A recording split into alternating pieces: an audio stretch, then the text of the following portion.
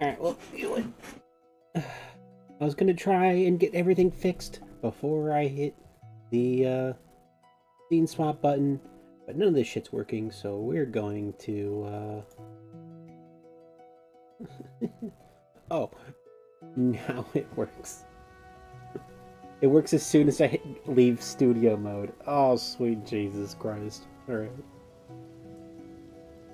Yay, tech. No, that's not what I want.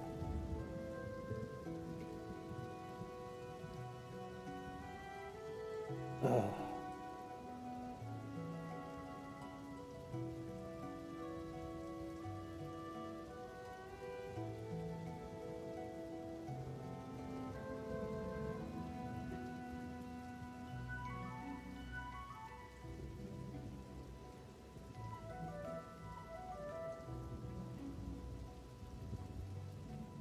Oh, it's locked. That's why.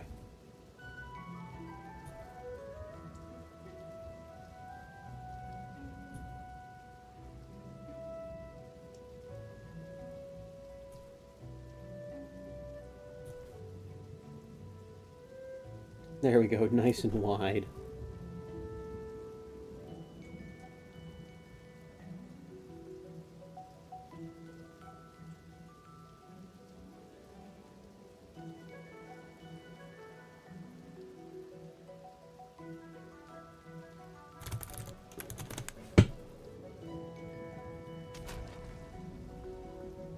There's been a patch. What do you mean?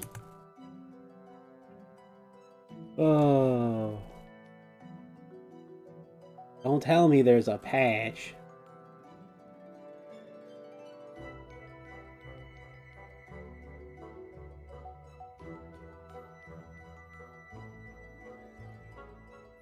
Come on.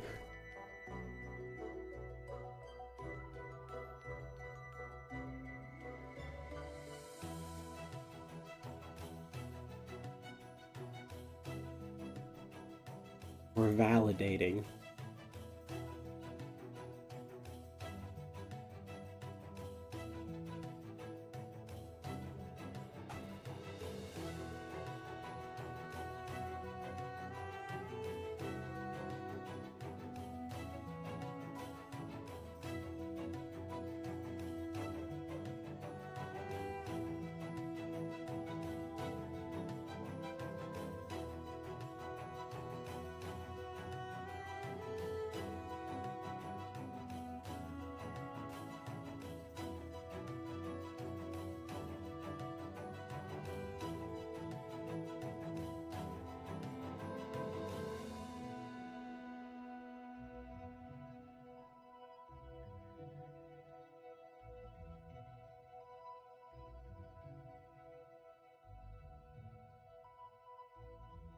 Okay.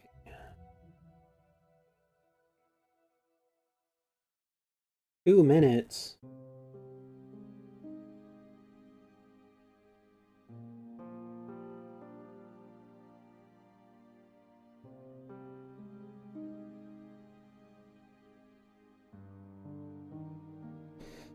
Alright, we're cracking the drink.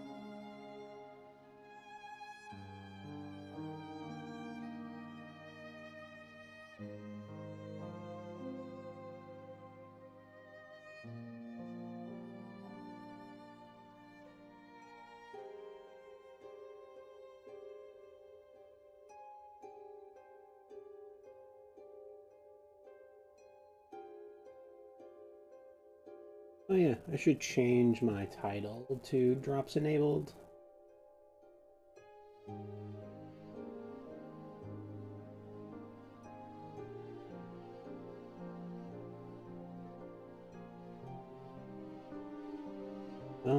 Let's see. I have a good way to do this?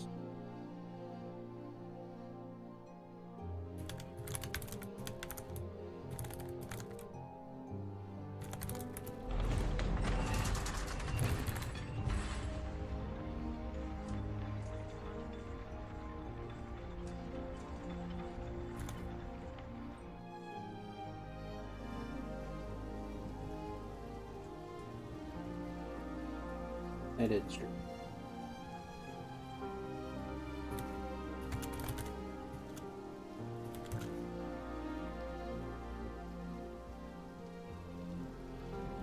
There we go.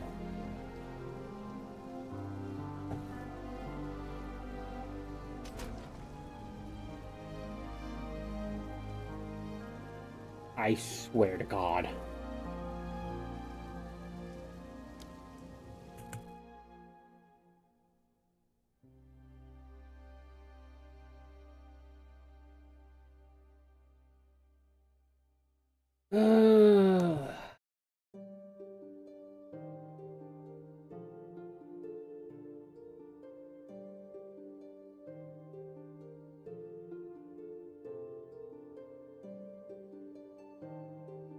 If I just have to sit here and loop this for 45 minutes, I guess that's what I'm doing.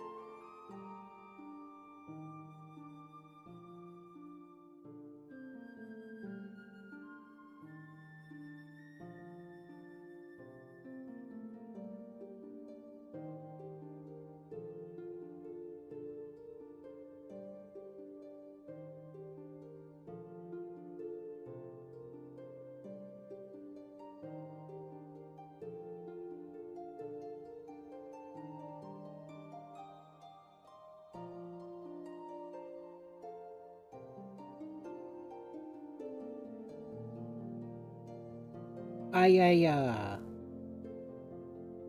Hi, Subis.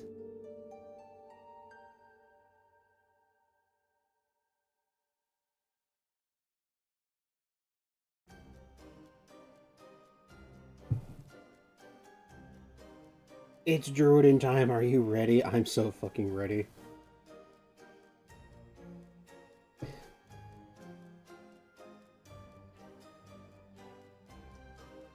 Actually, more than Druid, I'm more excited about not having to treat each and every map like it's a hardcore map.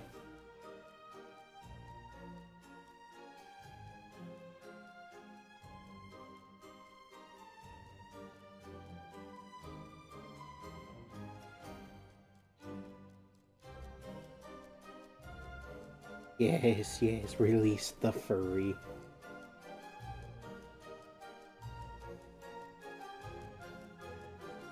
Right, what druid forms do you think we're going to get?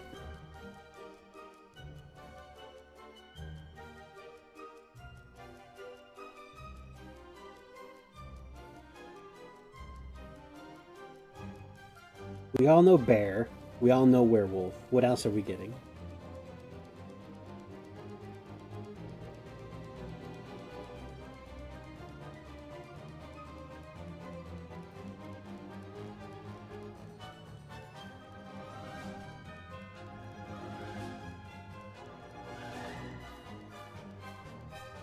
Oh, there's no way we're only getting two.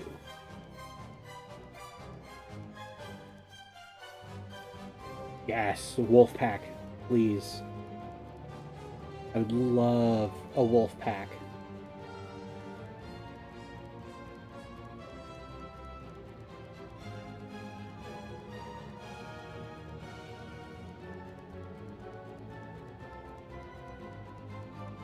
So I think we're getting the bear, the wolf.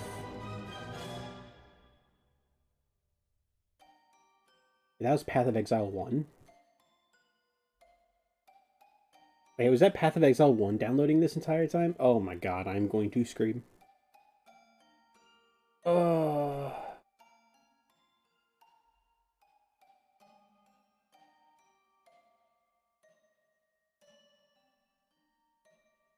Getting cucked here.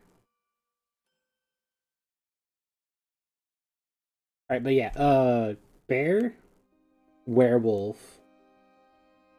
I think there's the odds that we do get the werecat ranger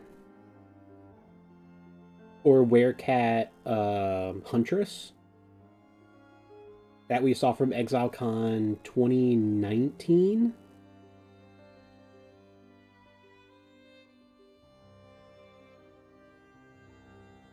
And then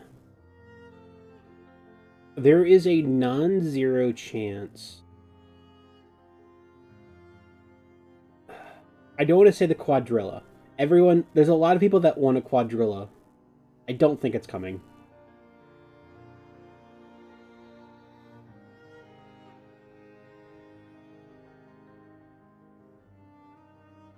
I don't like the odds of getting the Drake either.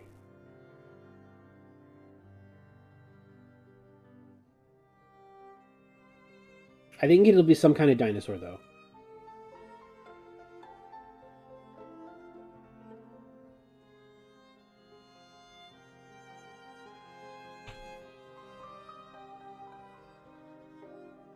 So bear, wolf, dinosaur, panther. I think are my guesses. Somewhere in that vicinity.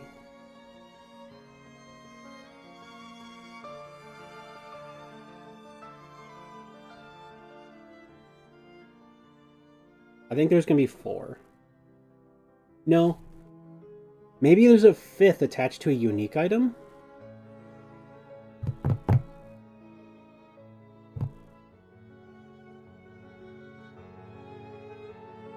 If they put the quadrilla on a unique item, I think that's gonna piss off a lot of people.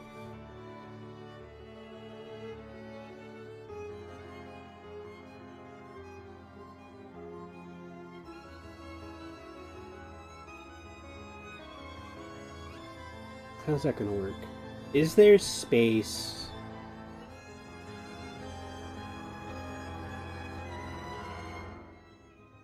What does the bottom side of the tree look like?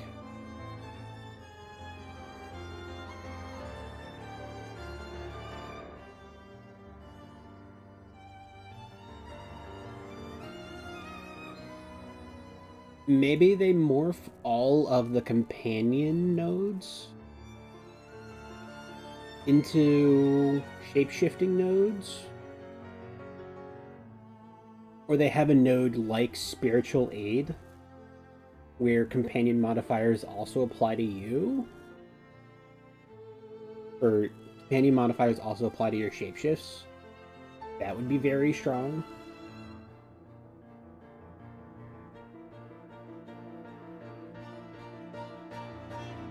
This area is pretty full. Let's just attack damage. Okay, so this node can go...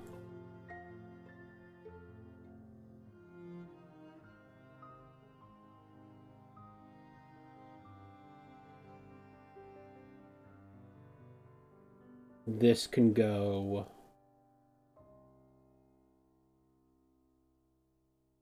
This can go... So there's a little bit of room for shape-shifting on the bottom right side of the tree.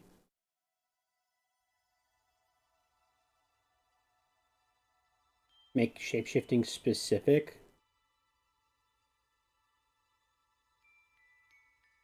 Man,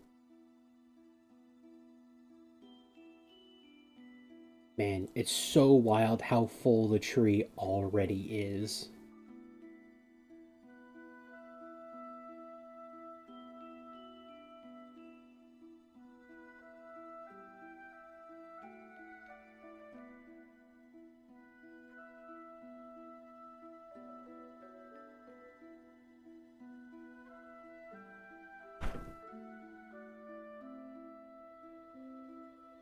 And we all know the left side. God, the difference between top left and bottom right is astronomical. Holy shit.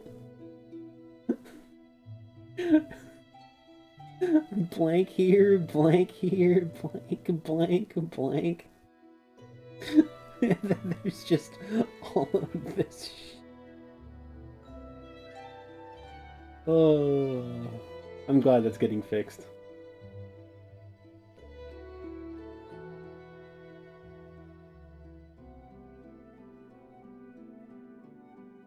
Oh yeah, did this finish? Nope, still downloading.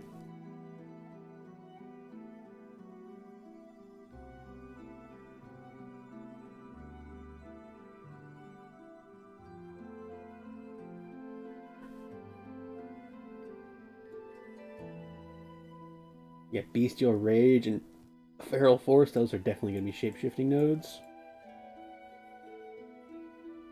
Swift Claws, yep, this is all shapeshifting nodes.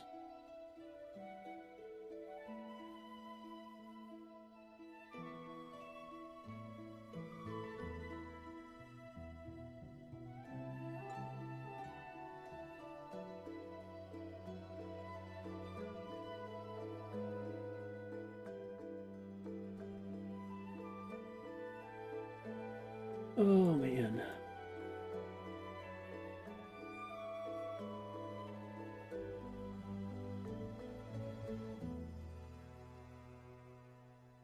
I really hope they buff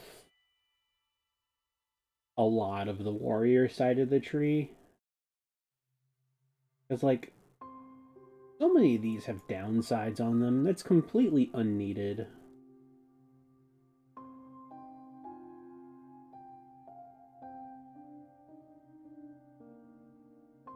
Like, here's reduced attack speed, here's reduced attack speed.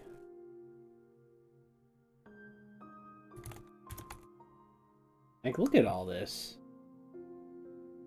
That's slowing potency, so that's fine. Reduced, reduced, reduced mana. Active block, that's a benefit.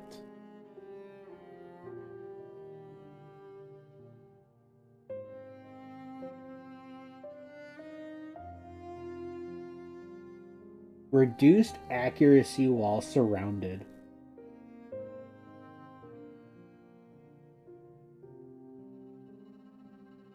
God, I really want them to just double down on attack skills not needing accuracy and just give them the modifier attacks always hit.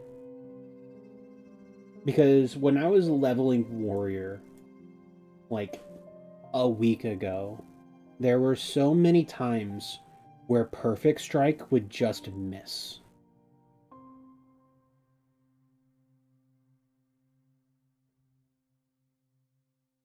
And like that's not okay as like one of the only single target skills a warrior has.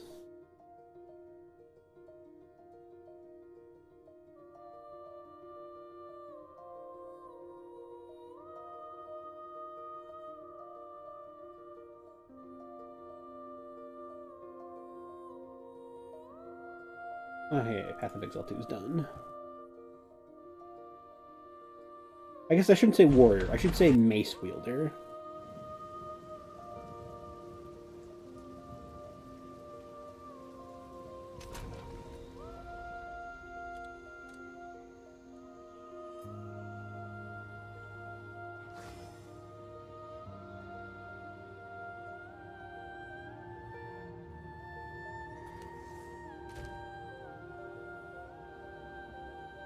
Gems.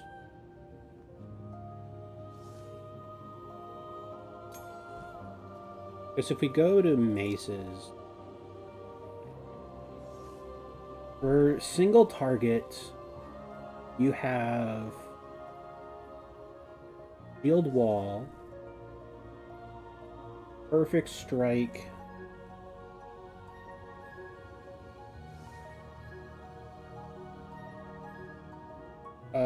technically speaking, Forge Hammer would be your single target.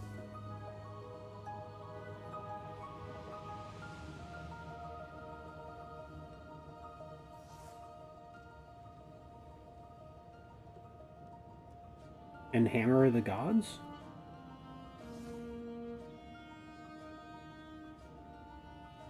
So we have Glory.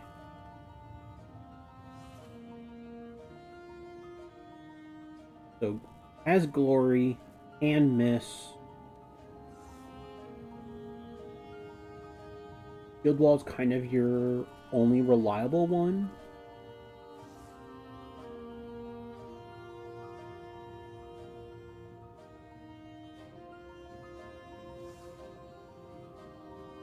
I don't think I've ever seen anyone use Supercharged Slam. Have you?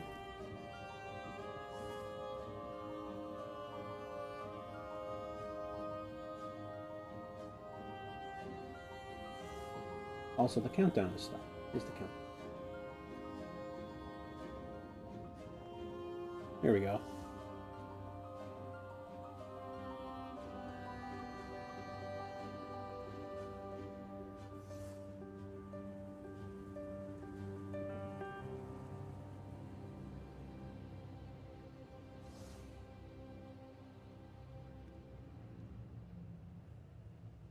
So, we're definitely getting Primal.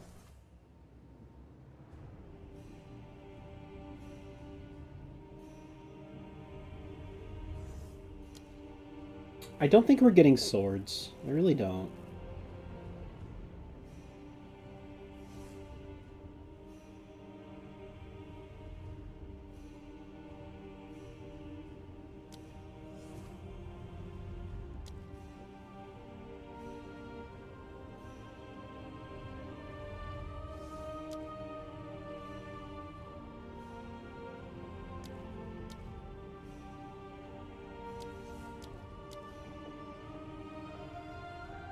Okay, so we're getting... Here's my prediction for skills. We are getting the Primal class tree. We are going to get one more spell between 7, 9, 11, and 13 for Elemental. We are getting one new skill for 3 or 5 Quarterstave.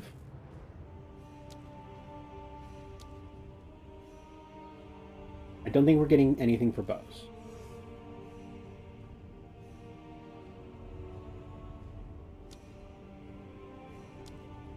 I don't think we're getting anything for maces. And I don't think we're getting anything for crossbows.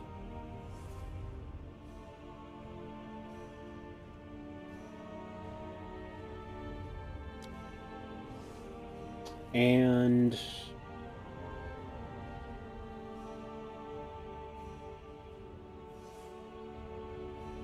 there is a very small chance we get a 4th Tier 1 occult.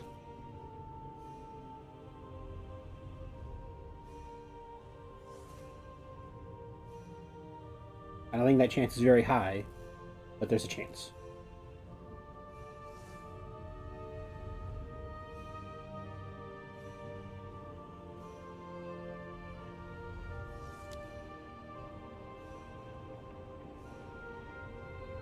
We're definitely getting more primal than what's listed here.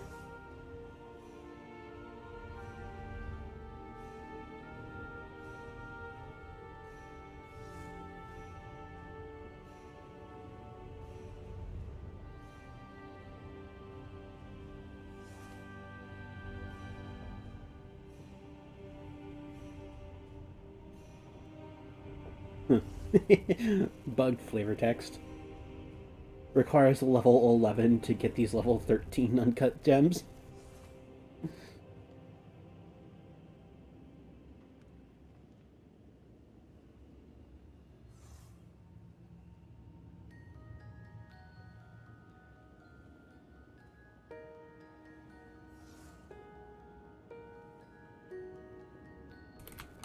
Alright, I gotta do something real quick. I will be right back.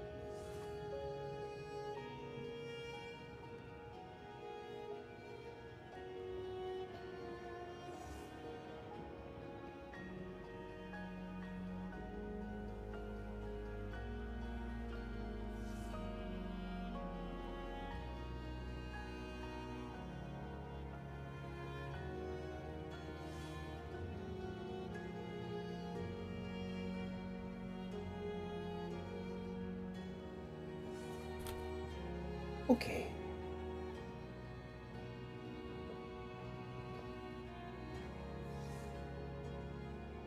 Oh yeah, crafting stuff. Predictions for crafting stuff.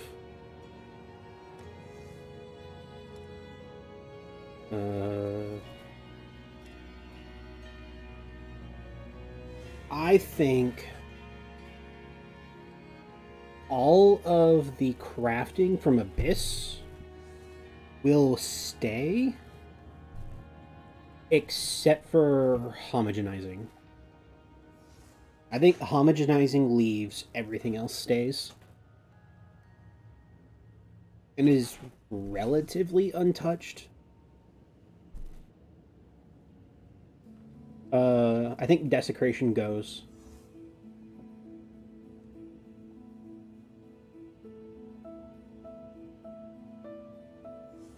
I don't think desecration stays.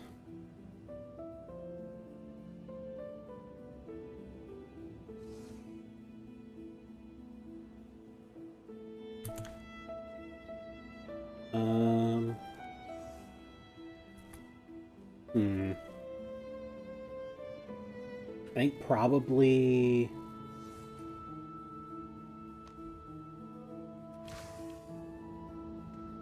I think Rog, Gwenin, and Tujin get a buff, but I don't think it'll be enough to make them good.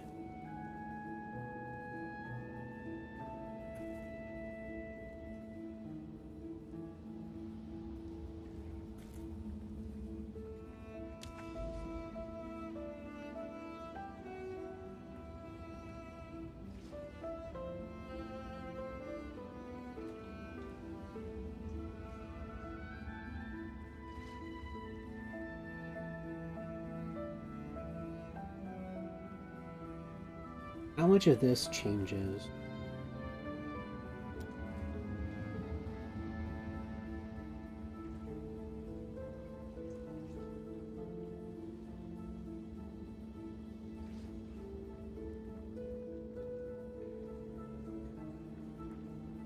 I think there will be a night and day difference between what we have now for mapping and what we have next. I think it'll be a pretty drastic change.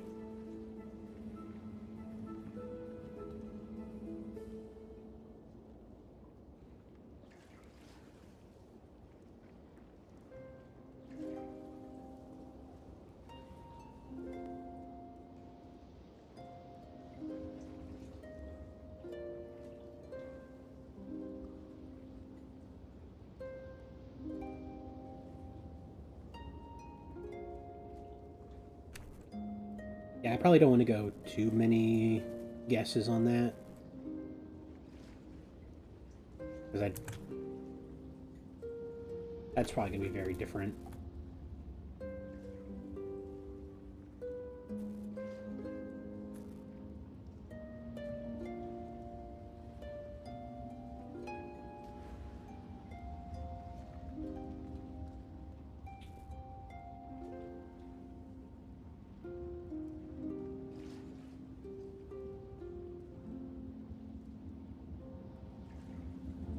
think Smithikatava will get a very minor set of changes.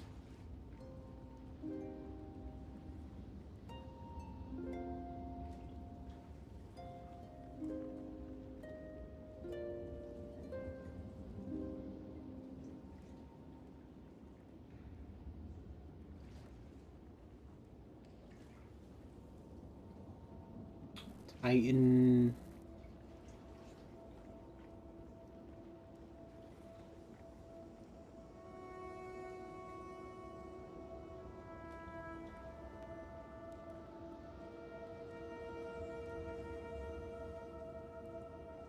I think there might be some changes to this branch of Titan, the Earthbreaker Ancestral Empowerment. I think that might change. I don't think hulking form is changing.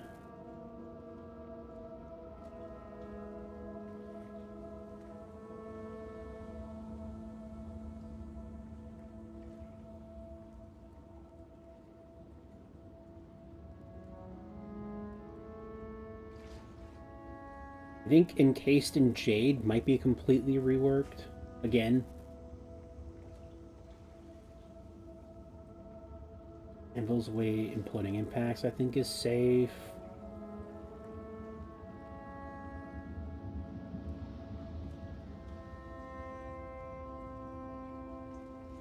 I think there's probably going to be some changes to Answered Call, but Wooden Wall is safe. Turtle Charm, I think, is safe. Renly's, I think, is safe.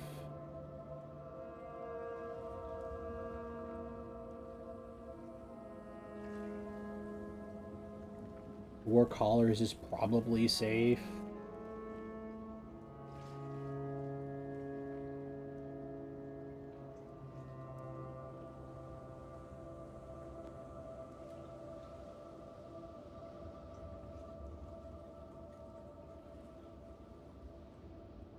I don't think I know enough about Mercenary to call whatever is going to be safe. I spent so little time with Mercenary. I don't even know if I did a speed run with Mercenary this league.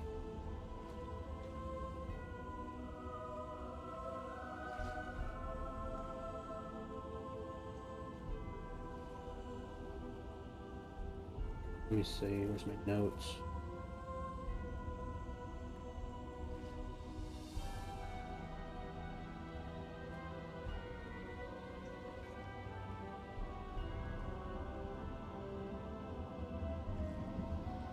No, I didn't do a speedrun with Mercenary.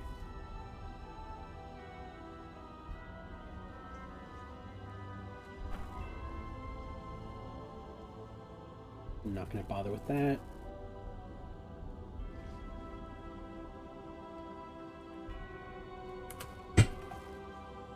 Let's see. Huntress. I think we do see the second and third Huntress and Ranger ascendancies this league. Or the third for each of them.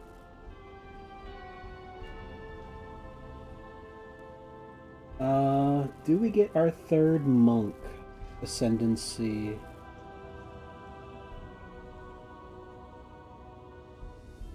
Probably not. I think we'll still only have 2 for Monk and Sorcerer. Or Monk and Sorceress, yeah. I don't think we're getting our thirds for those.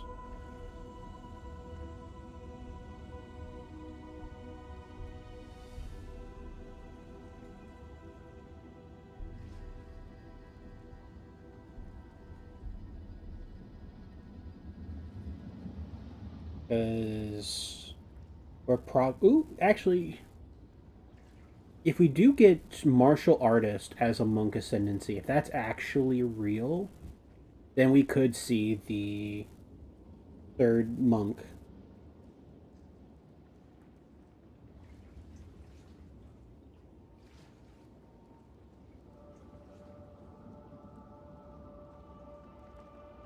Is there a reason why we wouldn't see which number 4.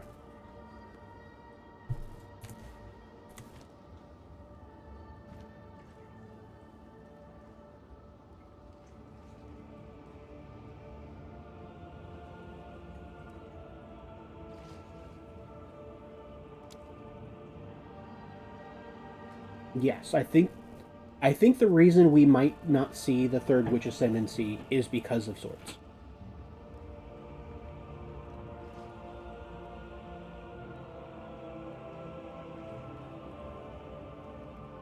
I think the possibility of Witch 3 being a Spellblade is actually kind of high. Or maybe daggers might be hiding the third Witch, or the third Sorceress. I keep getting them mixed up.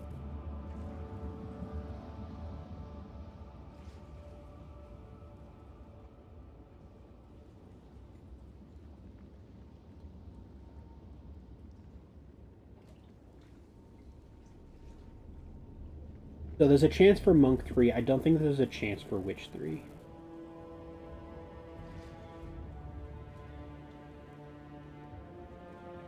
Ooh.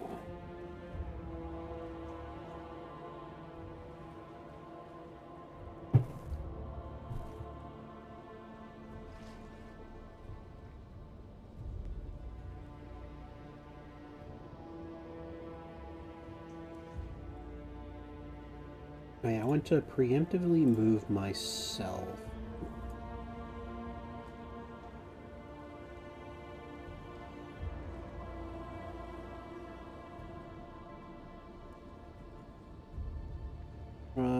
Where's a safe place to put me?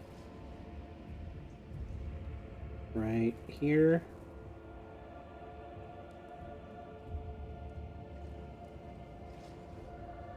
Make myself tiny. That way, during the presentation, if we see anything funny with the mana or skills, we'll notice.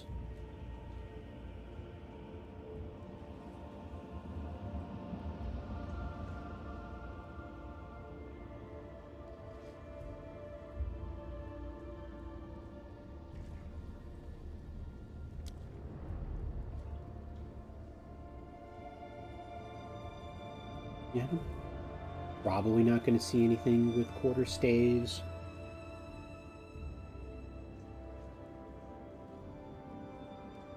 Maybe we'll get another 11 and 13.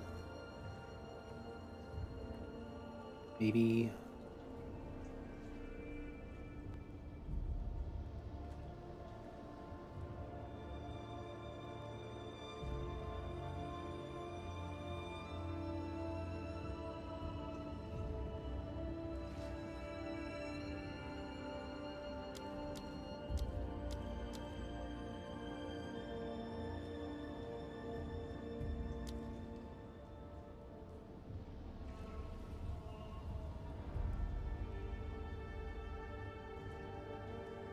I don't know.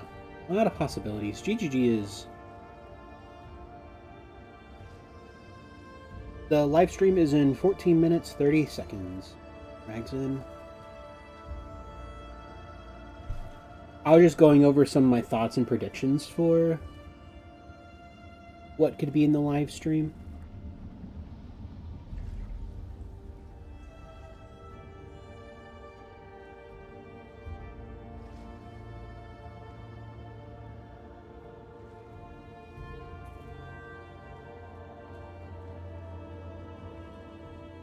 Herald of Agony Trust? No. Well, probably not. Herald of Agony would probably come with the Shadow.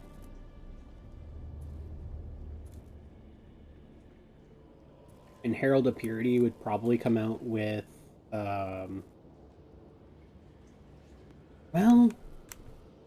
no, because Druid is specifically, physical, fire and lightning, not poison. So it's probably Shadow that Herald of Agony would come out with.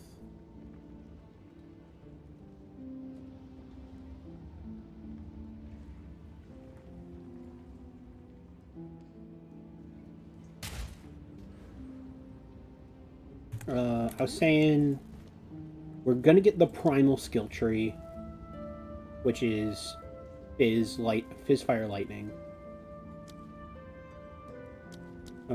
I don't think we're getting swords.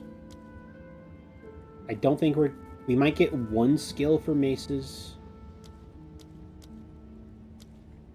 We might get one skill for later in Elemental.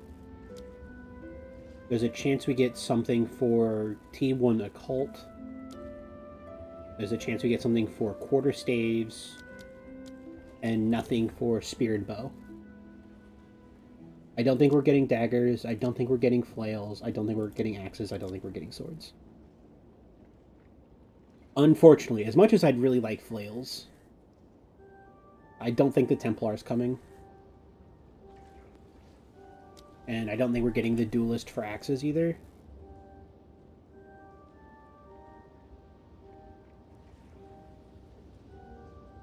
If we do, then we're hogging the fuck out. This could be, you know, one of the best leagues ever.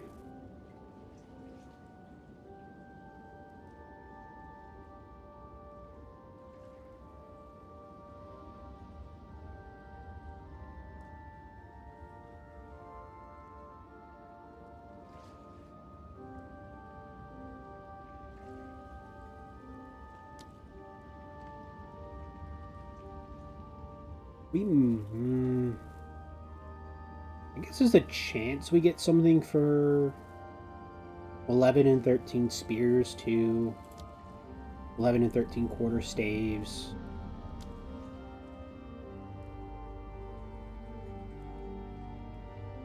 Spear is Fizz and Lightning.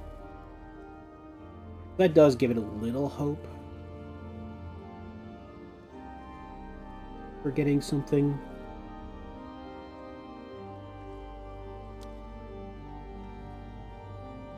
Bow's getting a nerf, for sure. Lightning Arrow, Lightning Rod.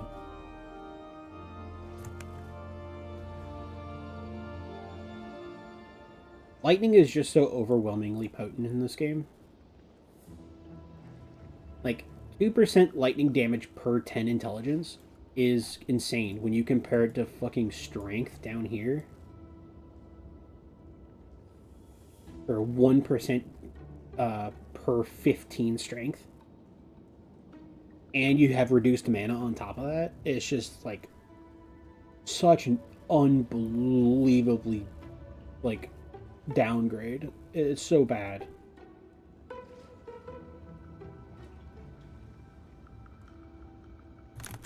Like, if we go just per 10.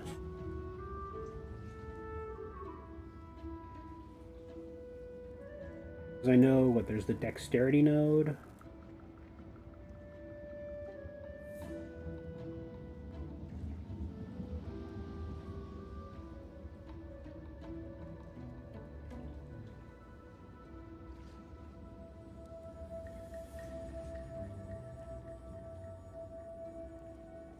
Wait, did they get rid of the accuracy nodes?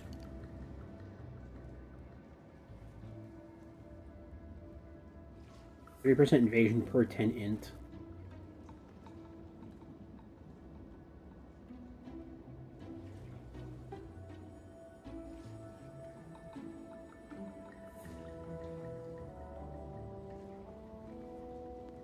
Did they get rid of the accuracy nodes? I think they did.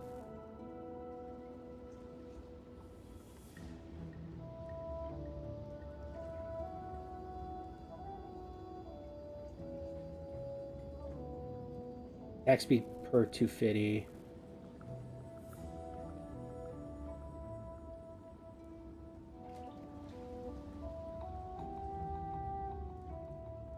It's not too bad, I guess.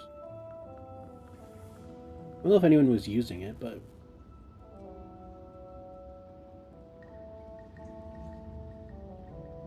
Alright, well, we've got 8 minutes, so...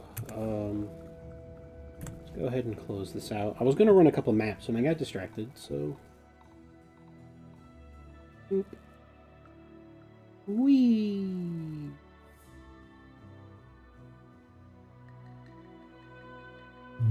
Turn off Spotify. volume check. Make sure the volume's okay for you guys.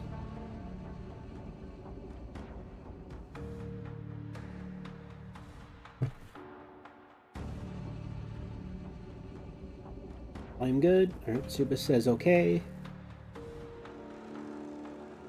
Right. This is our last chance for like 2.5 hours to go to the bathroom, so use it now. Get your drinks. That's exactly what I'm gonna do.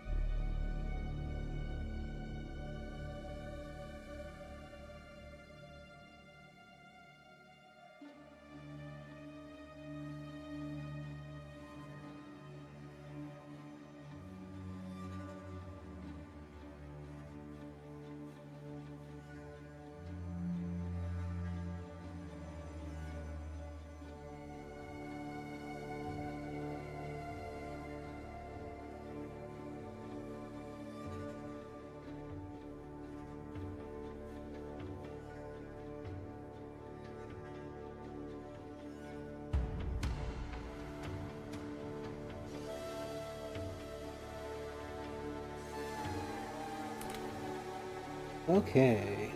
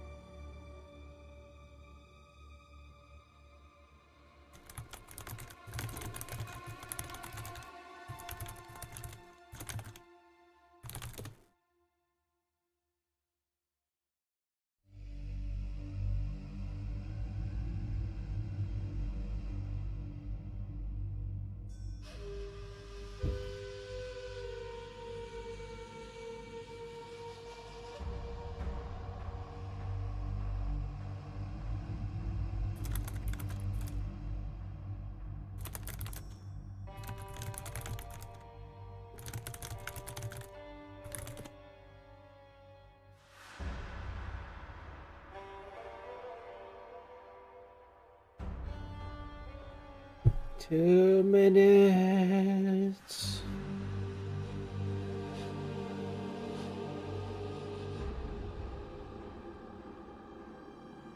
I can't fucking wait.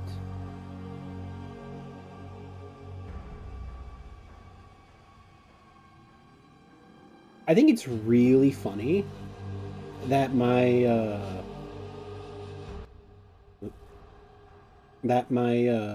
multi-chats, one I have for moderation purposes and the other for just having all of my chats in one location. One shows the 7TV emotes and the other doesn't, and it's really funny because they're both signed into 7TV.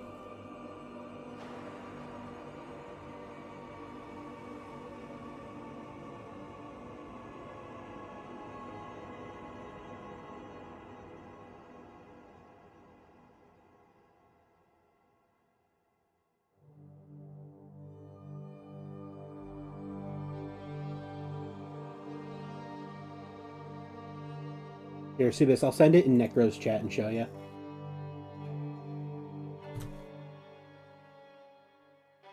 It's really funny.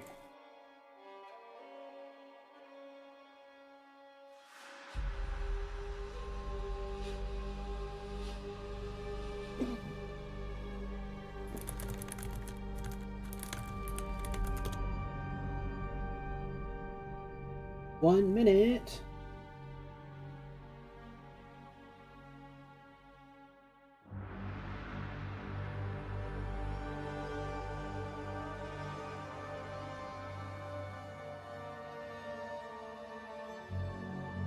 Oh, come on, come on, come on, come on.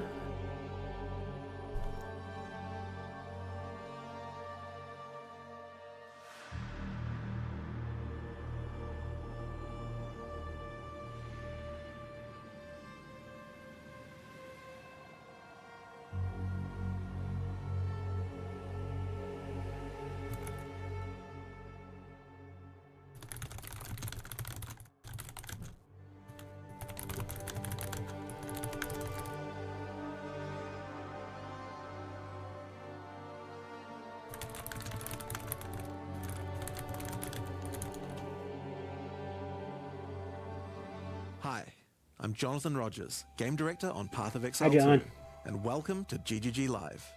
Today we're going to show you an exclusive reveal for what's coming next for Path of Exile 2. Twitch drops are enabled on today's livestream, so you'll be able to claim your Verdant Wilds dodge roll effect by following the instructions below. Now today, it's finally time to show off a new class that we know everyone in the community's been waiting for. So let's roll the trailer for Path of Exile 2, The Last of the Druids.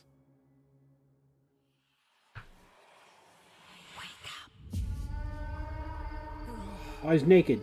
Look at that butt.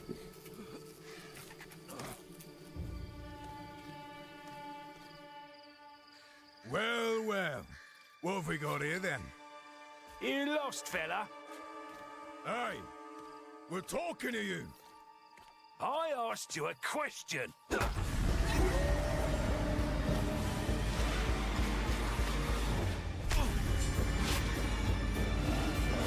Yo. What's wrong with him? Ah, he's lost his bloody mind.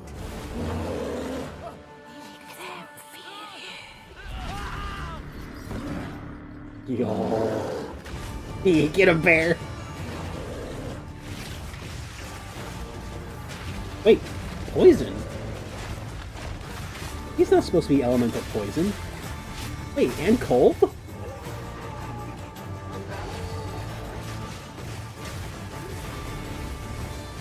Wait, he's every element. Why is he every element? That's not okay.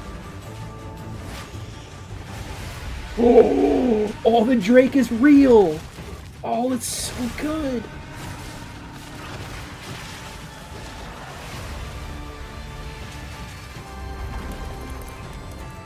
The Drake is real. Holy shit. All right.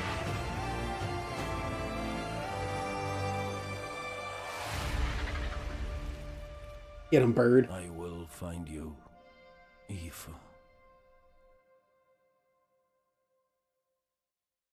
Eva. Now, as you can see, the Druid is a shape-shifting elemental spellcaster.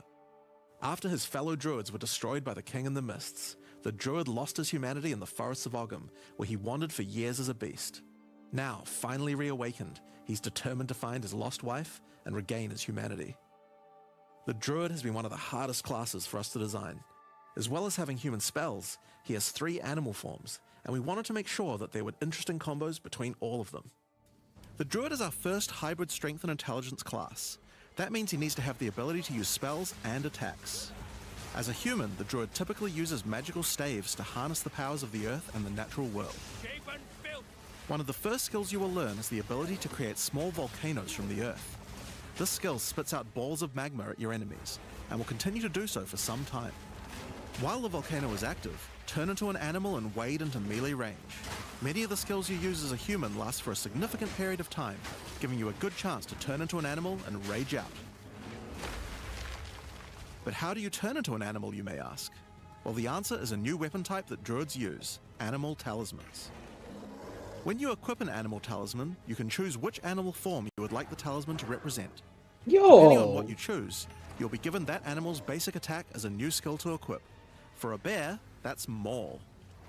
To turn into a bear, simply use the skill. Your character will instantly transform into a bear and attack. If you want to change back to a human, just cast a spell. You will instantly swap back and cast it. We wanted to make sure that swapping between forms was seamless and immediate.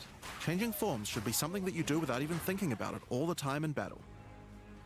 In order to allow for hybrid melee and caster gameplay, most of the skills you use in your human form last for some time and aid your animal skills in some way.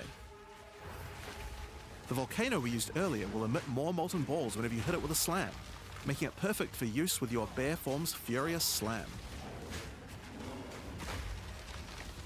While in bear form, many of your abilities use rage. There are a lot of ways to generate rage, but the easiest one is simply smash your enemies with Maul. Once you see the runes on your back glowing, it means you have enough rage to do a much more devastating version of your furious slam. Your bear form can also go on a rampage, stomping the ground as you demolish your foes. It's gonna be so good if you can get infinite rage. The more rage you have, the longer the rampage lasts, and doing it over a volcano makes it even better. So rampage cast on crit volcano? As you consume rage, your bear form will generate endurance charges, and these can be used with skills like Ferocious Roar. Ferocious Roar is a war cry that empowers your subsequent attacks to break your opponent's armor. The more endurance charges you have when you use it, the more empowered attacks you will gain. But Ferocious Roar has another special feature too. It's a meta gem that allows you to socket any Warcry gem from another class into it, giving you the ability to use these skills as a bear. Ayo? Use the Warrior's Infernal Cry skill to make your enemies explode. Dude. So, Kiwi Ninja is gonna say there's about 90% of everybody is a Cry to druid? stun your enemies and double up the number of slams you do.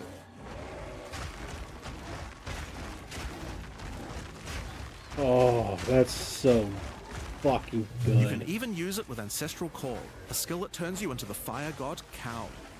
Ever wondered what the Karui god of war would look like if he was a bear? Oh, Wait, no, okay. Cast on elemental ailments with Volcano Finally, Stampede build up enough Roar. rage and you can use one of the bear's ultimate abilities, Walking Calamity.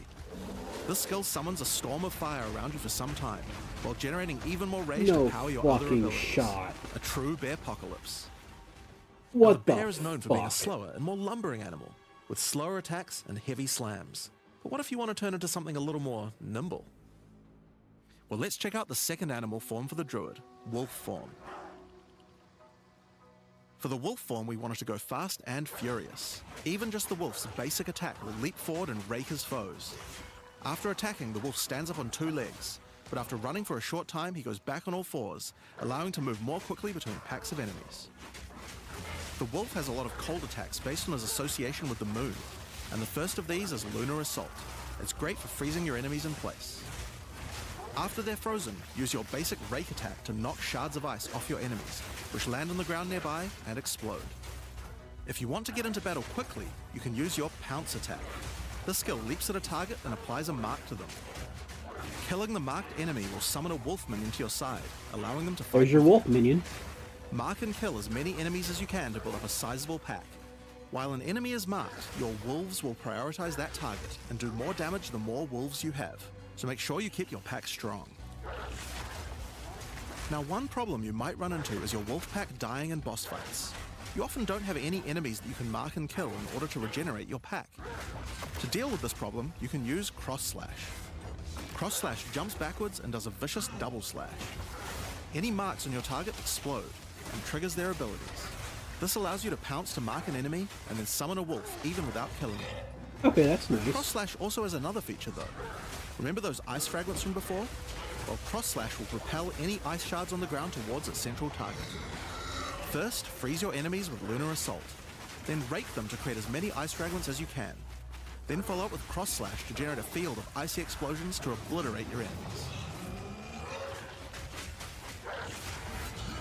If they're still alive after that, your pack of wolves can finish them off.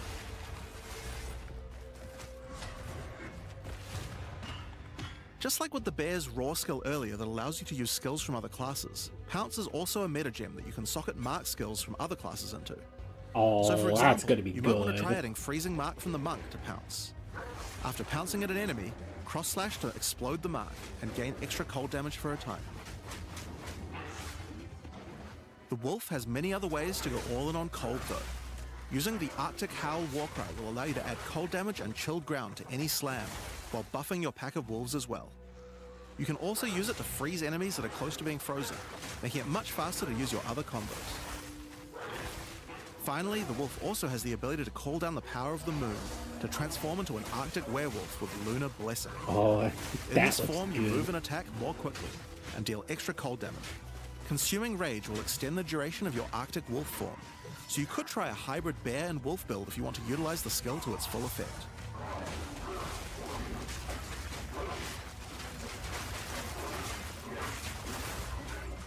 Alright, That's gonna be a let's lot talk of about the people's third form jam. available to the Druid, and I think it's a cool one. The Wyvern.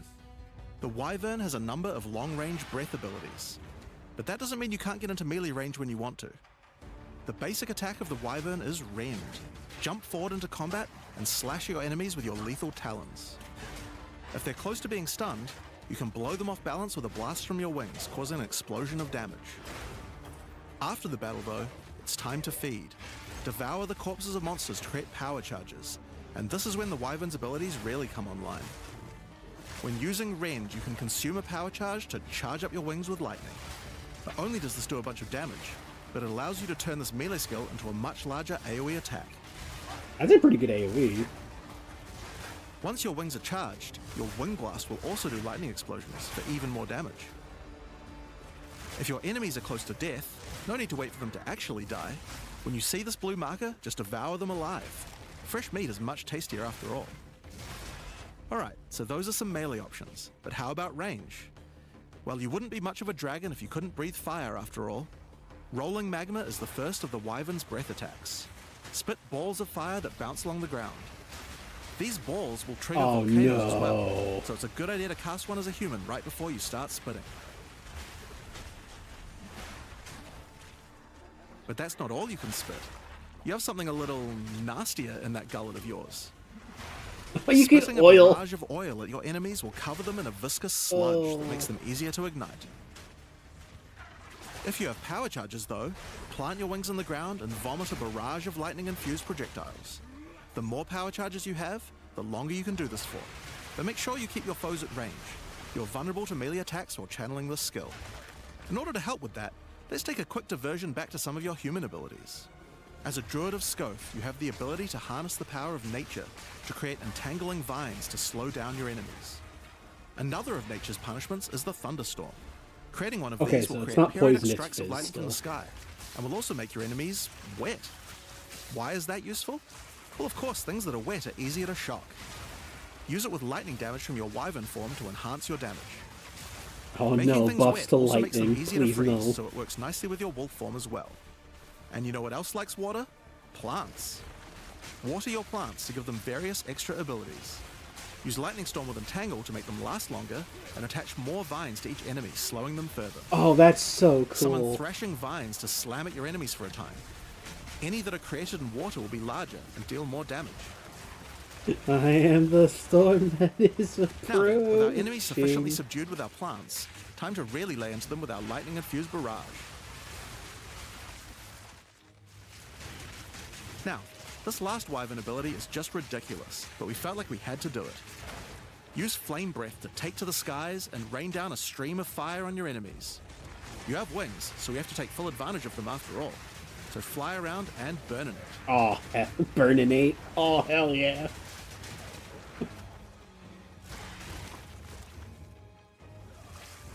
Now there are a few other skills we didn't cover, but there's one in particular that I think will open up a lot of builds. Spell Totems. Spell totems! Are meta gems that let you create a totem that will automatically cast any spell in the game for a time. In order to create one, you will need to spend 3 endurance or 3 power charges. You could use them to throw fireballs, summon comets, or shower the area in lightning. Really, the options are kind of endless. Your bear form can easily generate endurance charges by consuming rage, and your wyvern form can easily create power charges by eating corpses. So it's pretty easy for the druid to get the charges needed, but they're also available from quite a few other places as well. I'm sure we'll be seeing a lot of different spellcaster classes thinking about how best to take advantage of these. Now of course, along with a new class comes a bunch of new support gems. We've added over 30 new supports throughout the game, but I'll show you a few of the cooler ones here. Fan the Flames can be added to any wind skill to spread fire from one ignited enemy to the other enemies behind them. Ooh. It's great for the Wyvern's Wing Blast.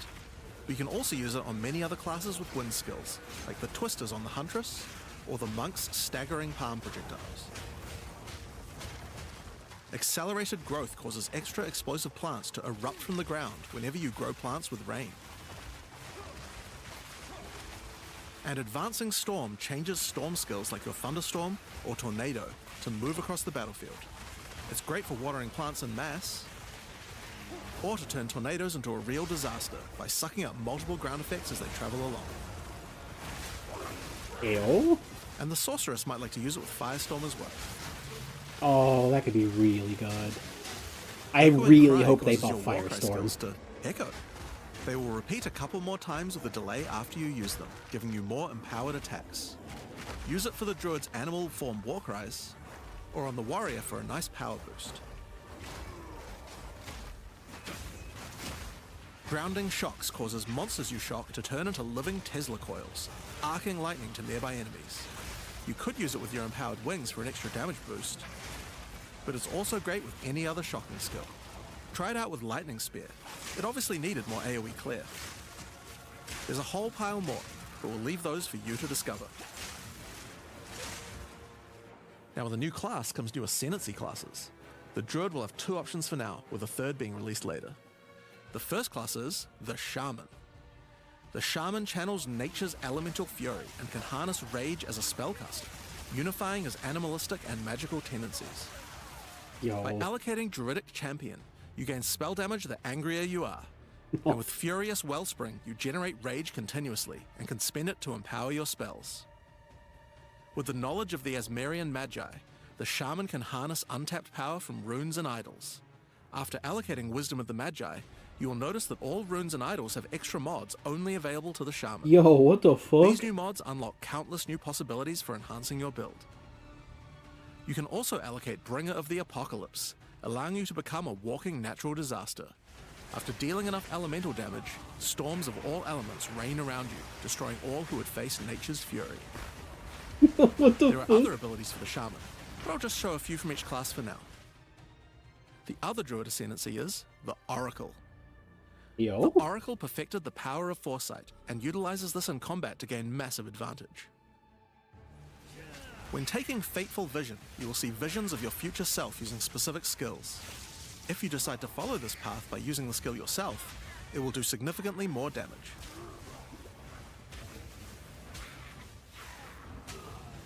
And with Converging Paths, at a critical moment in battle when a monster is vulnerable to freeze, stun, or electrocution, the Oracle can use Moment of Vulnerability to see a vision of the enemy's future, and then merge it with the current timeline, allowing him to deal damage to both. Yo. That's And sick. one of my favorites, when you first become an Oracle, you'll notice over 130 new extra passives appear in the Druid section of the tree. By allocating the Unseen Path, You use your power of foresight to learn from alternate futures and gain skills that would otherwise be unavailable to you. What the For fuck? example, self-sacrificing allows you to be able to summon more minions by reducing the spirit costs, with the trade-off of making your reservation skills cost more spirit. Or corruption endures, which allows oracles to have a small chance to avoid death. Both the Druid Ascendancies offer interesting What and the unique fuck, ways to man? gain modifiers that no other classes can get, so we're expecting a huge variety of build possibilities from these. Now there are unique talismans for the Druid to use as well. We won't spoil all of them, but this one was particularly cool. Fury of the King turns your bear form into a fire demon, Yeah, converting most oh of your my damage to god. fire. As a demon, you can also use Molten Crash, a jumping slam attack that leaves fissures around you. This unique also continuously grants glory, allowing you to use your ultimate abilities more easily. Now of course the Druid isn't the only thing we're adding to 040. We still have a bunch more to show. With every new release, we create a new league with new mechanics, new pinnacle bosses, What and with a the new story to actual tell. fuck, And this man? time is no exception. So let's roll the trailer for the fate of the Vaal. The palace of Queen Atziri. It is a ruin, but in the dark, machines still churn.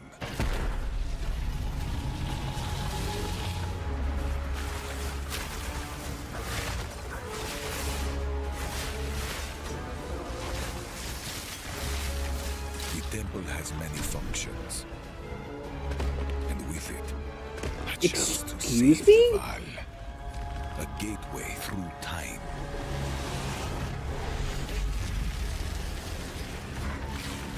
Travel into the past, again and again. Alter the temple, uncover its secrets. You will be rewarded for your sacrifice. Yeah, hop in the blender. Let's go. In the deepest chamber, my queen What the awaits. fuck? I beg of you, hear me. The beast cannot give you what you desire. You may have studied it, Doriani, but you do not know it like I do. It adores me. Oh no. Come now, give unto me your desire. At last, fulfill my soul. Jazzarus was right. Jazzarus was right.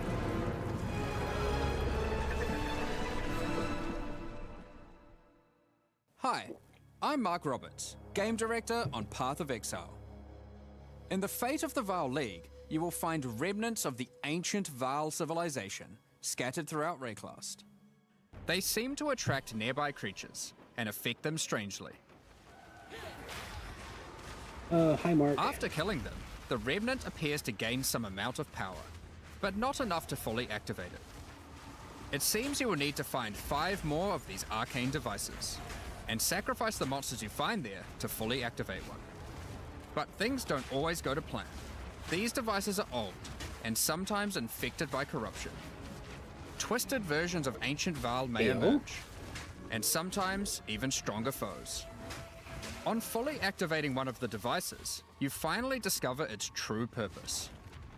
A portal opens and takes you deep underground to a lost temple, once the home of Atziri, Queen of the Vaal. What treasures could still be inside? I think you're gonna want to find out.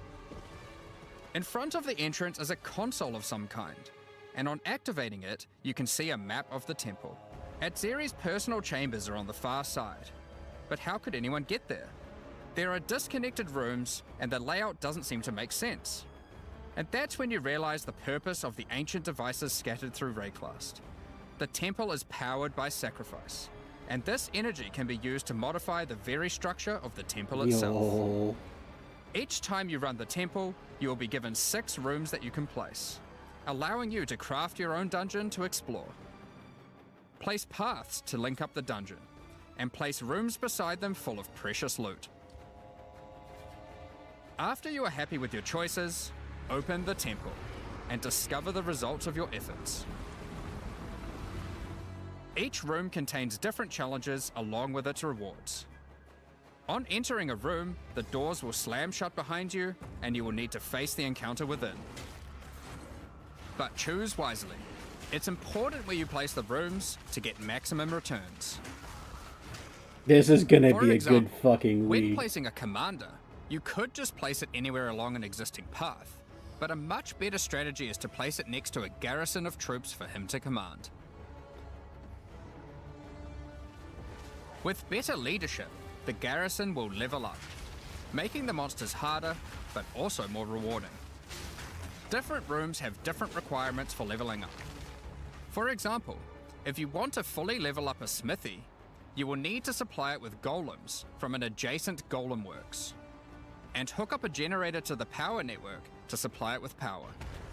After doing so, the golems will be powered up, making them much more dangerous. You don't need to memorize what interacts with what.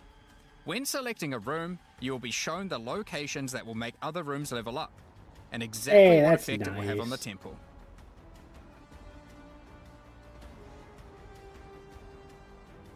After running the temple, a few of the rooms will destabilize and be removed. It will be up to you to rebuild the temple, adding 6 more rooms each time you come back, making the temple larger and larger and larger. So, that's the basic functionality of the temple, but there is a lot more. Once Doriani finds out about your travels to Leraval, he will attempt to persuade you to take on a new mission. The temple entrance contains a prototype of the time portal device. It will be able to take you back in time, but only to one specific point, right before Itzeri triggered the cataclysm that destroyed the Val. He requests that you go back and attempt to stop Itzeri to prevent the Val from ever being destroyed. Hey, y'all. And that's the only part of time that is fixed and can't be changed. Itzeri is on the far side of the temple, so you will need to expand the temple significantly to get to her. And even worse, her chambers can only be unlocked by a room that isn't currently accessible to you. In order to deal with that, you are going to need to visit the architect of the temple. To get to him, you will need to place path rooms, but while doing so, you will probably want to exploit some of the Val technology only available in the past. Once you can travel into the past, a whole new set of rooms are available to you, and they have some pretty insane rewards. At level 1, the corruption chamber can be corruption used to altar. corrupt a single item. But placing it next to a thaumaturge to run the place, and a sacrificial chamber to provide soul energy, you'll be able to level it up. And it's worth it. Because once you get the room to level 3, there are some very nice rewards to be had. In a level 3 corruption chamber, you will find this mysterious device. It has a slot to place an item, and it only accepts items that are already corrupted. What will happen to them? Well, normally once an item is corrupted, you can't modify it any further. But this device allows you to corrupt your item a second time, Hey, don't adding corrupt. another enchantment. This has the capability to craft some very powerful items indeed. Biz, But be PR, warned, and the Thorns. Val are all about taking risks in the pursuit of power. There is a 50% chance that the item will be destroyed. Oh, it's a 50-50. Oh, no. Goodbye. Each room has its own interesting mechanics and rewards when it levels up. Many of them contain bosses to fight, special drops, and in many cases, new crafting opportunities. Hey, fucking yo. For example, a level 3 alchemy lab has a nasty Val construct to fight, but if you can defeat it, you can find new corrupted soul cores. Like Guatalitzi's Thesis, which on boots allows you to sacrifice your life to run faster.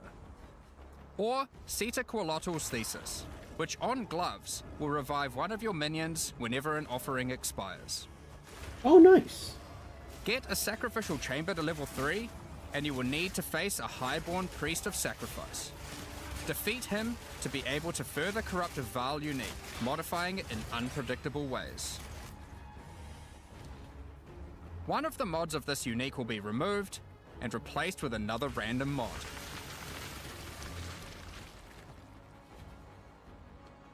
For example, this Soul Mantle. It gives you an additional totem, but lowers your totem's life and curses you when they die. By using the machine, this could result in a terrible item if you remove the good mod, but also some amazing items if you replace the downside. Hey. Okay. Now, one extra thing That's to mention some about these gamba Val right crafting there. machines. You don't have to take the items you want to craft into the temple. If you don't have the item you want to craft with you at the time, then clicking this button will allow you to create a currency item instead, allowing my you to do the God. craft later or trade it if you want. Now there are all sorts of interesting rooms you can find in the temple, but the last one I want to show you today is the Flesh Surgeon. A Val Flesh Surgeon can be leveled up by placing him next to a high-level synth flesh lab.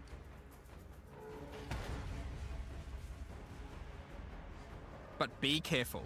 The Flesh Surgeon has some rather unpleasant experiments in his personal lab. You're so fucking ugly. Holy. Afterwards, you might notice the surgery table just sitting there. The Val are great at crafting items. Why not do some crafting on yourself? After laying down, you'll be asked which limb you'd like to replace. Excuse me? Left arm, perhaps your right leg.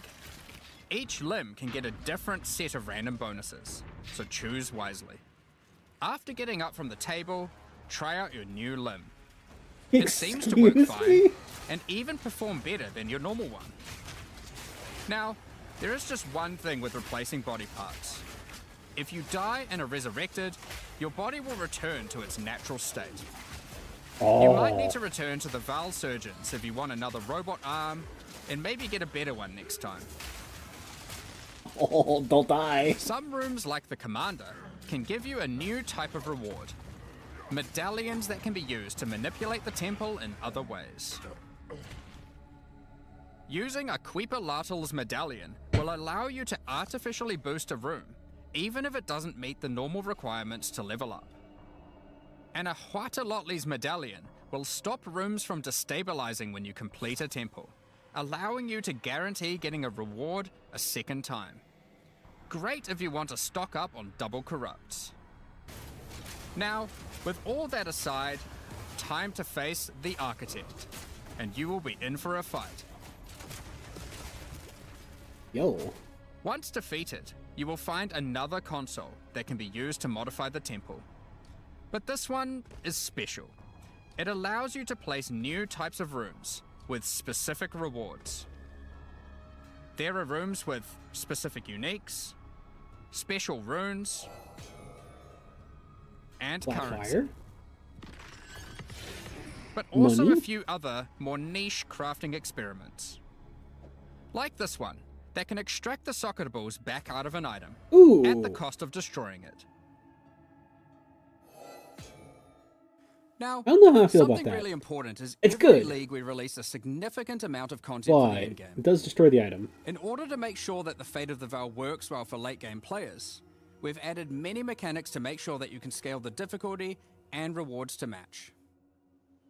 Getting some rooms to level 3 adds extra mods to the entire dungeon, and these stack with each other. So in endgame, when you can get some really big temples, you can generate a challenge that can even match the strongest of characters. We also start to introduce ways to store up energy for the temple, allowing you to save up many runs so you can do them later at your leisure, and not interrupt your mapping too often. Now in each league, it's important that we have a new pinnacle boss to test your character's might. In the Fate of the Val, you will get to face Adzeri while she was at the peak of her power. One of the rewards you will gain by defeating the Architect is the ability to place the Royal Access Chamber. Once connected to your temple, you can visit it to finally reach the Queen of the Val herself. This fight takes place at a critical moment in history, right as Adzeri communes with the beast's power and takes her true corrupted form. Now, we are not going to show you the whole fight, but we will tempt you with one of the rewards. This is Itzeri's rule. This staff gives additional levels to all of your corrupted gems and lets you trade life for extra damage. But in addition to that, while using the staff, mirrors of refraction will constantly appear on the battlefield. Any projectile you fire at these will split into a nova, and they can chain from one to the other. So, that's the fate of the Val League. What But the we are fuck? also bringing the previous league, Rise of the Abyssal, into the core game, along with a few changes. Now, for those of you who haven't seen what happens when a league is over, it's important to understand that you will not be seeing abysses in every area anymore. Rise of the Abyssal is now one of the league mechanics that can show up randomly in endgame. If you want to specialize in running abysses, there is now a tablet that will allow you to add them to any map you run. You can also craft the tablet to add abyss-specific mods to enhance how they function. Now that Abyss is core, it also needs Oh, desecration its own currency is Atlas coming tree. back. I was wrong about that. You can gain your first points by completing an Abyss. But there are more available for doing depths and killing certain bosses. And there are a bunch of different options. You might just want more monsters and bosses. But you can also make finishing an Abyss have a chance to overrun a nearby map with the Abyssal. Or make your Waystone modifiers also apply to Abyssal depths. You could specialize That's in the good. interaction with other leagues, or specialize in a specific Abyssal faction. One of the important elements that we have heard loud and clear is that needing to do Abyss crafting on Waystones is quite annoying. So, we have removed that. Okay, no more. In fact, we have removed instilling from Waystones as well. This Oh, mechanic they felt just mandatory removed on fog. maps because it boosted the value of all other content. He just But it was removed both the fog. annoying to do and resulted in a lot of visual clutter. Oh, he's Instead, free. We are Cupcake bringing is back free. some of that power on tablets, which you don't need to craft nearly as often, since they last for 10 maps each. Once you defeat the Arbiter of Ash, you will be able to upgrade tablets to a rare with 4 mods using regular currency. Even this isn't enough to fully bring back the power you could have gotten from instilling, so we have also buffed the bonuses that tablets give. Going forward, we're not going to be adding any more crafting directly to Waystones outside of the basic currency, because it adds too much micromanagement. But on that note, Holy Fate of the Val shit. does bring the ability to corrupt your tablets, hoping to get one of many different random outcomes. Now, with regard to Delirium Fog, even though you shouldn't have to have it on every map anymore, we still did want to make it less visually annoying. Delirium Fog has been toned down significantly, so you won't feel like you're just playing in a sea of grey. Cupcake is free. Another big source of problems in the endgame is the feeling of getting overwhelmed with monsters. In 031, we reduced the number of monsters in early endgame in order to help with this, but still scaled up the number of monsters to previous levels by the time you got to tier 15. Well, after letting this simmer for a while, we are still getting this kind of feedback. So we are no longer going to scale up the number of monsters you go as you get deeper into the endgame. Instead, we are scaling up the difficulty and rewards by the same amount. So to be clear, instead of increasing the number of monsters by 40%, they will instead drop 40% more items, grant 40% more experience, and have 40% more life. Oh, In addition okay. to all the normal scaling they get due to being higher level. This only applies to regular monsters, not bosses. We have also reduced the speed modifiers that monsters can get sometimes, which also helps a lot with this. Now, we did have a large amount of content for endgame planned for 040, but unfortunately we just didn't get time to finish it. The scope was a bit too large, and so we'll need to wait until 050 for that. But rest assured, there will be a ton of upgrades for the existing leagues, as well as new pinnacle bosses, and a significant overhaul to the Atlas passive tree coming soon. Now, another problem that becomes a much bigger issue in the endgame is game performance. And we have done a lot of work here. The primary issue is CPU load. And to address that, a lot of things have been optimized. And we have done a lot of work to take advantage of more of your CPU cores. You should see frame rates of at least 25% higher. And a lot less bad frame spikes during gameplay. Hey, let's It does go. make quite a big difference, especially on consoles. A lot more work in this area is ongoing, and you will continue to see performance improvements over the next few months. Of course, another important area is game balance, and we have made a lot of changes. Now, most of these we will save for the patch notes, but I'll do a quick summary of some of the numbers. As well as adding 11 new unique items, we have rebalanced dozens of others that are not currently used very often. We've also done a pass over lineage supports. 21 of them have been rebalanced, as well as adding 9 more. Alongside the 2 new Druid ascendancies, we have made balance changes to almost all the others. Oh, wow, Some of them okay. getting a grander rebalance, such as the Smith of Katava. Alongside the 20 plus new Druid skills, we've also rebalanced God damn, Smith of 90 Katava's gonna be other strong. active Holy skills shit. across all the different classes. And to top it all off, there are also over 250 new passive skills added to the passive tree. These changes should go a long way to increase the Jesus. viability of many more skills, uniques, and overall build variety that can tackle our most challenging content. Next up, we're going to be talking about our new supporter packs. Today, we're launching 2 new series of supporter packs, the Precursor and Kalgurin packs. Each tier contains the pack's full face value in points, alongside several exclusive microtransactions.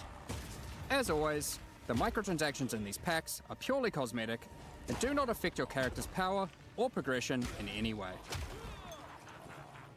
The Precursor series of supporter packs contains 6 exclusive microtransactions.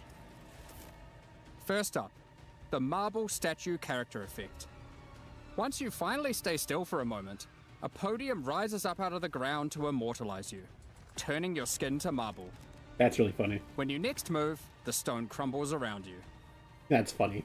The Precursors had mastery over gravity manipulation. So too can you, now with the Gravity Well portal. Ooh, Witness that's the a bit power of its pull intrusive. as you approach it.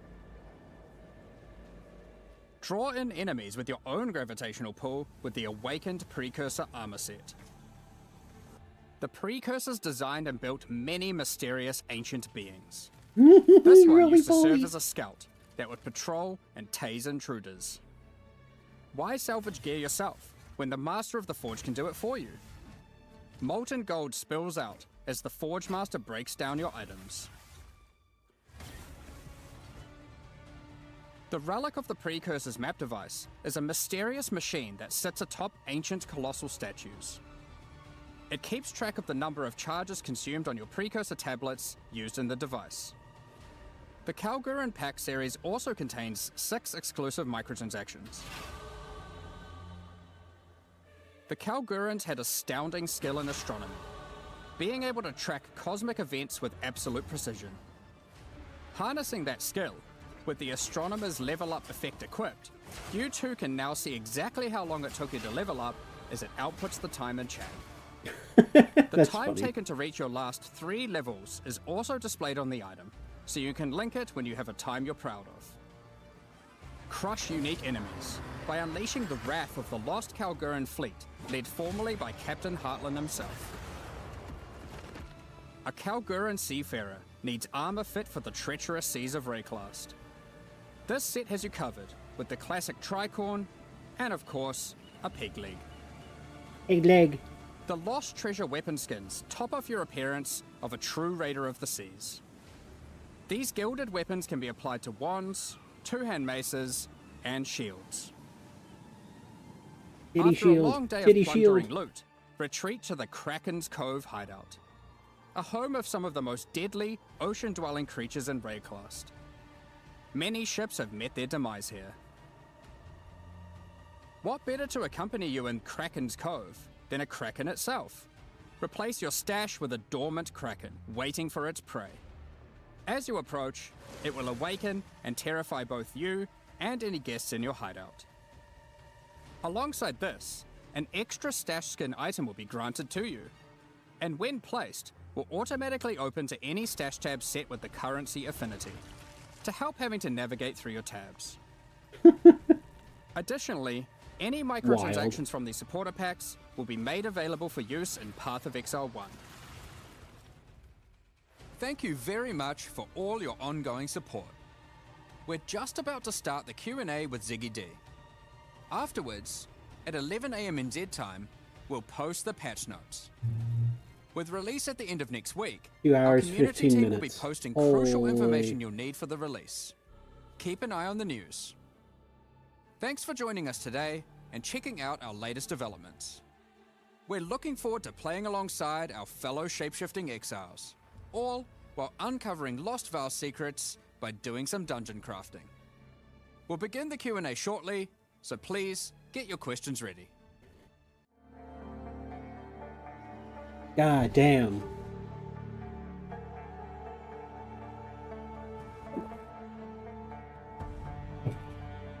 This league's gonna be fucking good. Holy shit. Welcome back, Exiles, to the Q&A portion. I am your host, Ziggy D, and today we're going to be touching on the design of the Druid and the fate of the Var League while we gather some community questions. Then we'll deep dive into endgame, balance, and other game design topics. I am, of course, joined by game directors Jonathan Rogers and Mark Roberts. How you guys going today? Oh, very good. I mean, you know, it's been a great one to work on this one. Like, I've really enjoyed it. So yeah, it's definitely great to see you again. And it feels like it's only been like no time at all since the last time you were here with the PoE1 release. It feels like only several weeks, and that's pretty accurate. yeah. We get to see you twice as often now, so that's fun. Yeah, I'm around every 2 months or so now, roughly. It's great. I love it. Let's keep going. So I do have to open with this, though, is like, Druid looked a little bit weak, I think, in the demonstration video today. Yeah, I think one of the issues that we have is like we're so concentrating on like just demonstrating how the mechanics work that we sort of forget to be like, okay, let's actually make sure the damage numbers that we're doing on this like test character we're filming here are actually like in line with what people actually normally expect. So yeah, there's just a few things there that we probably should have caught and made a little stronger there. But yeah, when you actually play it, it's certainly from the alpha feedback incredibly powerful. Like Yes. you know, the like, you know, we were seeing some people say, oh, you know, the wolf looks weak or whatever. Well, I can assure you that on alpha there's a bunch of people saying the wolf is super OP. So you know, it just comes down to the All right, things you Subis, go through in order Bear to Wolf, demonstrate what are you doing? Probably going to be worthwhile we make some videos showing a bit more of the Yeah. less demonstratey side and get them posted and stuff this week. Because honestly, you can just play it literally right now, and it's you know. Yeah, I've different definitely ballpark, been playing and recording a bit myself because I was like, when I first watched it as well, the draft, I was thinking, it's like, I don't really get a feel for what it feels like to actually play it. There's good demonstration here of the mechanics, but yeah, I can understand how from your perspective, it'd be pretty easy to be like, oh, I want to communicate how this cool thing works and this cool thing works. There's a fine line there for sure. Where if you get too hectic, people are like, I don't even know what's going on. I'm just they're just looking at a ruckus. And then, yeah, in this case, I'd say we went on a little too far on the other side of the line, was just a bit too slow. And as a result, yes, it can look a bit weak. But yeah, I think we'll try and get some like raw Druid gameplay out to people to understand. sure. I think particularly for this class, because of the shape-shifting stuff, it's so hard for us to, normally we can look at something and be like, oh, that's just a demonstration. We kind of know what it would look like at endgame. But I think with the Druid, it's just so unusual. It's so different that it's actually hard to judge what it would feel like to even play it. And I'm happy from my hands on to say that like it's almost immediately like very smooth, the shape shifting of it, the movement of it, especially because like in your demonstrations you're not really using dodge, roll, sprint, that sort of thing as well. Also, I suppose one Subis, of you the should things we have really your dwell on in version the drop. video as well is that we do actually have dodge roll. I mean, they're not actually rolls for the animals, but yeah, I just the got animals mine. can like And hop flaps around and that kind of stuff. And that was honestly one of those things that was like kind of funny because initially we actually had it so when you dodge rolled, you would transform back into a human.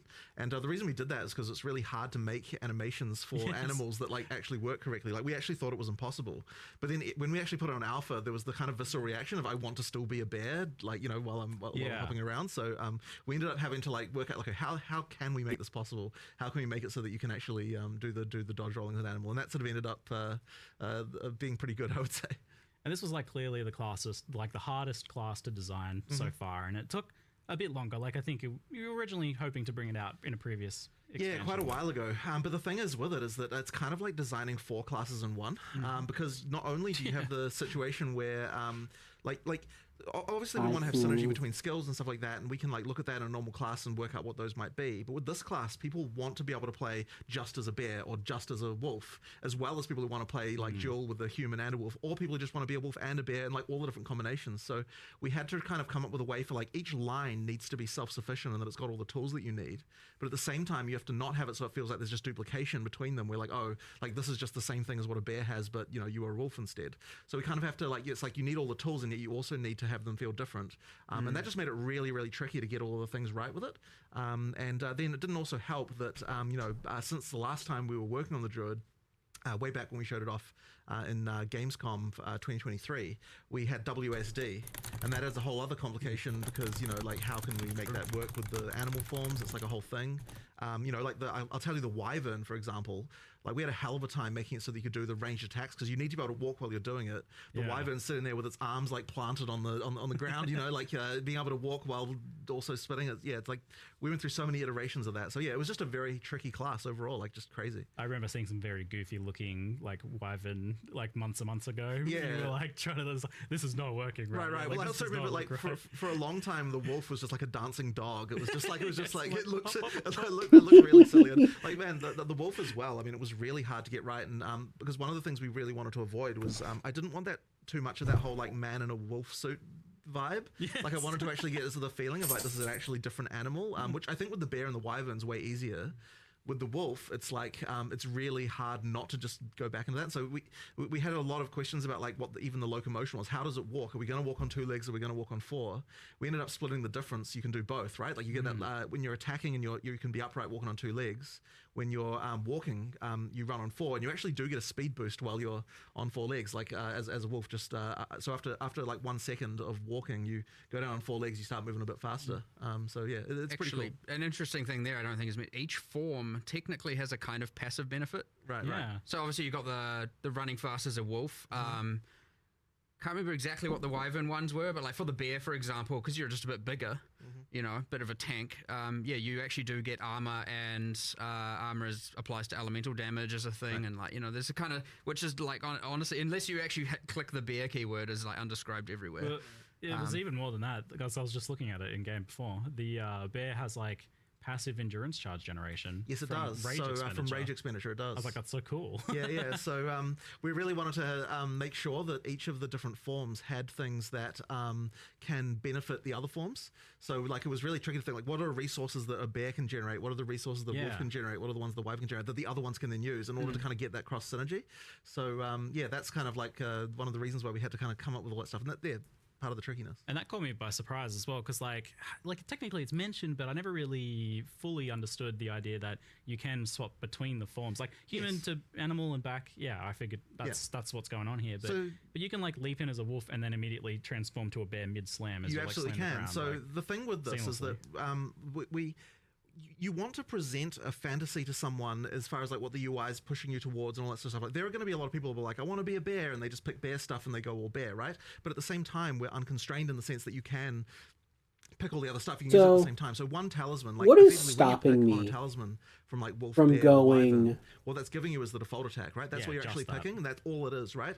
And that often will guide you like what skills you're picking and so on. But you can just use with that same talisman as many different animal skills as you would like, and that just means that you've got that sort of free flowing, like trying out different stuff, sort of combo gameplay that we. Like to try and get. So now obviously there will just be a lot of people who just going pick one thing, right? Like, I absolutely Infernalist. expect that. There's a lot of experimentation to do there if you with want to grinning so you're trying to immolation. get, like making it so like people who just want like a simple, straightforward, Not like I'm grinning just gonna run out as bear and immolation. slam the ground. Like that's certainly very possible there.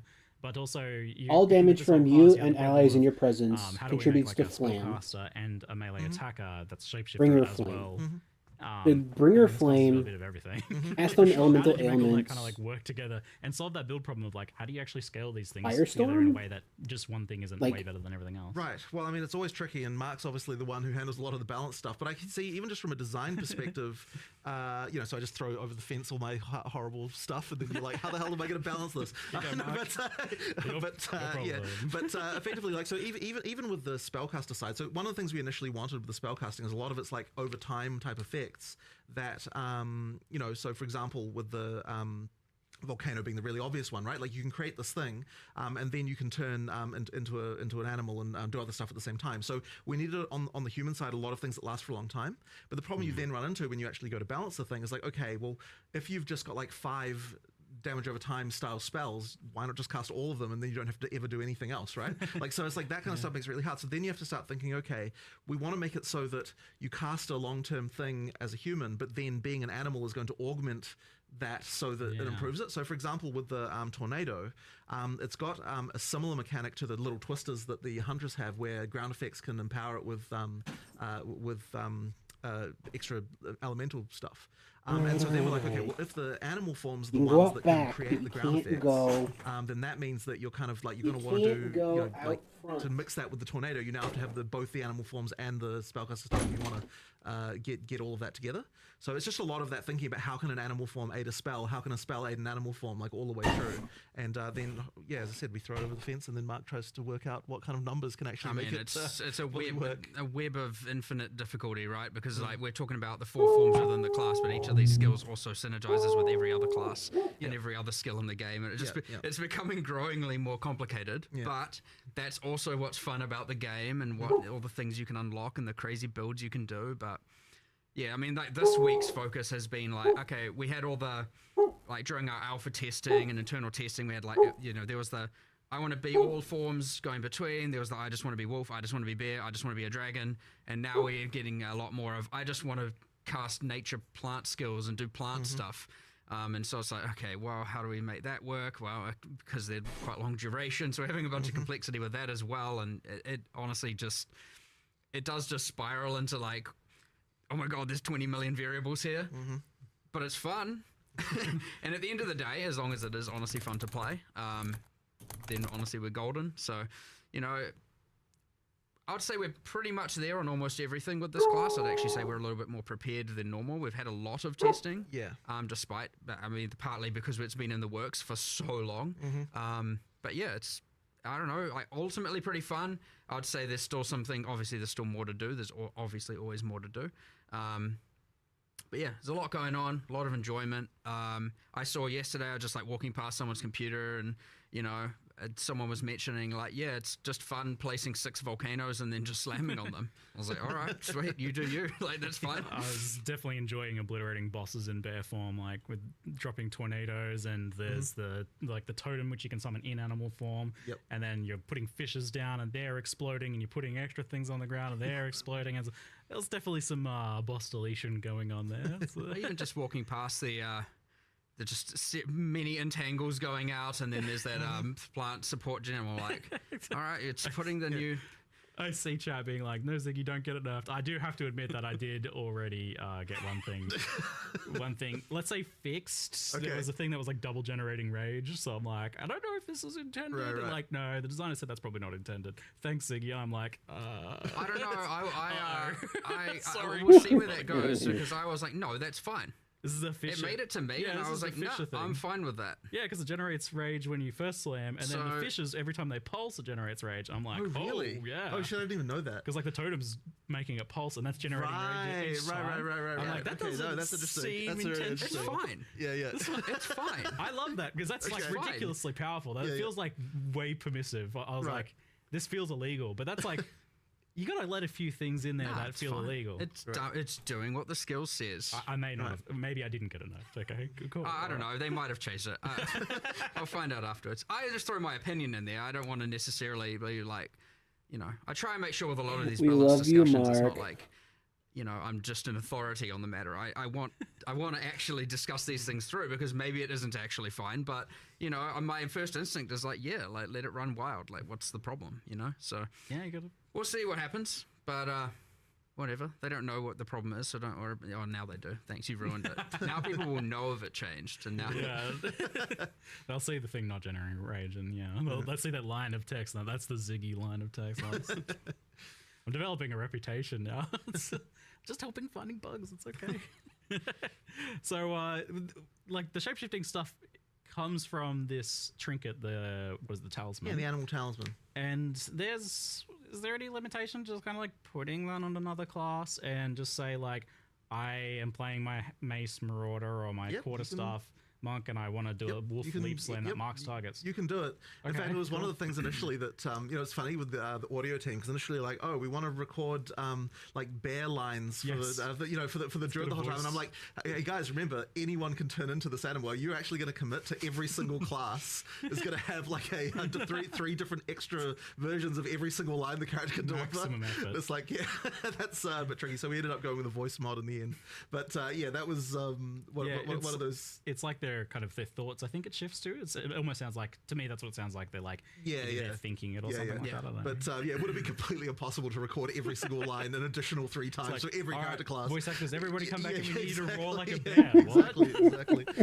But yeah, effectively, every class can be an animal. It's exactly the same as the weapon restriction. Ultimately, being a bear is the same as having a mace, which may sound a little bit odd, but that is actually how it works and what allows having. Whoa. I didn't even think about that. Wait, so you can use mace skills while in bear? No. What I meant was what? is that it's the same. I mean, it's the same in the sense that it's just a weapon type, right? Like, Yeah, right, like, okay. yeah. Damn it, now we have to make that possible. Well, I mean, you can turn into Calm as a bear. That's unique but, item territory for the future. It often gets talked about, like the idea of like, why are things like so weapon locked? And I've always maintained the position that you guys want to kind of do that as much as possible initially, and then in the future you can blur the lines a little bit. Like there's maybe in the future you're like, oh well, maybe this skill has a way of crossing over. We can do, but the thing is, a lot of the identity of a weapon type really comes a lot from what it can do, and so that's the main reason why we do it that way. But but the thing is as well with the weapon swapping, I mean, so you can still use skills from different elements, different weapons and things like that. The thing is, like, it's funny that you mentioned that with the bear, because like definitely some of the bears I noticed parallels between some of its skills and some of the mace stuff, and I could see absolutely combining like this bear skill that places fishes with the other stuff on the mace that triggers the fishes. Like there's like very obvious like cross build. Well, I mean, they're adjacent classes, right? I mean, you've got like strength versus strength int. Like we want to be able to make sure that some of those key elements do like cross over, just so that to open up the way to have synergy between the different classes more easily.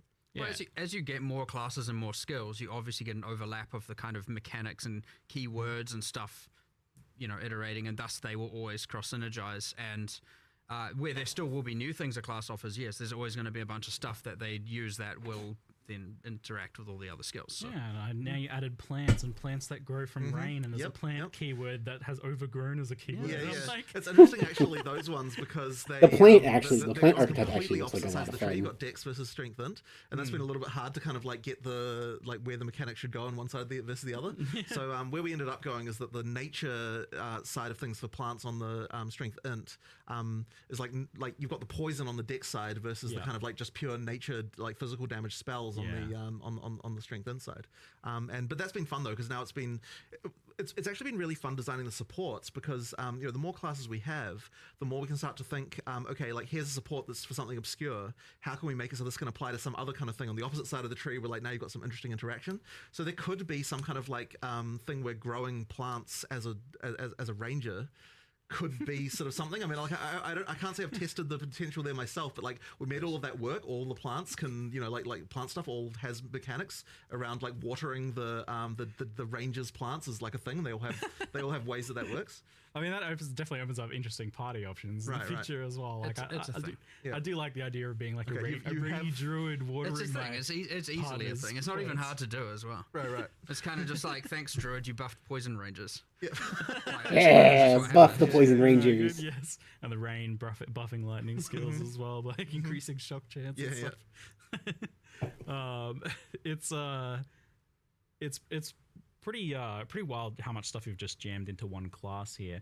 How did you like kind of settle on a identity for the wyvern in particular? I feel like people know what a bear is, people know what the wolf is, and even a lot of the like druid stuff is pre-established as like, you got plants and you got like nature and you got like lifting up the earth, that sort of stuff. Well, we really wanted to have a third form that was a little bit out there in terms of different from what you'd seen in another game. I mean, obviously, like every game that's got transformations has the bear and the wolf, right? That's just like the staple. But and actually, funnily enough, for that reason, we couldn't not do it. There was actually a period there where we weren't going to have a wolf because we were a little bit unhappy. Yeah, with us, and it's just like, well, exactly, right? That was the reaction. That was the reaction of like all the furries come out of the woodwork and like, you can't have a wolf. How dare you? Yeah, how dare, exactly, right? So we're like, okay, we'll have a yeah, exactly. Don't anger them. So we Don't anger the furries. that was a real concern. So yeah, we decided to go. We needed the two familiar, and then we needed one that was a little bit more out there. And really, when we were looking at the bear and the wolf, it was kind of like we want the slower, harder hitting. We want the faster and like speedy kind of version. Obviously, being the wolf. We also wanted something that had some range elements, and then a sort of more spellcastery vibe a little bit more. And so we sort of thought about it a little bit like what animal is ranged. Like it's not really it's kind of not a lot out there that can really sort of do that. And so eventually we settled on the wyvern. I mean, someone of course at one point was like, "How about a dragon?" And we're like, "What the heck? What are you talking about?" But then eventually I thought about it, and it's like, actually, you know what? There's some potential here. If you suggested to me, I told you not to do it because like there's no way you could make it look good and not look stupid. But it eventually it was hard though. We did get there. It actually looks pretty cool. Yeah. But it's kind of a spell blade almost. Like it's got a bit of range stuff, but it's got a bit of like spell kind of melee things going on. I mean, as it should be for strength int. Yeah, and you were asking what the passive buffs were. I was looking at it before. It's like it's got buffs to freeze, shock, and energy regeneration. Actually, as well, like energy recharge. I think. It's a shame you knew. The reason I was actually being vague is I knew what they were. I just wanted to change them. Okay, I mean that's fine. Do something. Sorry for my slight disingenuousness. Cool. I kind of feel like they shouldn't. I didn't want them to be offensive benefits. Yeah, they're supposed to be defensive. It forces you into certain build types. Whereas, like, if they're utility or defensive, that way they will work across all board. That's my general philosophy. So I was like, I feel like I want to have a go at trying to design the energy shield thing. I don't mind. I wanted to have a go at designing stuff that's more utility or defensive only, and that way you don't feel like, oh, I should have to play lightning or fire because it gets the passive benefits. That way, if you wanted to do a kind of weird out there thing, it doesn't feel so bad, but we'll see what I come up with. Do you have an idea, or are you still figuring it out? Nah, I got no clue. I don't know. You could play on the fact it's got like wings to something defensive for block, or something for hard carapace maybe, or I don't know. The fact it has wings. Something to do with the so wings. Much dragon lore to pull from. I know. got like a book that my daughter really likes to read. That's like full of dragon lore. I'll send you some ideas. All right, sweet. Yeah. Dragon. They hoard gold, right? Gold finds. Oh no! 8 piles of gold for buffs. Or something. There's gold over there. Quick, shapeshift, pick it up. Shapeshift back. No, I'm obviously joking. Please, I'm not doing that. Gold find, no, please don't. Mandatory dragon gold find build. I know it's kind of funny though. It's distinctly PoE.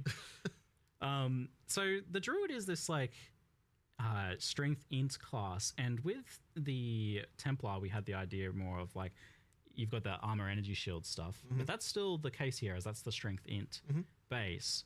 But I feel like the energy shield stuff is not as iconic to druid. How have you incorporated that and made it feel like something that makes sense, or like in what ways have you incorporated that to the druid? I feel like it's not obvious. Yeah, look, it's a little bit off in terms of the feel there, but at the end of the day, we kind of don't really have many options as far as what we can do. I mean, like that, it is important for it to be that it has that, like armor and energy shield approach. There's a few sort of interesting, what do you call them, spirit reservation gems. I don't know I can never remember what the official name of that is. That sort of interact with that stuff in a dual way. So there's like that bark skinned thing that effectively allows you to take advantage of energy shield to generate armor. Like, so when you lose energy shield, you get armor instead, and like it like creates little bits of bark on your skin. Cool. There's like things like that we've added, but it's a little bit of a thematically weird thing. I think probably the weirdest part about that is like, you're gonna have energy shield as a bear. It's a bit strange. Like, getting hit as a bear and then there's a little energy shield pop, but I mean, it is what it is. It kind of has to be that way. Well, you don't have to.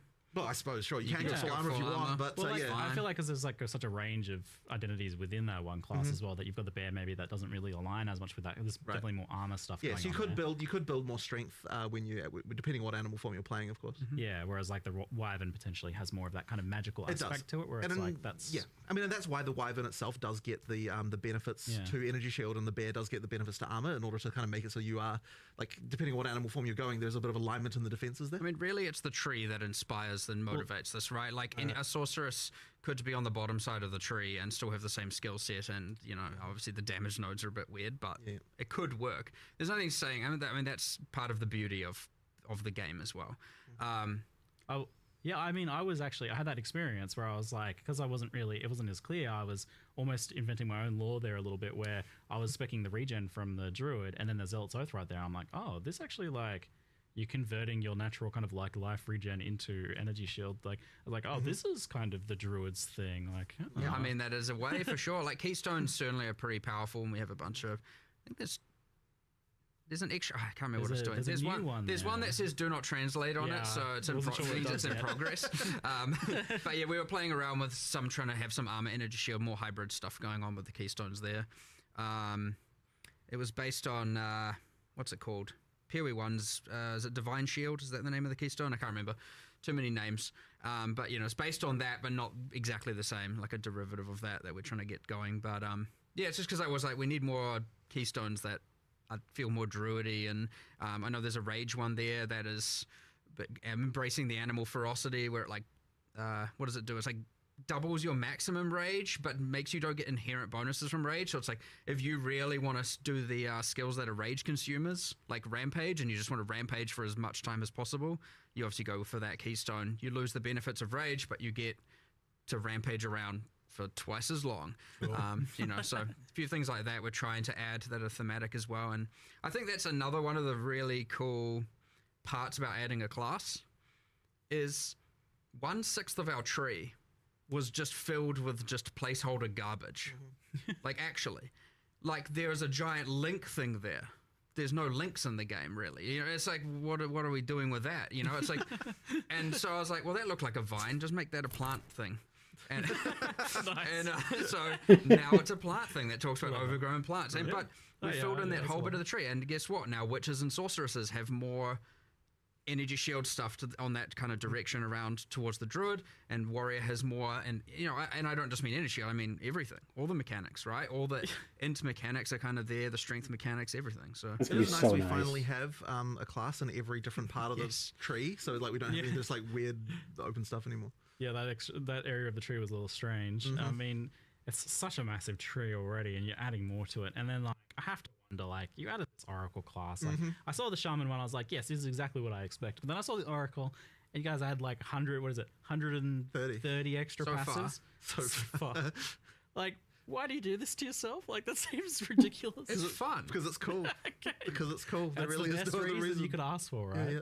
I was like, I really went through, I mean, I know we showed 2 examples, but I was like, I really want to make sure there's like cool off-spec stuff here. I want to make sure that if you want to be able to get more of a certain thing, this is a way to do it. I mean, at the end of the day, it still costs passive points to allocate, right? So it's more about, you know, maybe you want some stuff that normally you'd have to go to the deck section for and get, you know, maybe some projectile related stuff, and now you can get it up there because it allows for some kind of weird off class. And it was all themed around, you know, if you got to live your life again, what would you change? Like, what different paths would you take? And so it's this interesting, like, it's an existential crisis as a node. Initially, I always write my little blurbs about them to you know, get them in the live stream, and I was like, it's got all the passives not yet added to the game. I thought it was an interesting way of looking at it. Not that that's actually how it is, but I thought it was like a kind of, it's like lessons you learn, you get to now use in advance kind of. I thought it was just a cool thematic thing that linked to the class. And it's easy, by the way, to, as designers, to see that kind of thing and go, we have a million things to do. Like, is that really, like, that's too much time, too much work, right? And I'm just like, sad, isn't it? If we say that about everything, you get nothing cool. Yeah. And so it's that, and I mean, even the shamans, like runes revealing hidden powers, like, we're setting ourselves up for a large amount of cumulative time over a while, right? Any rune we add, anything, like, we have to add and consider the shaman stats, and that's another whole axis of things. We have to meta balance every league, and same with the Oracle passives, and every time we change the tree, and like when we eventually add the Templar, we're going to have to relocate all those nodes because that tree's going to get a giant. Now we've got 2.5 classes in one section, but it's worth it. It is actually worth it. You add so many builds, so many cool things, and if you don't want to deal with it, just pick another class. It's fine.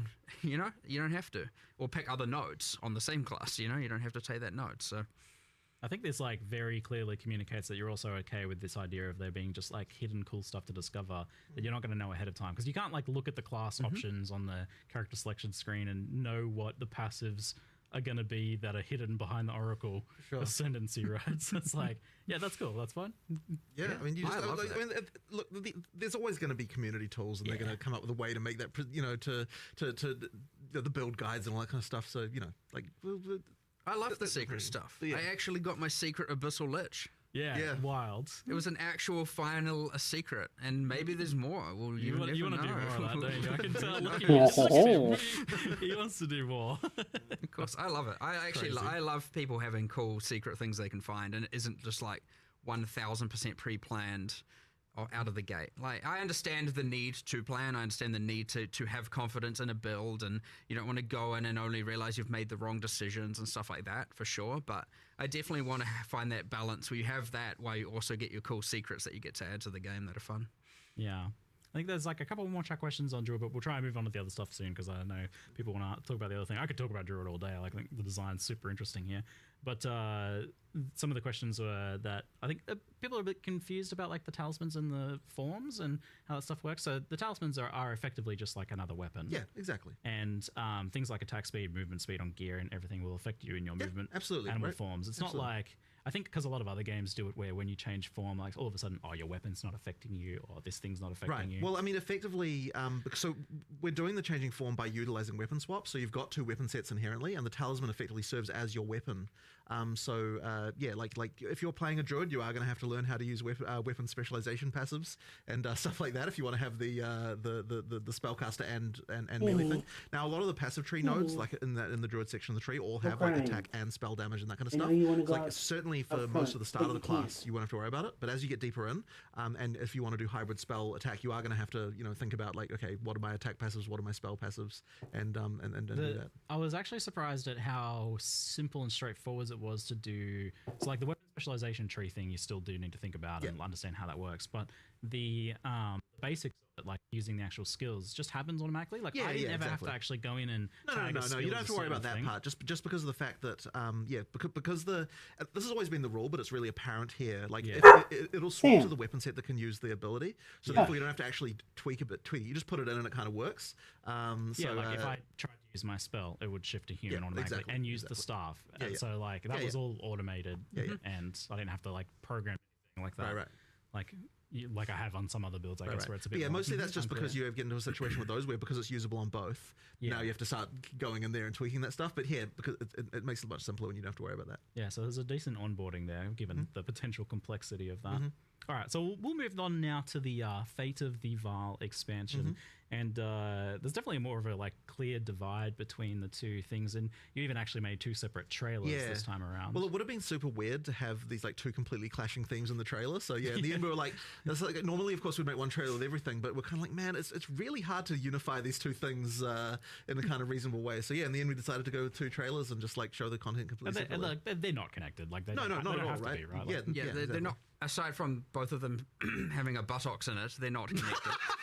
That just happened. No! Don't you dare buffer. It was total accident, by the way. It was just like two totally unrelated. Yes, sure. I was praising the equality of it. Like, right.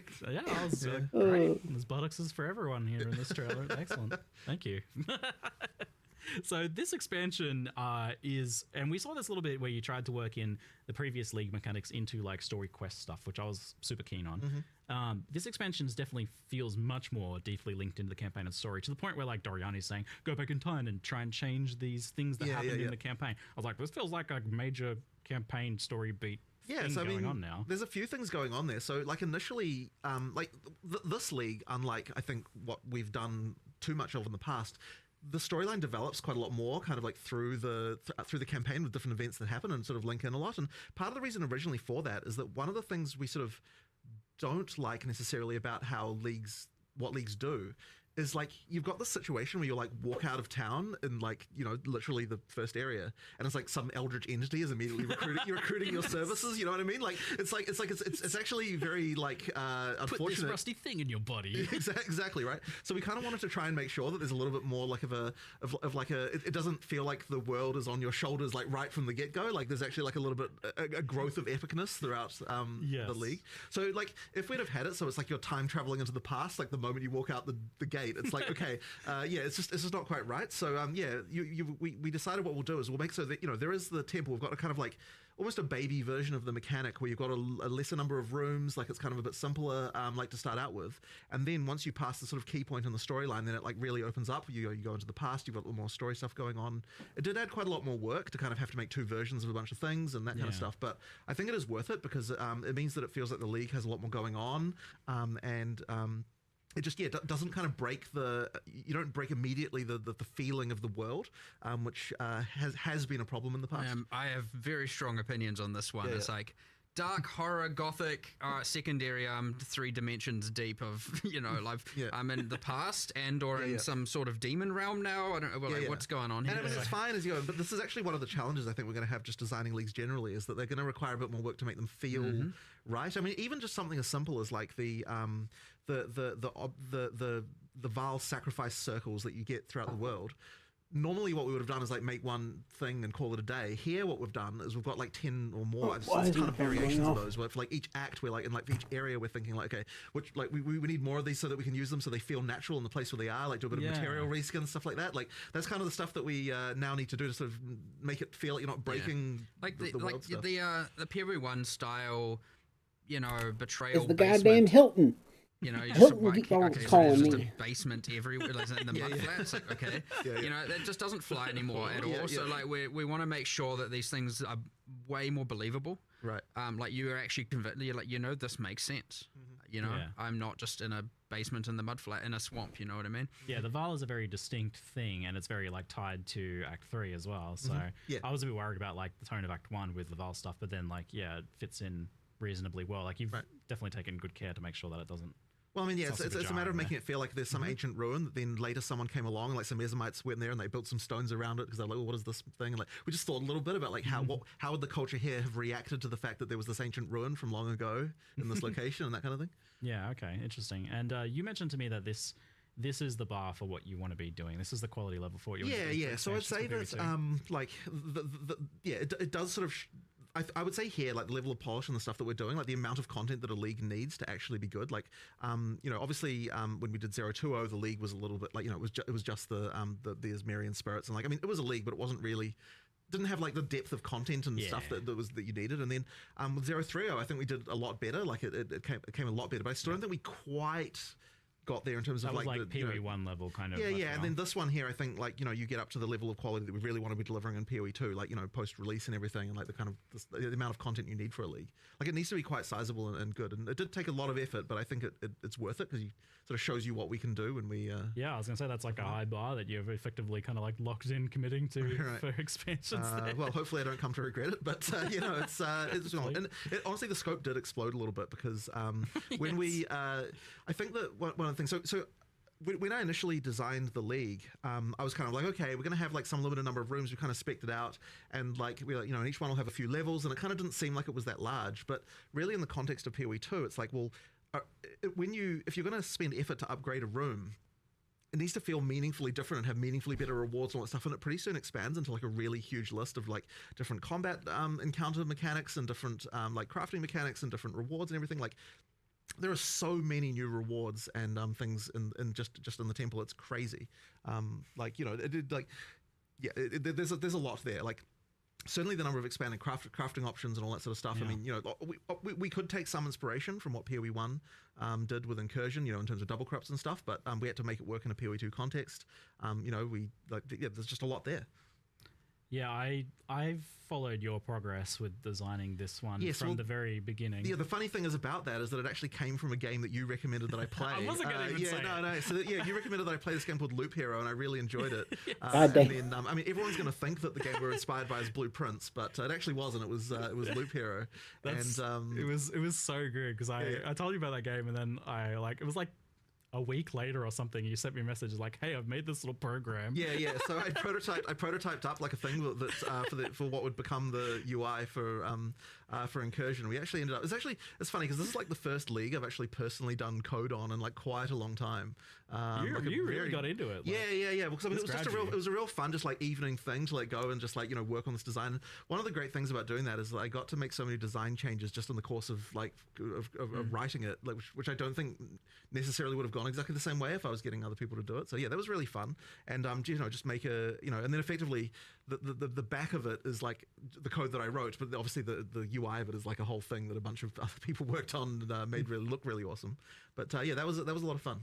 Yeah, what is it like about this one that grabbed you so much? Because you got so involved and so personally, like working on it at home. Yeah, I evening, just really enjoy this kind of like little game within a game, like little metagame things. And just that dungeon design thing is just a really fun thing for me. Tile placing, yeah, good, right? it's always it's really fun. Love a good tile place. And I just like coming up with all little ways that they can interact and that kind of thing, and try to make one each feel a bit different and that kind of stuff. It's just a good time.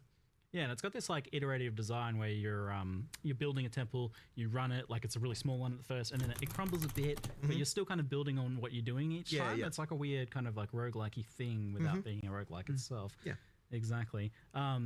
So with that design then, I'm curious, like does it like fully reset at some point? Like for example, when you kill at Zeri or It never fully resets, but when you kill at Zeri or defeat an architect, quite a lot of the temple gets destroyed. So there's this kind of destabilization thing. So it goes back to not the start, but kind of I think it removes like 2/3 of the rooms. There's some number like that it gets rid of at that point, and then you kind of have to build up again.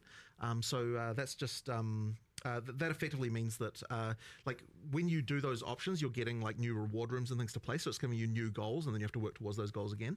And then ideally, those reward rooms can be rewarding enough that the benefit of going back to smaller is I'd say the negative of going back to smaller is completely outweighed by the benefits you're getting from the extra rooms that you're able to place.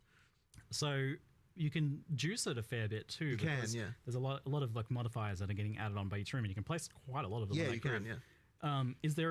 Do you foresee people building out like a huge temple and then kind of not having it decay as much as possible? Yeah. Like I mean, Zeri? it's absolutely intended that you'll do that. Like, I mean, once you've defeated at Zeri enough times, you've got the uniques from there, and you've done like other things like that. Then you absolutely will like probably want like for ultra end game play when you really want like the most challenging stuff and you're just like looking to get like as many double corrupts as you can and stuff like that. You're probably going to want to keep the temple large and specifically not do the stuff that would cause it to destabilize, because if you don't kill the architect and you don't kill it Zeri, then it will it'll only pull you back.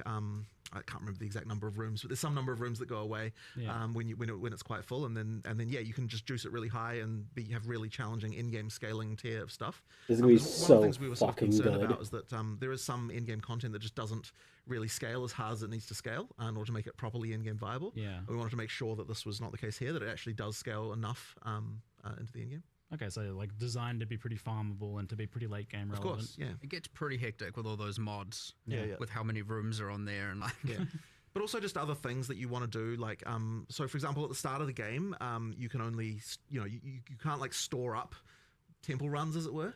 As you get into the game, then now we start to have it so that you can store up more runs, so that you can like map for a while, then like do a bunch of incursions. I think we have it that eventually you can do 60 maps and then temples, and then 60 maps, then temples. If you want. So you can, or you can do 6, then a temple, then 6, then a temple. So you can effectively store anywhere 10 runs, in between. 10 runs Nice. if you want. I feel like with these things, like now I keep seeing like, you guys have thought of it. Well, the thing is that we've got so much experience and stuff. I mean, like so for example, the whole like taking the currency away from the temple instead of having to craft inside the temple thing. Yes. Like that's just a hard learned lesson from PoE1 where you just need to. You say we thought of it, and I have, because I'm just going to bring it up. But like, and a thing about, and this is something that I'm on the fence about a little bit. Personally, but the thing with the killing architect and Zeri, destroying a bunch of the temple, creating that clash of either farm temple or farm boss, can be quite a divisive thing for people. Right. You're looking at Betrayal Katarina, right? And the exact same thing. Yeah. Where it's like, we've now on PoE1, we separated those two things so they're not, because it always felt bad doing one or the other. Or I could feel bad doing one or the other, depending on how the balance went. And so you might get a similar thing here. Now, of course, the amount of the temple that can get destroyed is variable, and there's a bunch of stuff we can obviously tweak. But yeah, like getting The audio's that right desynced and it's feeling bugging right me. will be important. It's honestly hard to say if it is right now. But it's a thing, we say we've thought about it, but wrong. We're live. honestly having the lever this time in place of how much gets destroyed instead of planned for entire that. board reset kind of thing. We get to control that a lot better and iterate on that if we need to. So Yeah, that's true. You've already we've thought established- about it, but yeah. I could see, because I was just thinking about it going, I reckon people are going to get mad at this. And I was just looking at it going like, No. you know, the idea that it's like, hold on, I can't farm the bosses. I either have to pick bosses or pick temple. It can be quite bad. Well, so yeah, that's clear then that you've kind of already got your hand hovering over the lever waiting to like adjust it as needed. yeah, and it's honestly kind of hard to know with, I mean, even if you, again, it's the Well, kind of the thing with this sort of stuff specifically is you're talking about that's the type of gameplay that is hard to test internally. Yeah, Because how yes. can you do just like you can't really test like what is weeks of grinding gonna feel like, you know? It's Yeah. You So can't- I expect us to maybe we hit the sweet spot. Who knows? Hopefully, but I could imagine that this is a thing that gets adjusted for sure. Yeah, so you've made the like the ability to sell like the corruptions, the double corruptions as an itemizable thing you can just take away and sell. Is there any reason to like itemize the temple like we did in PoE 1? Nah, so that was really more of a band-aid solution in PoE 1 because we didn't have an easy way to change that. Like I'd prefer that the temple is your temple and that you don't sell them, but just that all the rewards are the things that you can trade. Like that, like trading the rewards was the reason why we I did our temple itemization in the first place. Yeah, just if this time I feel we're just making sure to design the stuff in a way that can, you know, be take back that you can take with you. No need for the band-aid in the first place. Yeah, exactly. There's some really basic crafts that, like, you know, your classic exalted orbs and stuff like that. Mostly, honestly, in the campaign. Yeah. And this is so when you're doing the temple, you're getting not just the opportunity, like, because like, obviously some of that double corrupt stuff, you're not going to do that at like level 8, you know. I mean, Val orbs aren't even in the game at that point. So you have this thing where it's like, well, you don't get a lot of the crafting. Now, there are still rewards. There is, of course, all of that, but there's also just basic crafts like exalts and regals and stuff you can just throw on your gear. Now, you can't take those, and that is an intentional decision so that you feel like you're actually wanting to use it on your gear in the campaign and as you're progressing. And you're not, because if you can take it, most of the time you're just going to hoard it for endgame. Right. So it's those things to make the early game have more crafting stuff that you want to just use right there. Yeah, that's the problem. Like, what stops you from just like keeping your results until end game? Yeah. You want to use those patches then. You'll see those and go, I want to take that home, but just use it. Yeah. You know? It was a substantial buff to campaign crafting from my experience of messing with it so far. It's like you basically go in and there's like 6 crafting rooms and you're like just going on a little crafting spree of like upgrading your gear. Like, Yeah, I mean the temple. We it's funny because there's always the question whenever we make a league of like, well, what if people always say, oh, there's no reason to do this during the campaign, and it's like we really have to incentivize that to make it so that no, there's actually worth doing. Like you're going to get a substantial power boost if you decide to engage with the league. Yeah, you could. It seems like you can kind of like hold off as well. Like you can be like, oh, my gear's kind of okay now. I'm going to do that a little bit later. You always want it to be both feeling rewarding and give you obviously an advantage, and also not feel so mandatory that you're like, ugh, what? It felt like kind of a bit optional in the sense that like, oh, I really need some gear upgrades now. Let's go into the temple and spice up all my gear. Perfect. Yeah, nice. That's what we want. Yeah, cool. And it is interesting that you've got this like raiding the broken down version of the temple in the beginning, and then it basically changes into this whole other thing halfway through the campaign. That story beat there. The other thing about the campaign thing is the same thing we learnt from Abyss, where we did the area specific rewards throughout the campaign. We have also dropped here from the in-world encounters. So even if you're not doing the temples, doing the in-world encounters can give you that extra drop per area. It seems like on the back end, maybe you've kind of taken what Abyss was doing and almost shifted it over. Yeah. There's some modifications, but it's the same kind of thing. Well, we've effectively got our, allocated amount of rewards and crafting and stuff for what a league is allowed to do and should do, and we're just trying to make sure that, it fulfills that, it fills that budget, so to speak. Of you're getting a lesser jewels orb in Keth or something like that, like kind of similar to before, which is good. But yeah, I was definitely, that was a huge thing with Abyss. I thought that was like a really good improvement to campaign, so it's good to see continuing with that. Then it felt pretty successful as a design decision. Nice. I'm really glad double corruption is back. I feel like that's a great thing from PoE 1 to be returning. One thing we've changed here is that because double corrupt existed in PoE 1, you never Valorb gear. Well, I don't say never. Obviously, there are still cases, but generally speaking, why single corrupt it to when you could double corrupt it? So we've made sure here that the double corrupt has to occur on top of a corrupted item. That's cool. Right. So yeah, you have to Val Orbs, land it, and then you have to land the double corrupt on top of that. So Oh man, it almost feels like you're in some cases risking something even more because like you've got that really high end unique with like a really good corruption already, and now you're risking that. You're not just risking a blank item on a double corruption. Yeah, So, 50-50. It's a heftier Hit it or risk lose it. now in I some like cases. it. Yeah, that's I cool. like it. That's the Val spirit right there. Like, oh man, this thing's already worth many divines at this point. I was like, oh no. Some good streamer moments. So. So you actually have to though, like it has to be crafted. Yep, so you craft first and then you can apply the double craft. Ah, okay, yeah. cool. It keeps the usefulness of the Val Orbs there as well. To kind of yeah, I didn't want to Val Orbs to just. I mean, you'd still use them on like Waystones or whatever, but you know, I didn't want them to just be like never used on gear anymore because you'd rather just double corrupt it. And so it was a suggestion a developer made a while back, and I was like, you know, that's immediately a win, and I almost want to change that in PoE1 as well, but then I just forgot about it, to be honest. So, you know, I'm not sure if I do want to do that just before everyone maybe goes like, what the hell? No. But, you know, consider it. I like the idea, and I think it is an overall improvement, Yeah, it sounds like a great idea. And then you've got this whole other system now, which you had a little bit of in PoE1 recently where you can corrupt uniques and it replaces a random modifier on them. Yes. So this is limited to specifically Adziri. No, what Not is it? Adziri, Val uniques. Yeah, so uniques. I really wanted to make it so you could just replace arbitrary mods on any unique. But Crazy. the problem is, it was just a Unhinged. can of worms that like was just not even possible to contain. Basically what we were like, okay, is there still a way to do this that's like not going to be quite so crazy? And then we were like, okay, if we can pick a subset of uniques, and we ended up going with Val uniques, you know, for obviously thematic reasons, then we can sort of make sure that like while it's still crazy, like there's some sort of insane interactions, we can kind of at least have somewhat of an understanding of what happens. But it does truly work where like it picks a random mod that's on the item and then replaces it with another random mod. So you can create some. You can use it on non-Val. It works differently. Huh? I don't know. This is news to me. I didn't actually know that. What is that? Excuse me? I think it's similar to Ancient Orb in PoE1. So it like re-rolls it. The idea here is like it's meant to work on these Val items because they've been like Incompatible item error. infused with royal bloodline blood, and so it's like the way it works on Val uniques is different to just random uniques. Where it's like, hold on, it works a bit more chaotically here, and you know, just changes the item entirely to something else on non-Val. So, and I only say that because obviously it's pretty bad to be like, I have to have a Val unique in order to use this. Now, no, you can take the currency home, so that's never the end of the world. But I want it to be like, you know, just go grab some random unique and re-roll it. Yeah, using it on the Val uniques is like quite cool.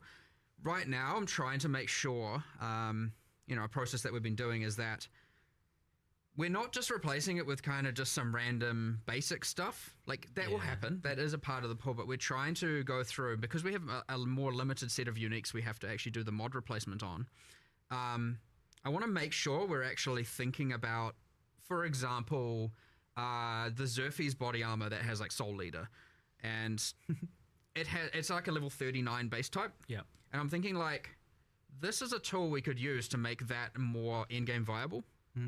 And so you can do things like heavily increase the defenses, because obviously level 39 versus a level 75 base type or whatever is going to have very different defenses. But then you could also be like, what about if I was like, what other weaknesses does this item have? Well, you can't generate Soul Leader stacks on a boss. Maybe this can turn that on, you know? So all of a sudden you can replace, I don't know, the life regeneration rate with a Soul Leader now generates once per second while a boss is in your presence or something like that, you know?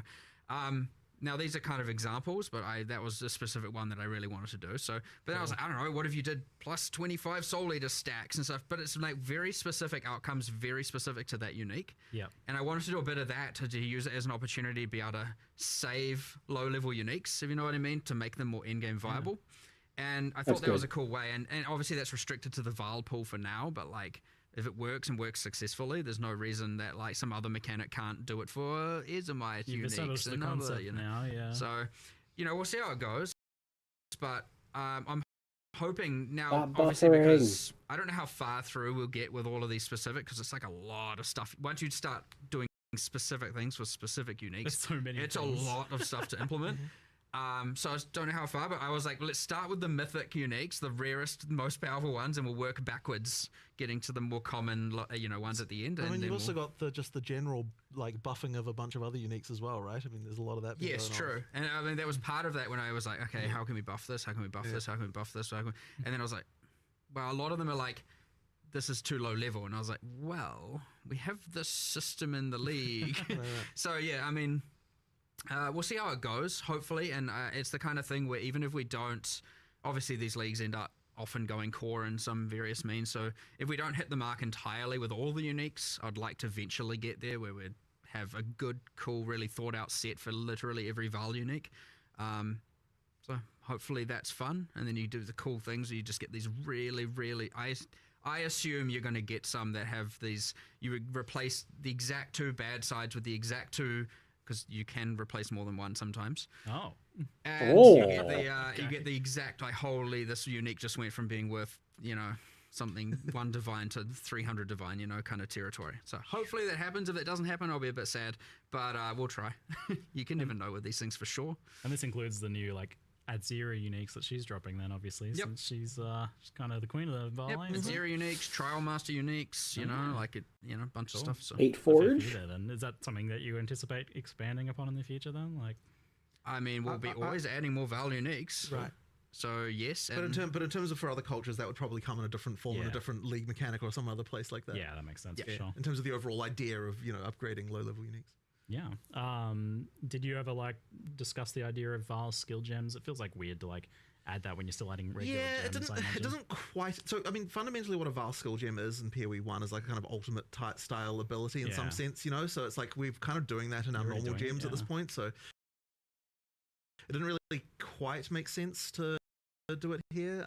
It's like the glory on the skills, glory kind of like, Yeah, that's what I figured. That it's kind of like you'd only be really doing it for nostalgia value at this point, I think. Now, that isn't to say there won't be something in the future, but I agree that doing something like that when you haven't even got, all the classes and skills in place and all that, I would say that's like a post-release feature, not a pre-release feature kind of thing. Yeah.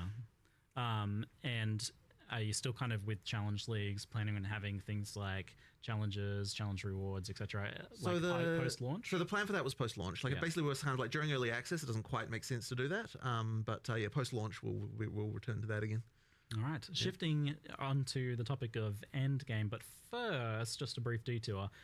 Trial of the Ancestors, or the mystery contents in the new acts, and our third means of ascending.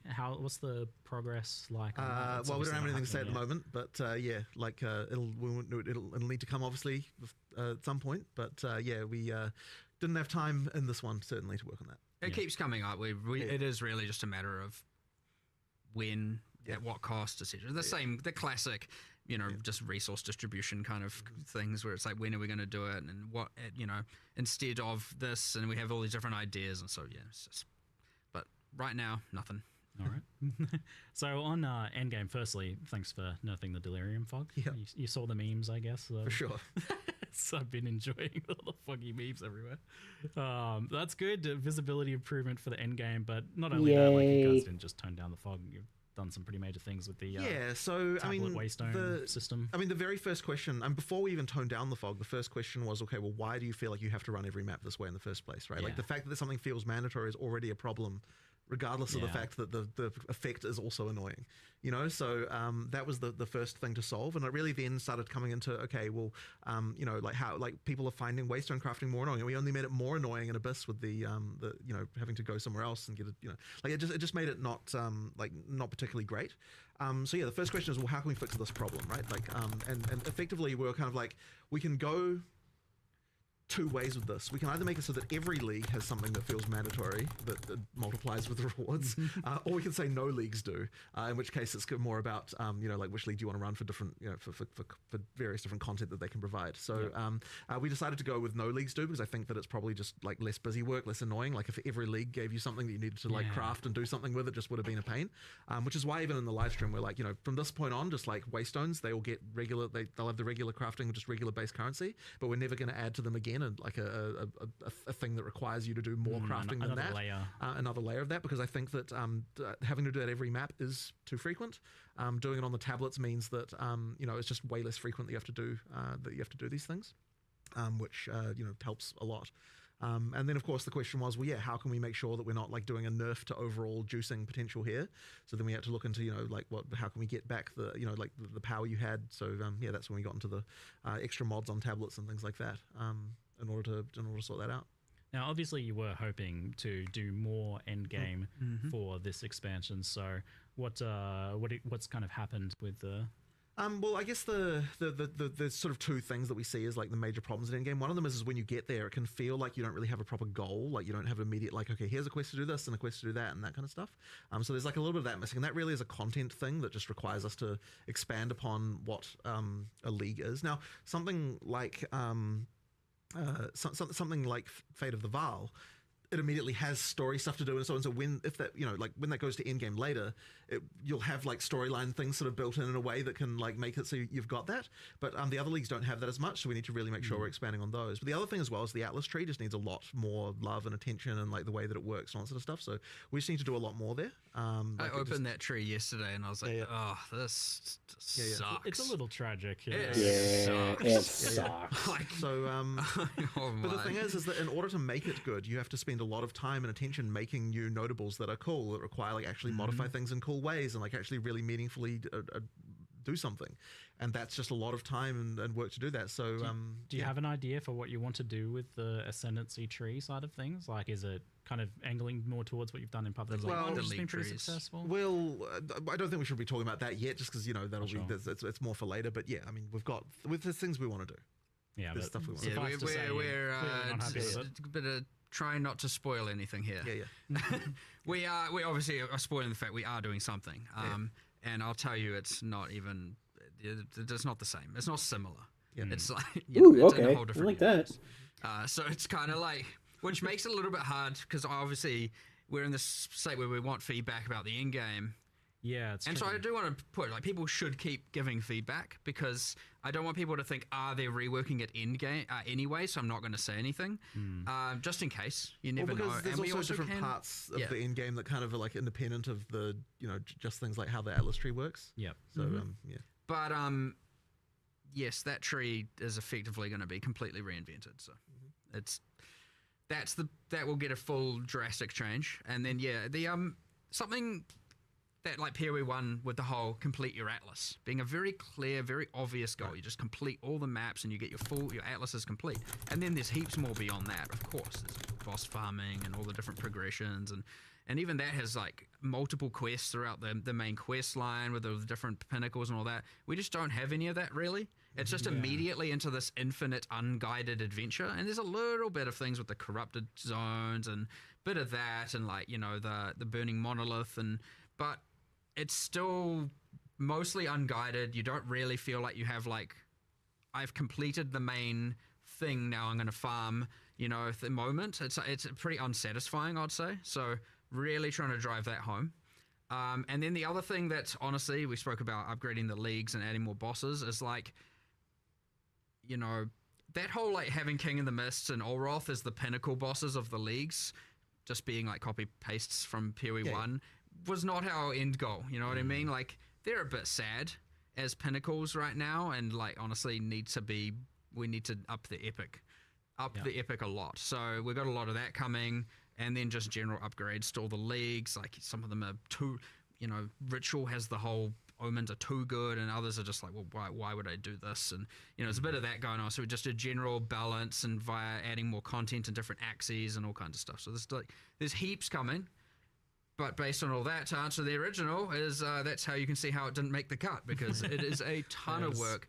It turned out to be way more than we had anticipated, and it was just like, oh, damn, we kind of talked about wanting to do an in-game upgrade, a big revamp in 040, and now we've got too much work, and we still believe it's the right thing to do, so we're going to commit. And normally we often get faced with the option: do we cut it down to make it fit, or do we commit to it all and do it? And I don't think in this case we could have cut anything without kind of just honestly making it look half-assed, to be honest. So we were like, no, we need to do it all, which means, unfortunately, yes, it's not going to make 040. But then we were like, well, we can't just now do nothing. So what can we do? Well, obviously, we're not just going to be like, because we're doing an 050, we'll just leave the fog alone.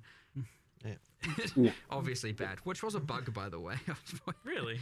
All fogs, like the volumetric fogs in the game, have a cutout around the player. Yeah. That like cuts out and then tapers off. And all fogs in the games, there's multiple different fogs, had it except for Delirium Fog. It was the only fog that didn't have this. So that was well, like we can start there by re-adding it, and then we'll iterate until we feel like it's about right. But yeah, kind of sad when you look into these things and you're like, oh damn. Oops. It was just broken the whole time. But either way, like, you know, a player doesn't know if it's broken or just intended. So obviously, fixing it is the important thing. But yeah, I know there's the guy on Reddit doing a post every day, and they can finally rest. Thank you for your service. For your service. Which is complete. Oh, yes, it's so good. It was just hilarious in some maps, whereas like they have holes in the ground, and like there's so much fog you actually can't tell where the holes are. It's like I can't move anywhere. It looked a lot better from the footage, so it's a big improvement for sure. So you mentioned that, but there was also another kind of key change that you wanted to make sure to get in this one, and that was the kind of like monster density getting swarmed issue. Yeah, that's a very interesting one because so when we were doing 031, this was actually already a thing that we were tabling and talking about. But we kind of thought that players probably wouldn't like it because the like monster density can be a very touchy thing, right? But the funny thing is that what we found was that even after we what we actually sort of heard more was like, oh, we actually liked what the improvements were early in game, and we actually would wish that the rest of the end game was more like that. And we're like, okay, well, if that's the case, then like the main thing we have to do is not like nerf rewards, make sure that experience gain doesn't get lowered or anything like that. But overall, we don't necessarily need as many monsters as what we were having in the top. And I think this is actually going to also just generally improve things because it makes when monsters have more life like that, it makes more builds viable. Because like there's obviously a point where like once you can one hit everything. Then there's no point in like you might as well just go for whatever the fastest thing that could do that is, right? Yeah, the lightning speed. Right. So effectively, by making it so that monster life's a little bit higher as you get up there, it sort of actually means that like higher damage builds become more useful. The need for having to target so many enemies goes down. Exactly, and thus right. You aren't just now funneled into. So the highest AoE thing possible. So it means that like things that are less AoE focused and more like, I mean, obviously you're still going to want AoE. You're still going to be wanting to be clearing like that sort of stuff, of course. But like effectively, just by tweaking it down a bit, you just don't have the like so much need for everything to target quite so many things. And so the sort of higher damage skills that are a bit less like not like more than a screen in size can actually be viable. And that should hopefully improve the situation. I want to make sure that even if people are like. But I prefer the swarminess, and it was fun for my build. And the thing is, like, that, speaking of, like, Atlas Tree, that's a thing where the Atlas Tree should be the thing thing that you can, it's like your build can do that. So, like, I want to make sure, like, for now, not doing it, but I wanted to do a thing, because we're doing this whole, like, monster effectiveness goes up more, right? I mean, it's a pretty... hard thing to understand because monsters just get stronger with higher levels, so like it kind of just happens. You don't really, it's not like a thing you need to worry about or anything of the sort. But I want to do a thing where you can spec into making, like on the Atlas Tree, I guess this is a little bit of a forward spoiler, but we're adding a little bit of it in a few places, but I want to make sure that you can invest into making monsters tougher without increasing the number of monsters, where like often it's just been pack size, and stuff like that. So but then I would love to do a thing later where like you can convert that effectiveness increases you can get into like pack size. So it's like, you know what? Nah, I want the swarmy, weaker monsters. That could be really good. And I don't want one to. At that point, you can make sure the conversion results in the exact same amount of drops, and XP and all of that stuff. That way you can incentivize. Well, you don't incentivize one or the other, right? Like it's more about what your build is, what you'd prefer, rather than being like everyone has to have most pack sizes possible. Whereas right now, pack size is just a straight up multiplicative drops XP scaler. I mean, obviously not for rares and bosses, but it is, and for a lot of people, it's a multiplicative fun scaler. Right. And I don't want to take that away.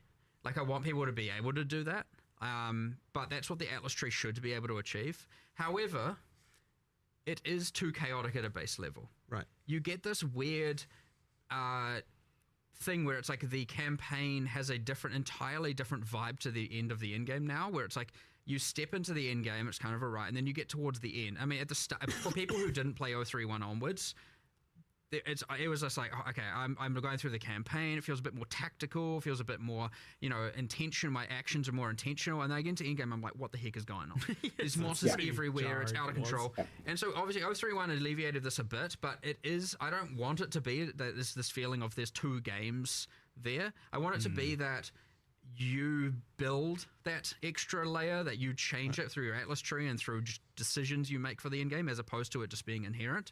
So if you want to, we're going to make sure that we try and keep it that if you want to make it more swarmy and that kind of stuff, you can, but it doesn't give you a drop advantage necessarily over the tougher monsters. There are reasons to do both. That's fine. Okay. There'll be heaps of mechanics and stuff, but like, ideally, you can kind of play the game you want to play the game, and so then our tree That's gonna be and our such a build good play the change. character how you want to play your character. We can do that with the end game as well, and that's the beauty of the Atlas tree, so and the keystones and stuff like that. So, but I can't. It's hard to get into more of that without getting into like kind of spoiler territory. But yeah, that's interesting to hear that you want to kind of make things a little bit less binary, where like in the past it often has been the case where it's just like, oh, you just stack as much of all of the things you can stack, or it's just stack as much pack size or stack as much rarity as you can, but maybe having angles for both of those things, like I'm juicing pack size, or I'm juicing difficulty and rarity with. I mean, that's exciting to me because I like the ability of being able to spec content that rewards your character that has low AoE, that is like really good at like dueling really tough rare monsters. And like, we did get to see a little bit at Imperial 1 where there was different strategies for juicing, where like you had like Titanic Scarabs or something that was making like really strong rogue exiles, and that took a specific sort of build to do. So it sounds like that's kind of the direction you want to head with that, which is pretty exciting to hear. And kind of tying into this topic then, and you touched on it a little bit, was like, there's definitely been, like, it's been noticed that rare monsters seem to drop the vast majority of loot in endgame maps, or at least compared to normal and magic monsters. There's a bigger difference, I guess, than has been the case in the past. And where are you guys at with, like, noticing or feeling that, or what problems do you foresee with that? It gets talked about a lot. I don't think it's necessarily wrong that it's like that. One of the things we really want to try to make sure of in PoE 2 when we're sort of doing a sort of from scratch pass on this is that the amount of rewardingness of something is equivalent to the amount of difficulty that it takes to kill it. And that's kind of where like we're trying to normalize that, because by doing that, it means that we can try to get like we don't want a situation where like some content just is randomly just way more rewarding than other content, and so we're trying to just make sure that we're keeping tabs on that really well. And what that's kind of ended up with regard to the magic versus rare is like we've got the balance of that where it should in an ideal would be the case that like killing a rare versus killing a white monster is does in fact drop the correct amount of rewards relative to each other. Now the issue can come with the fact is, what if your build can one hit either of them in any case?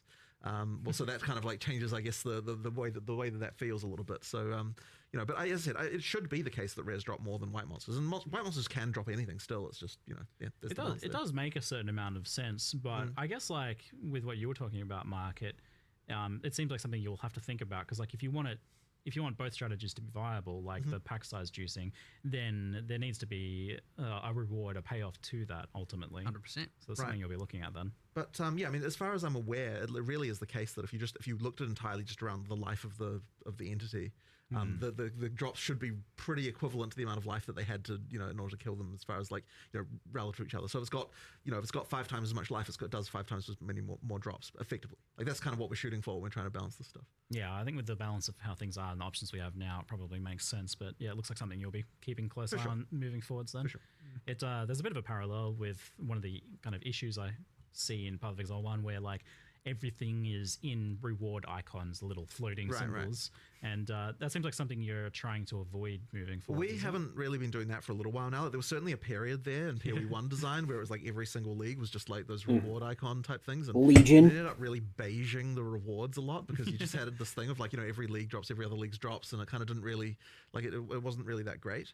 So I mean, it's going to be a little while since we've done that stuff in PoE 1 even, and in PoE 2 we kind of steer away from it to make sure that like, everything feels like it's got distinct drops and a reason to do it and that kind of thing. Yeah, I mean, it appears in some regards. Like, for example, when you get the reward rooms in Fate of the Vow, you have a unique item room.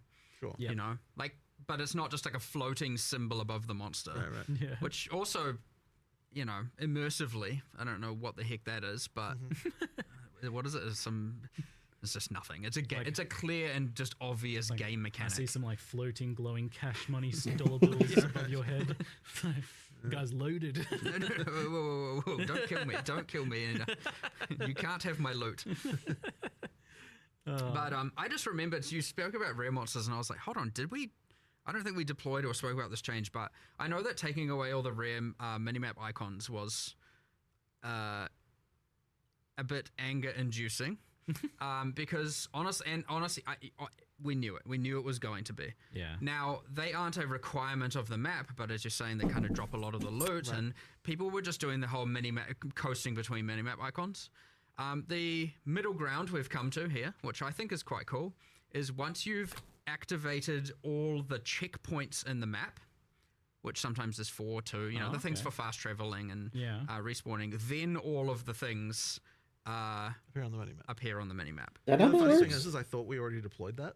I don't think we have. Okay, right. That's what I was just remembering. I was like, we intended to deploy that back when people were complaining about it, and I feel like maybe we just kind of forgot. But so that you was just implemented a while play your ago. map. You generally find the checkpoints. If you're in a straight line map, there's one at the start, one at the end. Yeah. How the heck are you missing rares? Anyway, I don't know, but it can happen. Yeah. But it doesn't just reveal the rares; it reveals everything. Every icon. So strong boxes you missed, rogue exiles you missed. okay. Just so basically Really? you can find if there's any content that you still wanted to grab. Interesting. Now, some people might argue, hold on, I'm just going to run around the entire map activating them all and then go clear. And I was like, well, okay, if you want to waste time. Right, but you're going to clear the map while you're doing that, right? So you probably clear the whole map anyway. Yeah, so it's kind of just meant to be a like, look, you've explored at least, I mean, like, if there's generally speaking, if you've got like a big square or circle map, you're going to have 4 checkpoints. You activate all 4. You've at least explored probably 75% of the map, right? Right. Yeah, it's about kind of getting those last things, and and then it's like, okay, look, you're now allowed to see if you missed anything. But then you can also use the checkpoints to get to the closest place where the stuff you missed was, which is kind of nice. So yeah, it kind of helps with that. So we did finally find a solution. I'm hoping this is a good middle ground. Yeah. Because yes, then at least you've done 75% of the map probably without just doing blind mini-map gameplay.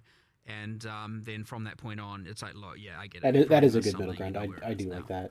It should actually maybe overall be even more helpful because it's not just revealing the rares, it's going to reveal even more. So you'll know about everything else you missed. So we'll see how it goes.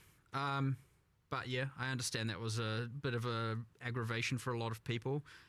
But, you know, that's a perfect example of, again, it's, you know, it's why I don't want people to not give feedback. Because like this kind of stuff still should be fixed pretty imminently, and so yeah, it's a good case study. Because I'm honestly surprised that you did do that, because this seemed like I loved the rare icons, but I was definitely a victim of the like I'm only looking at the minimap now, so it kind of seemed like a change for our own good situation. But what you're doing here, this is a good middle ground. Yeah, it seems like it's saving the players that feel like that they're FOMOing because like, oh, I know I missed like a league mechanic in the map somewhere after this, like that is really bumming me out, and then they have to go and crawl back through everything and waste a bunch of time. So that's just kind of saving them that.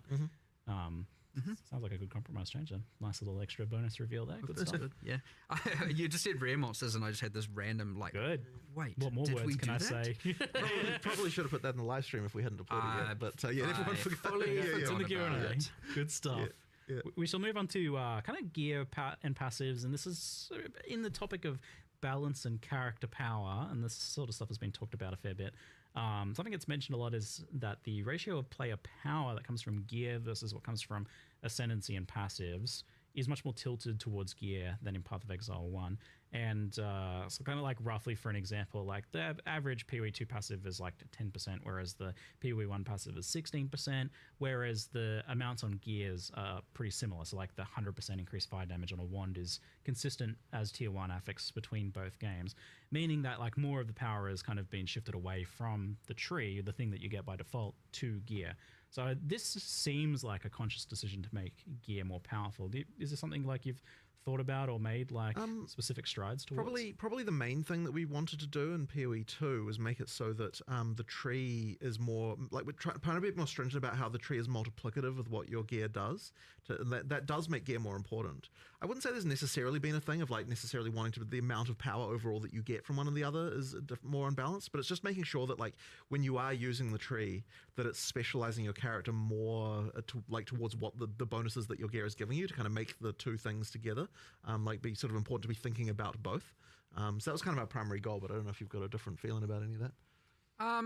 It certainly wasn't like the passive tree being weaker. Like I guess we didn't really even think about it in the point of comparison. We just kind of like went back then. We went really back to the basics and evaluating a lot of our base balance, and so it wasn't like let's nerf it compared to PoE 1. It was more just like what do we want gear to do? What do we want the passive tree to do? What do we want? And all of that at the end of the day is just relative to then how do we want the monsters to scale and how which they're all different, right? The way that the monsters scale per level isn't the same. The way that the tree and thus the tree benefits are different. The gear is different, and everything. So again, not really. It was conscious decisions, but not conscious decisions to like nerf from PoE 1 or anything of that sort.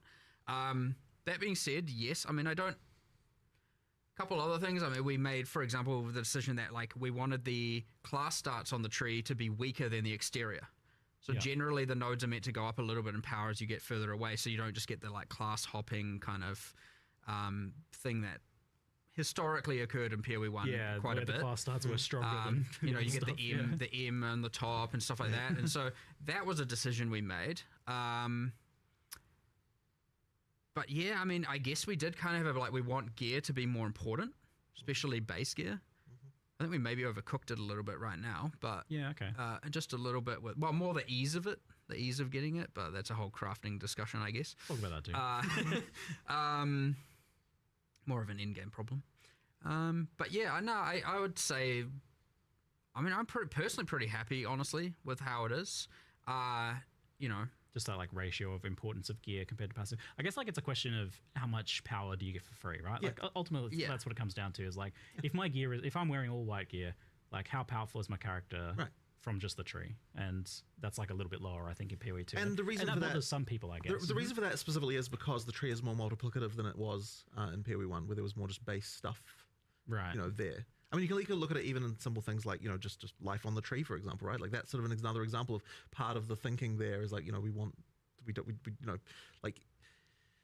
the more base stuff is available on the tree, the more the same characters can be because they can just allocate the same stuff and get the same stuff without having to worry about the items. So yeah, that's kind of obviously just one of the things. Not entirely base in PoE 1, but you have base life. As in life without gear. Yeah. And where are you at on the life thing? Just like since you brought it up, I guess like still pretty happy with the decision to like remove that from the tree. I mean, look, we just wanted to. We just didn't. It's more that decision's mostly about not wanting every character just another one of those cases of every character being the same. Yeah, like it's like we'd rather you specialized in the defense that relates to your character rather than just the same stat that every character should use. So we'll just have that general feeling. I mean, we've obviously still got imbalance here, and there's obviously still work to do. Never ending. So, like, the tree will just continue to evolve, and, like, we added a lot of passives at some point that are a lot more powerful, and we intend to keep doing it, and now we've obviously just added all the Druid ones, but not just that, like, we added more, like, Ignite support around the Mercenary, for example, this time, like, that's nice. 4.0, we're doing that, and then there's, some changes to, like, some prod speedy stuff, because, like, we were, like, looking at shotguns and trying to see how can we have them scale, and it's like, well, it turns out if you get a bunch of piercing with prod speed and some other stuff, like you can shoot them across the screen, and so we're like, well, how do you get that? Oh, there's not many, so we're doing a bunch of like little increments like that just based on what builds need. I know bleed needs a bit more love in the bottom right. Yes. Yes. So to make it not just entirely all blood mage spear users and that kind of thing going on. So again, it's going to just, honestly, we'll just do more and more and more and more and more on the tree.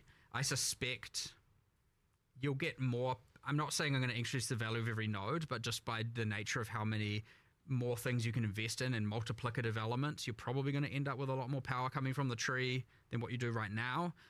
But I actually prefer it doing it that way than just increasing all the numbers anyway. Because at the end of the day, if we then increase all the numbers and then it turns out the game is like too easy, well, then you have to nerf something somewhere or just buff monsters, and then you kind of end up in kind of the same place. So it's like, what did you actually achieve? So with the like approach to life then, which I feel like makes sense, like not wanting the trees to like look the same and whatnot.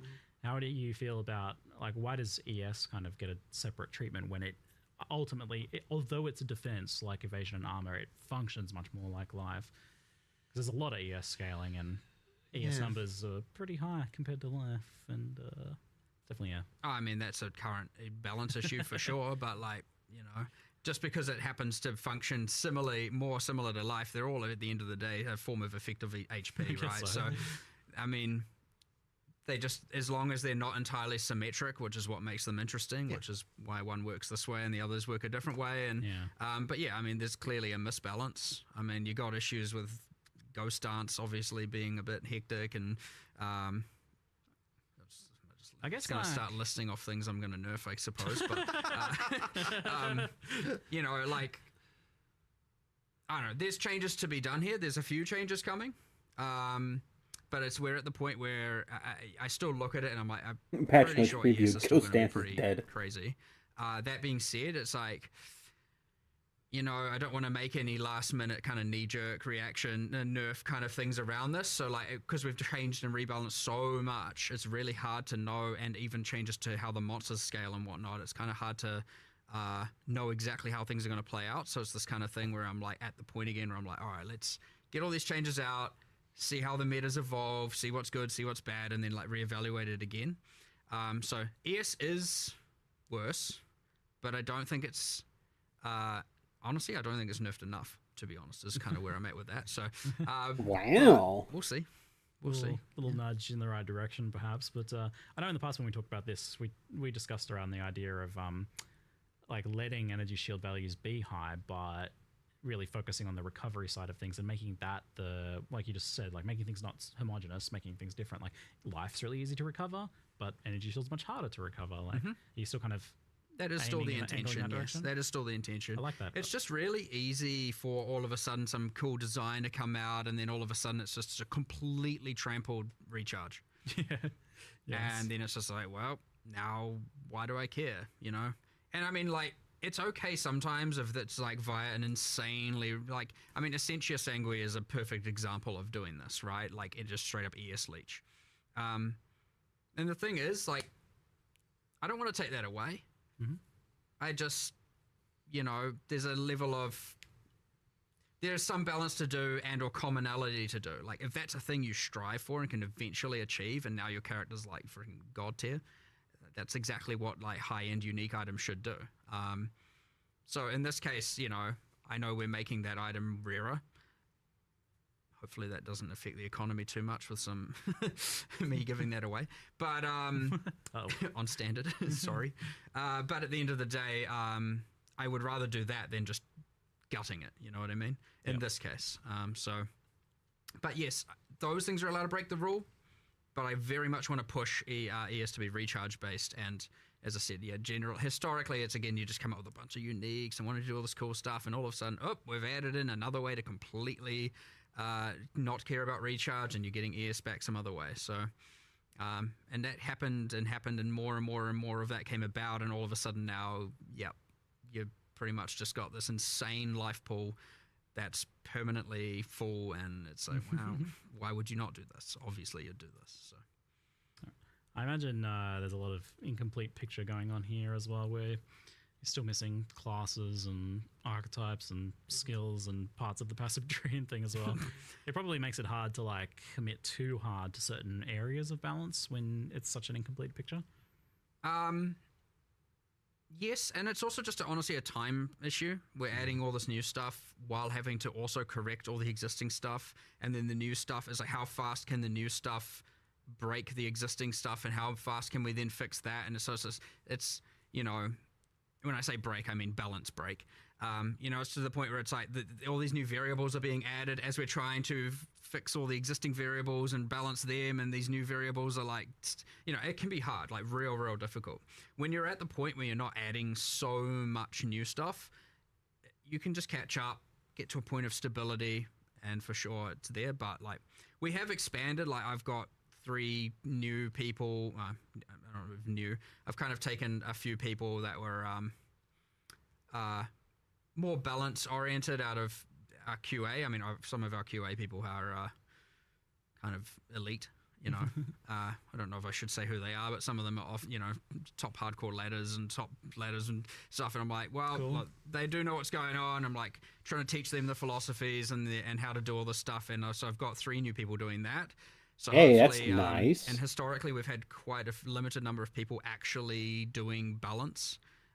It's quite hard. It's actually one of the harder things to have a good feel for. And if you put the wrong person in that position, who knows where you'll end up.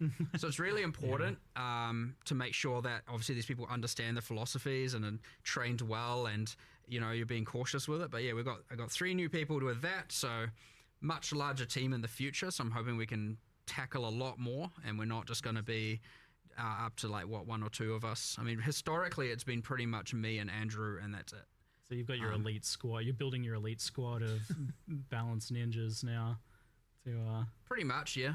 And shield. I mean, if we end up with like 5 of us, it's a very, very considering I also have to do the leagues and the end game and the monsters and the bosses and oversee all of that. It's pretty hard to also be able to find a lot of time to sit there with the spreadsheets and with the game and going, what does this build do? What can it do? So getting more people there is going to be a game changer for the future in terms of, you know, what we're able to actually balance, and we probably will be able to do a new class and keep the game up to date in a much better way and keep iterating on this, because we've got a lot more work to do. Like, I don't want people to ever think that we're just like going to stop with this stuff. I mean, PoE 1 hasn't stopped after forever, and often you want to keep metas fresh. You want to update. You want to make new. There's always you make bad things good things bad. Well, you know, bring them in. Not, you know, whatever. You want to make good things bad quite a little time. Yeah, I was like, maybe not that. But you know, it's been a pretty tight resource the whole time, and yeah, having more of that is going to honestly be a game Going changer. from So effectively I'm one very balance keen to dude see how that's going to play out, before you is know, going to especially be over the next few insane. expansions, and see where that goes and what it That's allows us such to a do. And that's so huge. have less of that picking our battles, and let's fight more battles. You know, that's fine. Which, yeah, should be cool. Cool. On the gear power level side of things, plus to all skills has been talked about a lot. And even you guys have mentioned in the past, like it exacerbated things like mana issues that people were having. It's obviously very powerful and available in very high quantities. And I think it exacerbates other issues like uniques being less viable because they don't have them, for example. And it does seem to be of a power level that's like overriding other aspects of gearing. Like it becomes kind of a make or break stat in many cases. Where are you guys at with feeling on the plus skills issue? Well, the original theory behind it was that we wanted to make sure, like for fizz weapons, you always had this like IPD, you know, increased physical damage that was always kind of effectively mandatory stat on those weapons, and you know, it was something where like you would like you know, like you sort of had this baseline of like, you know, some kind of multiplicative way to make the weapon better, and effectively plus skills on staves and wands was supposed to kind of fill that sort of same multiplicative approach where like that was a thing that you, to make the difference between a bad spellcast weapon and a good one. That was kind of the idea, to kind of try and get that to so the items mattered more for spellcast weapons. But I think maybe like there's just kind of like we probably need to have to look at it. But I'm sure Mark, you've got more theories about it. I mean, we need to change something. Right. 100%. I mean, I know this, like, you know, we obviously have the illegal mod, the old Essence of Sorcery, giving that extra +1 to focus, the +3 to focus foci, and the old homogenizing for getting the +3s on amulets. By the way, they're gone. I expected that. Yeah, they're gone. I called it. They were illegal for other reasons. Don't know how people are going to feel about that. I'm not sure if I should look at the chat over there and see if it's a W or an L, but whatever, they're gone. It was adding an insane amount of complexity to crafting. But anyway, I particularly was... I particularly was like... I actually don't like crafting mechanics that cause you to have to think about mods in the exact way that they needed you to think about them. So, you know, how do you mean? Well, it's a bit tricky. I mean, it's like a whole other conversation probably. But yeah, like they I don't think that that they were quite right for PoE 2.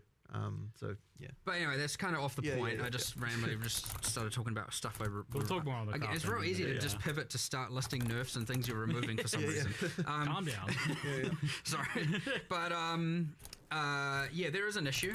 I understand it. I understand the whole. I have this perfect wand, but I've got triple T1 prefixes, but I don't have the gem level, so throw it on the floor, right? I mean, that's kind of generally it. It's like if it's missing that mod, it's trash, right? That's the bad feel. It's like I did everything right except for that, and it's terrible. And yeah, we were trying to create a thing where it was like similar to, well, like how do you itemize as a attacker? Right. And it was like, how can we have it be not just identical on a caster, but kind of have the same level of complexity of how to get and in that particular power. that still have the same level of an item actually matters, right? Because traditionally in PoE 1 you had this thing where if you didn't want to have to worry about itemization very much, then Play like Spellcaster. Spellcaster was the thing you could do. That was the And thing. we kind of did want to still try to like have it so that items do matter on Spellcasters as well. So why then does it seem like for a lot of people it doesn't work? Like, because IPD doesn't seem to attract ire. Yeah, I don't fully but understand that. I think Gems the mana does. cost thing might be part of it for sure, the increase in the mana cost. But I mean, I suspect at the end of the day, it's because there are multiple ways to create an attack weapon that are good. right. Even it's more than one way. A because you can- fizz weapon is not the Yeah. only way. Right. Whereas a caster weapon doesn't really have that. Right, Like, That might be it. and That that's might be it. part of It's yeah. just it's if you don't have that mod, bad. If you do have that mod, it's fine. And that's it. It doesn't matter what the rest is necessarily doing. There's not really much other choice. Right. And so that honestly can be enough. Where it's like you instead of reducing the plus gems, you could create many different options, and maybe it's still fine. Like plus gems is one way, or there's this way, or there's this way, and that way it's like, yeah, sure, there's more opportunities. But yeah, right now it's just either good or bad, very binary. And It is quite hard to think of multiplicative ways to improve spell damage, though. Like that was a real challenge when we were even looking into that. If I recall. It's weird to me that like added damage on a caster gear isn't doing that more. Like maybe it's because like so much of that's already available in the game through other means or something. I don't know. Like because that is effectively added flat damage in the same way that Yes. plus gems is. added flat damage on caster gear doesn't exist. Extra damages, I should With say. extra damages there. Yeah. Added damage we removed because you just ended up doing a damage effectiveness on then every single skill to the point where it ended up being. I wasn't in love with damage effectiveness having to exist because I find it to be a bit confusing for people. Like I don't love that, and so I was kind of really hoping to avoid it. I did have this sort of feeling though back when we did that, of this inevitable like we're probably going to have to add it back again one day, and I'm not going to like that because like it is a very useful tool, but yeah, I think it's just I think it kind of sucks as a thing personally. I'm just not a fan of the it. damage is extra. That's another take on that I whole mean, that's well. idea. We've done. I was just thinking of another change we've done here. So obviously, I'm pivoting a little bit, but it's still talking about caster weapons. So we'll say it's related. But in 040, we are doing a change where, even though we're not changing the plus spell so much, we are making it so that you can't essence +3 spells on the foci, which I said before. Just to be clear, that is a change. But the other thing we're doing is we're taking it's the runic and glyphic equivalent of spell damage on foci and for all the different damage types, and just saying they can't generate on foci now. And I think we're in the end game, we're then increasing the base energy shields a little bit. It doesn't. I know people, oh my god, you're making energy shield better. Don't worry, it makes like no real difference overall with the other changes in mind. But the idea is being that a wand and a foci should be slightly more defensively enhanced, not offensive compared to a staff. And so one thing we've done is we said all staff prefixes. So that's the damage is fire, the element damages the types. It's the just increased specific damage, increased spell damage. What is it? Mana. I don't remember what else. The prefixes. Those are all now double wands as opposed to, I think it was 50 to 55% higher than wands, give or take. So if you want... Like it just adds more reason to want to use a staff. So the staff prefixes are double wands, whereas a wand plus foci is not giving you. Well, it was pretty much giving you more damage. I actually think it was than a staff would have been able to. Definitely not. So right. at least now staffs are going to be better, but that isn't anything to do with the gem level problem. It's still obviously its own problem, but. It's again just talking about a little bit of the like overall improvements to just like finding different types of gear where it's like, well, why do I want the staff when I can have a wand and a I mean, you focus actually every made a time? ton of changes to just weapons, like generally, right? Like in terms of the progressions and stuff, especially through the campaign. Yes. Yeah, So yeah. when we were adding the talismans for the druid, we were like, what do we want all the in-game base types to be? What do we want the damage in the campaign? And what we then started looking into was a lot of the other weapons going, well, what were they doing? And then I was looking at things going, well, this doesn't seem right here, and this doesn't seem right there. And you get these weird things which people probably don't honestly appreciate, maybe, where it's like you're upgrading your weapon, so you're going from like random examples. I don't know. I don't actually know if this is true. I'm just going to just hypothetically. It's like you go from two-handed mace to 3 to two-handed mace 4. You know, you're going along the, I don't know what the actual names are. And then all of a sudden, like two-handed mace 5, it's got some implicit on it, and it's like, oh, that's interesting. But the damage is actually, the base DPS of that weapon is actually lower than the one before it. That was like 6 levels lower. Yeah. And you're like, cases of that. I don't know if that damage is worth the trade-off of the implicit. And so Definitely it isn't worth it. it isn't, yes. The valuation of the implicit's damage penalty was mismatched in a lot of spots. And so you get these things where every third weapon in the campaign is just like a random DPS drop. And so we're changing all of that as much as we can, at least. The thing is, you might not even necessarily recognize this as a player, because generally speaking, you just like, you see a weapon that dropped and you're like, okay, what's the DPS of this compared to another one? You're not necessarily thinking about the fact that there's a new upgraded weapon type, or that's like, or that should have been higher. So what it ends up being is there's just a hole of like 20 levels go by where it's like, I can't get a weapon upgrade, and it's frustrating. And that's what it actually feels like when you actually play it. But in reality, what it was is that the weapon type that was supposed to be an upgrade is actually a downgrade. That's something that Mark immediately saw, and he was like, okay, we need to we're do doing a something little about bit more. I don't know if we're going to get through all the weapons, but we're trying. Whereas like you get to end game and it's like, okay, what's your fast weapon? What's your crit weapon? What's your just standard good weapon? And then here's implicit A, implicit B, implicit C, you know. And then it's like, which one's your bonk weapon? Like, which one am I just going to bonk things with, the slow, heavy hitter? And trying to just do a lot more of that and make sure there's all the in-game choices for all of these weapons, bunch of different cool implicits, changing some of them around, just reevaluating the damage of them all, just the base deep. So generally speaking, pretty much all of them going up across the board in little ways. Like, they're not, nothing make or break, but like, it's enough of a thing that as you're going through the campaign, you're not just like, where the heck are my upgrades? And also at the end game, just increasing a bit of the choices of different base weapons you could use for different builds and whatnot. So yeah, it's kind of one of those things that, you know, it's easy to go a little bit underappreciated, but, you know, it matters, like in changing the staffs and all of that stuff. It does, you know, contribute to the overall picture of just things feeling good. And, you know, it's another one of these things where it's like, yeah, we just in the process of adding the druid weapons, we were like, well, let's go do the rest of this right as well while we're at it. So yeah, we've still got a bit more to do there, but I don't know if that will come in this, you know, week to come and or as opposed to afterwards or something like that. But we're just going to try and do as much as we can. So even if not all the weapon types are in the patch notes, it isn't to say we aren't going to do the rest of them before the end of next week, because it doesn't take too long to do them. But, you know, at the same time, you don't want to rush it and mess it up. So, That'd be nice. You're so nice. I think people are increasingly souring on rarity and gear, especially now that it affects currency drops, and which makes it feel very mandatory, right? Because like, what do we play for? Currency, obviously. Well, don't you worry. We've had our, you know, every 3 months discussion of talking about rarity and what we're going to do with it. Well, I think we nerfed it again, didn't we? We did a little bit. We cut off some of the top tier mods, so just the overall amount of it is lower. Oh boy. It's a stopgap. I don't quite know. We haven't come to an exact decision, but like, it is true that it feels like every change we're making at this point is getting slightly closer to just it despawning. Keep having those meetings then. I will get rid of it eventually. It's just that we need to find we need to find the mods that can replace it in the mod pools that, like, in order to make it work. And it's like, this is the annoying thing. Is it's like if we just removed it right now, there just wouldn't be enough of a mod, like the mod pools wouldn't work. There is an interesting thing we see where and I don't like, for sure it is understandable, but we see a lot of videos being made with just absolute 1000% misunderstandings of how it all works. And which probably isn't helping its cause in any way, right? Because it has all these hidden DR things and just a bunch of hidden mechanics in it. But yeah, there's certainly a mass amount of misunderstanding as to how it works, and people going, look, it does exactly this change, and it's like, it's not even doing 1/10 of what you're saying it's doing.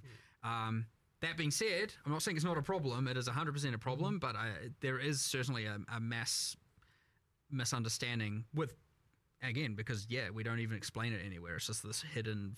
There's some formula somewhere, Some that formula. no one has access to, except for us. And you've always been a bit secretive on drop-related stuff in particular, and like, you guys kind of happy to keep it that way for that one, or is it something you're like misinformation? We wanted to make it clear. We wanted. Okay. We were like, why don't we just get rid of the DR and find a way to make it work and actually display the actual value? But that is at conflict of removing it. So, there's a little bit of like, we just got to pick our direction here. And it's inherently unclear even to us in some sense. Like, we can't say like the number of the like. Well, okay, but that sounds a bit weird. But what I mean by that is like, it's not like that when you get that it just increases currency. Like, it's through like 10 layers of like different ways things work that kind of result in an overall amount, like overall in currency increasing. You mean like the content people are playing and stuff? Or? Well, not just that, but even in terms of just the way the system works, right? Like, it's a very indirect method by which currency is increased. It isn't just that we just drop. It's not just like there's some code somewhere where it's like increase currency by this amount.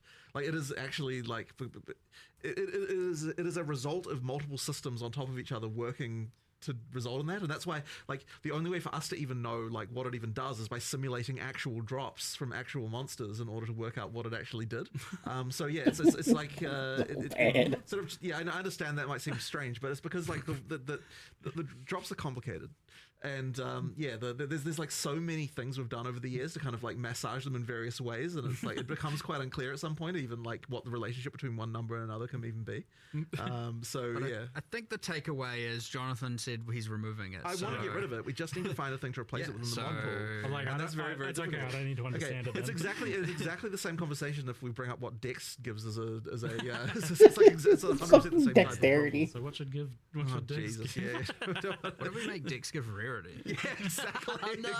Exactly. Dex scales currency drops. Yeah, exactly. But through several layers of abstraction. And gold find if you're a wyvern. Only if you're a wyvern. Yeah, just for dragons. Makes sense. Cool. Oh, no. Okay. On the topic of balance for damage types and damage scaling, lightning damage seems like a clear-cut winner at the moment overall. In terms of doing more raw damage, having access to shock, and even having its own kind of version of stun through electrocute, and I guess separate problems with, like, for example, fire and ignite. Where are you guys at with like the balance between the elements and lightning damage? I'm not going to overall? say that they're now equal, but like a few things. So I mean, I know there was like a 15% more max damage notable. That's now 10. We've done, I think, all of the skills that had multiplicative shock effect are now increased, so they stack additively with the tree. So it's honestly just like a whole bunch of different little things. Lightning rods are nerfed at endgame, just while we're here. Don't worry, lots of things are buffed that aren't aren't lightning builds necessarily. Yeah. Nice. But no, some are as well. But yeah, it's. I don't want to just make it about let's gut lightning. I want to make it be like, well, let's make these other things feel cooler and more special. So it would be very easy to just go and gut lightning across the board. But that just seems like an overall net loss of fun. I'd much rather, find ways to incentivize the others as opposed to just take away the thing that currently is, kind of enjoyable. So again, it's more important to not just nerf. Oh, now they're equal. I won't say we're there yet, but the problem is obvious, so at least it's not. And you don't really want things to be like the same power level ultimately. Like, it seems like, one of them should be more damage, and one of them has like more utility, like cold with freeze and chill. Well, for sure. Like cold was but ultimately people aren't going to accept if one element has more clear speed than another. So like, while it may not be damage directly, it is in some indirect way it needs to translate to damage on some level. I mean, because, you need to it needs to, or rather, it needs to indirectly translate into clear speed in some manner, right? So that's unless you're making the monsters 40% stronger. Well, and but that's what I mean, right? Because and then you're freezing them. Yeah. I mean, because we're doing that, it means that it ultimately means that the higher damage, smaller AOE, like not having to actually rely on arcing all the time to be able to get the massive AOE can kind of like make a difference. So even just that change alone can shift the meta like a little bit. Yeah. Okay. So it sounds like fair amount of changes to like the passive tree scaling for lightning and stuff like that. Yeah, shock. I mean, shock is pretty hectic. You have this thing where it's like, okay, well, let's say even cold. Obviously, you can freeze more often but then often the boss is sitting or the monsters are sitting in there, then, poise timer before they can be CC'd again. You don't have any real control over that. And chill has a maximum magnitude of 50, so you can't really scale. So like already alone, you can 5x the power of a shock, because I think the cap is 100, and in some cases, Stormweaver even go further than that. Whereas you can't exactly be doubling the power of a chill necessarily, and so on. So there's like, even just that as a random thing, like Ignite doesn't have enough love right now for sure. Yep. So even if it was meant to be those 3 ailments are a point of comparison, I mean, Shock is kind of a little bit crazy right now compared to what the others are capable of doing. Not to say Chill isn't strong, not to say Freeze isn't also obviously powerful. They will have their time, and they may have already had their I mean, we had freaking cast on Comet on crit for a while there and all of that as well. So, it will always change, but yeah, I mean, just bringing some of the Shock back and some of the other outliers here and there was a first step in the direction, but it's very important not to just do I hate lightning, goodbye lightning, it's like, be easy to do. It's the wrong thing to do for sure. So. Yeah, people also like playing lightning. I think it's just, exactly. I think it's just the feeling when they're like playing their cold builds and like, it's better to convert to lightning. That's why I think that's when it becomes more problematic. You kind of mentioned, you touched on the fact that you feel like Ignite needs some love. I feel like with damaging ailments, there's a fundamental thing maybe that's causing problems where it's scaling with like hit damage and crit so directly, I guess, in this case, differently to how it's been done in the past, where it leads to maybe, in addition to it being a bit weaker, feeling like just kind of an add-on, like Ignite's not really a thing. I don't really have a pure Ignite build. Ignite's just like a bonus added kind of damage on top. Yeah, it's a bit flat, honestly. I agree. We've had heaps of discussions here about all kinds of different options. We had some boil down to whether or not we're going to do keystones.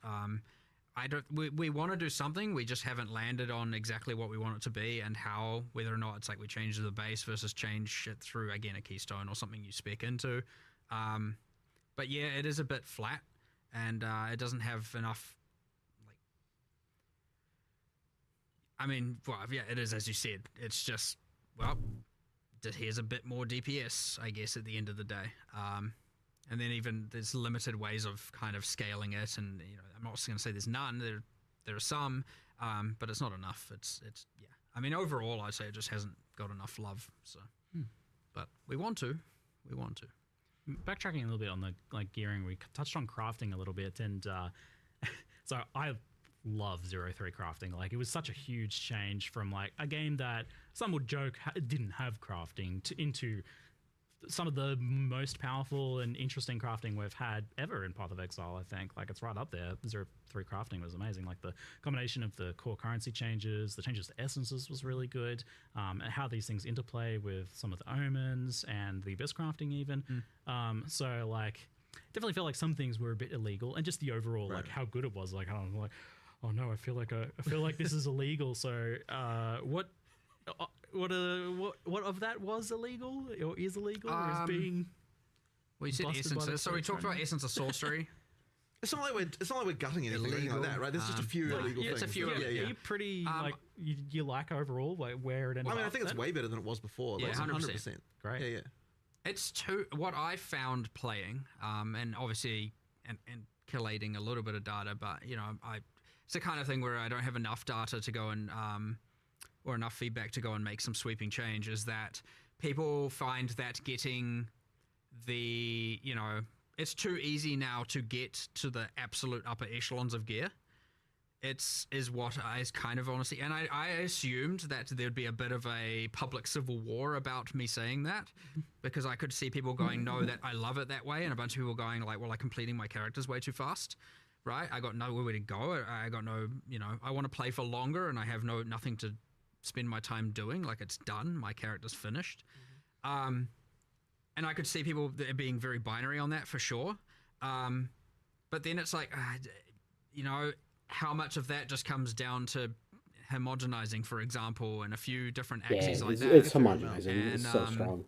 But yeah, I know there's other problems. Like for example, because of the high tier currency, there's a little bit of like you don't even need to pick up tier 5 rares anymore, because what you actually want is a base type to craft from. And so in some ways it's wrong in that regard, for sure. Like if people feel that way, that's probably not good. Yeah, and then there was some other things with the essences that went wrong. Like for example, the essence of haste, being able to craft melee tiers of attack speed onto bows. It's not alright, right? That's better than what a bow can even yield. So like now a dropped bow can never be the best thing in the game because there's an essence that can grant high value.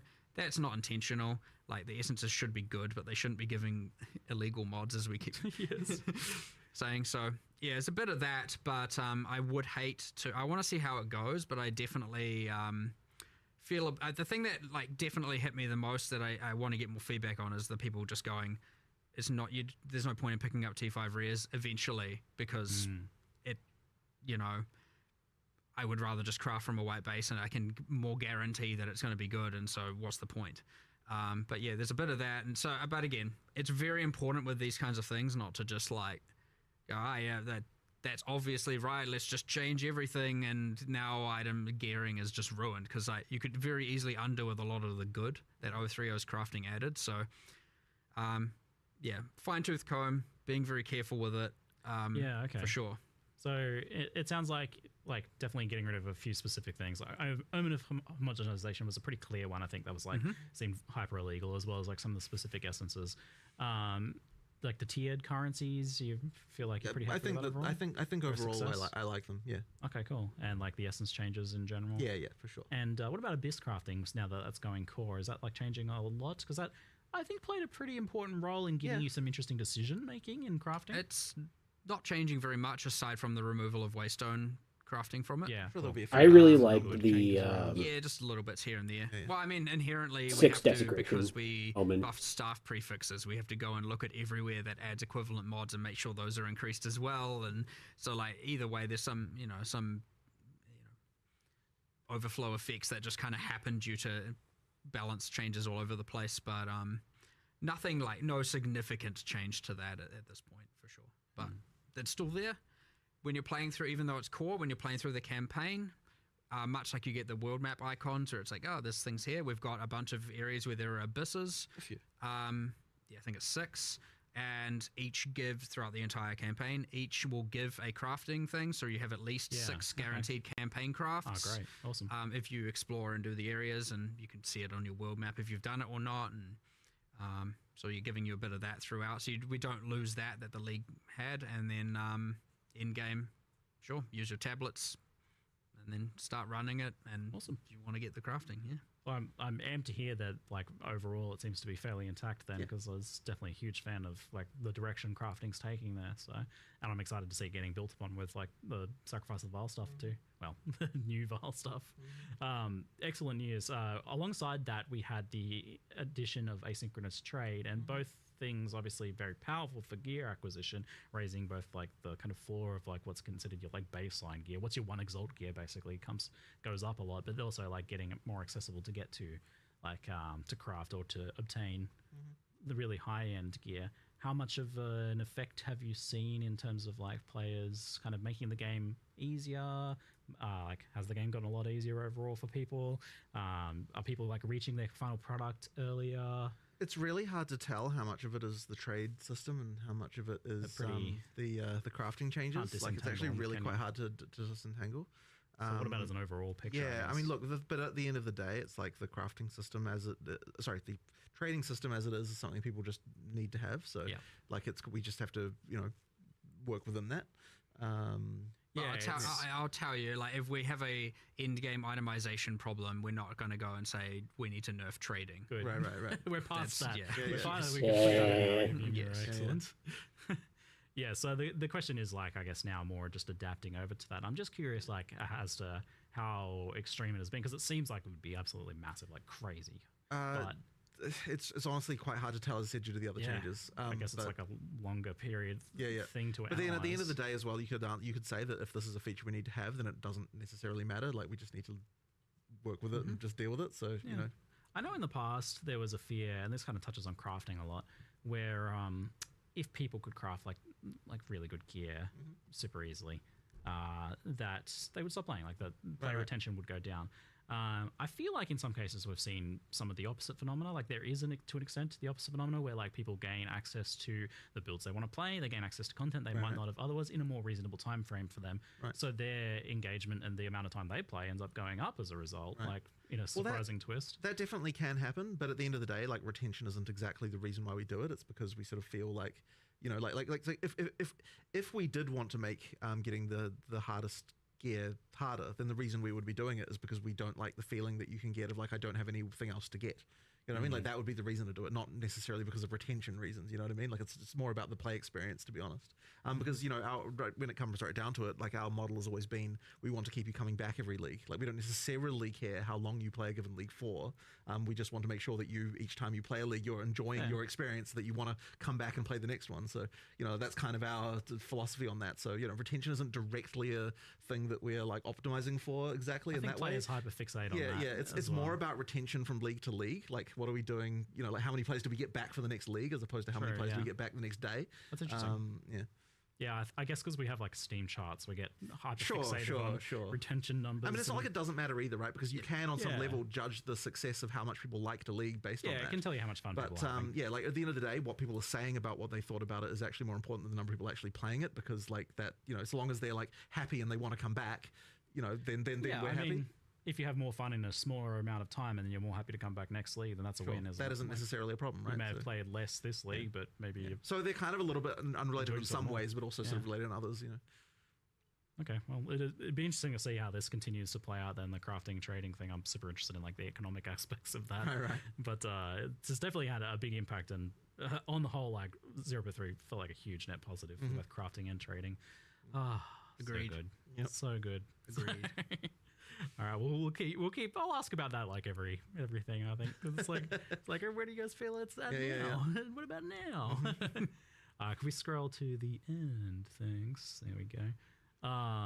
So we had just a couple of random questions. I do see one in chat, but it's not really a question. People just typing move speed, but I don't really actually know what the context for that is. You guys know? It's the speed at which you move. Very insightful. Thank you. Maybe you guys can type an actual question in chat. I'm just saying instead of just chanting, but well, I mean, adjacent to that, one change we have made, which is kind of interesting, and I think it's a kind of I don't know if the general desire is more or less of it. I suspect you'll find a bit of both. But irrelevant of that, like a change we made is there's lots of end-game runes where you can now only use one of them. And it's quite interesting because obviously before it was like get the double socketable effect on boots, put all the removal speed runes in, and it's well, great, now you got. And, you know, it's kind of interesting, but it also meant that generally what was happening is every single slot was just stacked with the same rune type. So now you're getting this like kind of nice mixture of different runes being used and different things, and it's kind of enhancing that. But yes, it overall makes the amount of movement speed you're getting from boots lower at the end game. But those were like very, very, very expensive. So which is kind of cool. What else is not much else has really changed kind there. of like a rehashing of the old discussions of like the mandatory move speed on boots versus like implicits and things like that. I've always been a big fan of like a little bit of implicit movement speed on boots as you go up or something like that. But I know you guys are happy with like having move speed be an important stat on boots. Like, I guess, and maybe some people just want more move speed, but I mean, some people always will. That's a thing, yeah. There's probably some people that want to move faster. It's just less. I think there's some people who might want to have a less mandatoriness to have to move so fast as well to some degree, but I've been more on that side of things, like maybe make some of the maps a little smaller so move speed's less important, I feel. We don't like mandatory mod items on it was that topic. Okay, cool. Okay. Thanks team. Just confirming that. I feel like that's been discussed fairly well at this point. We're at the same stance on that, really. Which it's interesting because technically, if we end up acknowledging that is wrong in the context of staffs and wands, then we might have to reevaluate why it's right in the context of movement speed. You know, it's an interesting thing where one discussion might yield the other, because it's kind of a similar problem in both contexts, and we might end up who knows what side of the fence we're going to land on, you know what I mean? So I've seen Acolyte of Chayula get mentioned a lot. I have not played that class, so I can't speak to it too closely, but is that one that is getting We've done some number love, buffs I at the think. very least, yes. Yeah, okay. I think almost every ascendancy class has some level. Like honestly, some of it is like one node changed. Some of it, like for example, Pathfinder's got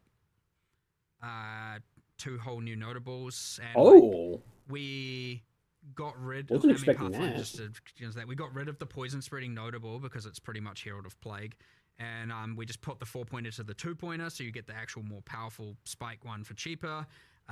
We got rid of that like multi-choice ailment mitigation, and we were like, wow, it's the Pathfinder, so let's do some cool passive tree stuff. So pulling some inspiration from the PoE1 Scion, the Pathfinder Oh, can now shit. also allocate passives from either the Witch or the Warrior start points, you know, for just like, you know, doing some crazy builds. What the and, fuck?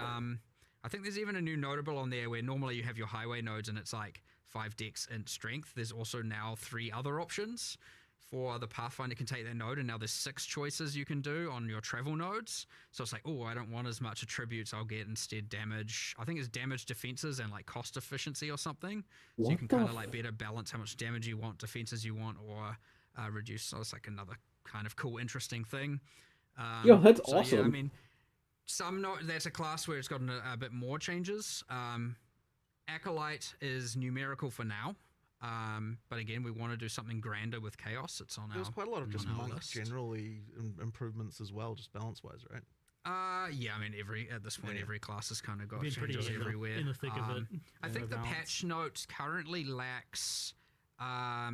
We have a thing where we're doing a bunch of changes to specific monsters for being spected. Okay. Like when we actually looked at it, we're like, look, if we just increase Spectre overall, it's going to increase the specific specters. Like we want to increase the amount of the pool of viable monsters for different Nice, cases. yeah. So here's the thing. Now it takes it from a skills balance team into the kind of monster balance team situation, and like so it's a different resource. So we're going to start doing that process where we try and do like 5 to 10 from here and here and here and here per patch, and kind of just start trying to get them to be more viable. Specifically as specters, and honestly you'll find most of the time it's just changing the cooldowns and changing the AI to be like not, because normally they're just like, I have to care about a player and maybe some minions are there, but honestly sometimes they just don't even care about the minions. They're just like, nah, there's a player, right? They assume there's a player because generally speaking there is. And so now when they make a specter version, well, there's no player for them to target. There's only monsters, and so they might be just making some silly decisions about how they're targeting and when they're using their skills and stuff like that. So want to do a bunch of that, but those won't be in the patch notes because the intention's that we're still doing them. I don't want to release a half-baked set of patch notes for that. Mm-hmm. The other thing is I think we're still doing, I've held back from the patch notes, I've held back a bunch of the minion occult, specifically a bunch of changes around command skills and stuff like that, just because I want to just do a little bit more iteration before we release that. Couple of Ice Ranger changes. I think that's like a massive improvement to the Ice Ranger kind of play. I mean, using the existing skills, a lot of numerics, a lot of changes to ice fragments, stuff like that. That'll be nice. What else is not in there? There's a few other bits and pieces not in the patch notes, and that's because all of our stuff is, and that's just not to say there's nothing changed. I've just taken them out for now because I want to make sure they're right. Otherwise, we have to give some false information and then change it, and it's not great. You've been updating the patch notes over the course of a week now, so people should still probably expect that. Yeah, for sure. Initial patch notes coming. I in know 10 they minutes. were like, I mean, I think we ended up changing something like 80 different unique items or something like that. Sick. Again, mostly focusing on endgame ones, bosses ones, mythic ones, working our way down the rarity. So like more of the ones that are meant to be higher value and meant to be higher Makes effort. sense. We've demoted some to be more common. We've promoted some to be rarer, stuff like that, and done a whole pass. But even then, like I know last night we were like, oh, there's like kind of 5 or 6 here that we're like maybe on the fence about. Let's, to be safe, pull them out, discuss them, reevaluate them, and then pull them back in the patch notes afterwards. Just to be safe, because again, I don't want to mislead people. I saw a question about that from our resident summoner expert in chat. But the monster changes, like for making specific changes to monsters for specters, does that end up in patch notes? That seems like pretty hard to track. It will this time. Nice. Well, I don't think we've done much in the way of actual specific monster changes this time around, but this, what I was talking about doing, will, yes. Okay. It just what I'm saying is it won't be in the initial set of patch notes because we haven't finished them yet. So, but they will be like I think the patch note says will be in a post later this week, or later, in the week coming. So A funny one in chat I see is like, when can we get more melee variety? I'm like, you guys literally just added like a new melee weapon. Like, I don't know if you guys know, but the talisman's a melee weapon. no, melee is never right in any game ever. No, I mean, because it's kind of true, right? Yeah. It's quite. There's a funny phenomenon right now where it's like, whenever we talk about melee, people say that like there's literally only maces in the game. And it's like quarterstaves are over in the corner crying. It's like no one pays any attention to it. Yeah, It's but spears. It's just like doesn't count as well. But It's like a half ranged weapon. I guess. Stormwave really melee, then you get that. There's always this funny exception with it, but like ultimately, I think what it comes down to is that the game doesn't have swords. Yes, yet. I know. Is that, and I know we need swords. Yeah, I get it. We need swords. We need swords. So swords are. funny. From talking to you, it sounds like swords. Swords are getting added to the game at some point. At some point, we will have swords. I can promise you that. Yes, it's the importance is understood. It seems it's a bit too fundamental, isn't it? Yeah, for sure. Swords are a bit cool. But yeah, I mean, we were talking about the ascendancy. So yes, a lot of numerics, some more broader changes, some getting a little bit, some getting a lot. Like just because it's getting a little bit doesn't mean we think it's in the right spot. At the end of the day, we've just started going. Like Smith and Katava got a decent amount of changes. Nice. Kind of a lot better now for sure. We like over nerfed it. But yeah, lots of like around the. I mean, honestly, like I want to say 90% of all the balance changes are probably in the direction of taking underplayed and underpowerful things and making them a bit better. Nice. That isn't to say that we've successfully made, like maybe at the end of the day, lightning archers are still somehow better than ice archers at the end game. But certainly the gap has narrowed and you'll feel less bad for playing one over the other, and less bad about decisions. And so that's ultimately the goal, and we'll get there eventually. But yeah, huge step in the right direction, I'd say. But yeah, and then things like Outer Louis, all those outliers on the top end, those are coming down a bit, for sure. Sometimes more than a bit, depending how extreme they were. Culmination's another one where like just having an uncapped combo thing when you get damage per combo. I mean, and then obviously you can just one-shot everything in the game at that point, so that's a problem as well. Some of these outliers 100% brought into place, given caps, whatever the case is, but again, more like 95% of all the changes that we're trying to make is bringing up the underplayed things to be a bit better, and just to all kinds of varying degrees. It's really hard to. It's like, do you just do everything across the board and try and look at everything and give everything a minute, or do you really hone in on one build? And right at this point, we're trying to do a very widespread. Let's look at literally every skill and go, is there a decision we can? What would we do? And it's like, it would require this huge rework. Okay, instead of waiting for that, can we just do some numbers for now? Do the rework later to really give it what it truly should be? If so, let's do that, and then bench that thing for a later time when we have more time, and then move to the next, do the same assessment, and then we just try to do that for literally everything. The Balanced Ninja Squad is currently focusing on clear speed, it sounds like. AoE. Yes, but for things that are not already, up Nice. at the top tier, generally. Great.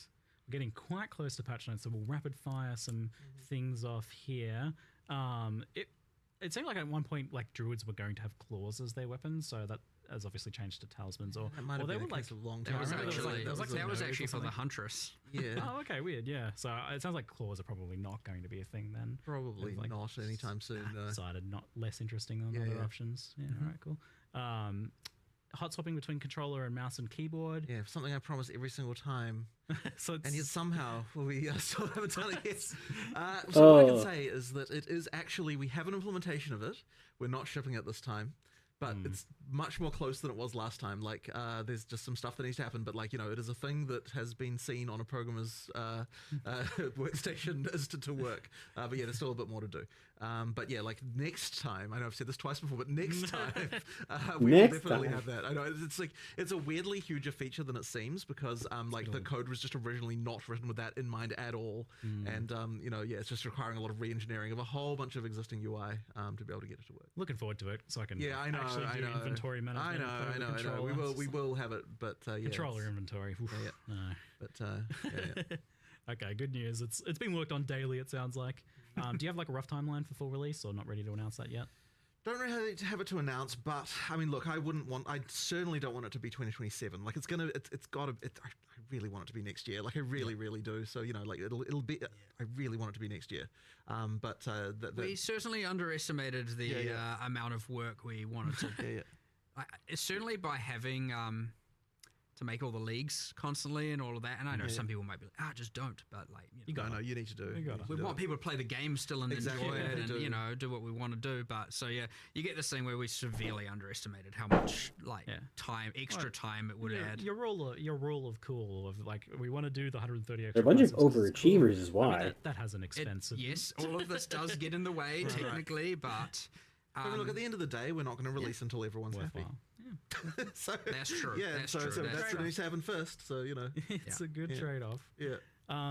With the performance improvements, which looked like really impressive, even more than the 25% you're saying. Like looking at the side-by-side footage, was like it looks even better than that. Yeah, I mean, look, we did 25. I said 25% as a commitment because like that's kind of like I want to make sure. Like, look, people are really sensitive to the stuff, so like I wanted to make sure that we're not over-promising. Under-promise. And so under-promise and over-deliver was the plan. But effectively, like I've been focusing a lot myself actually, and trying to like make sure that it's getting better.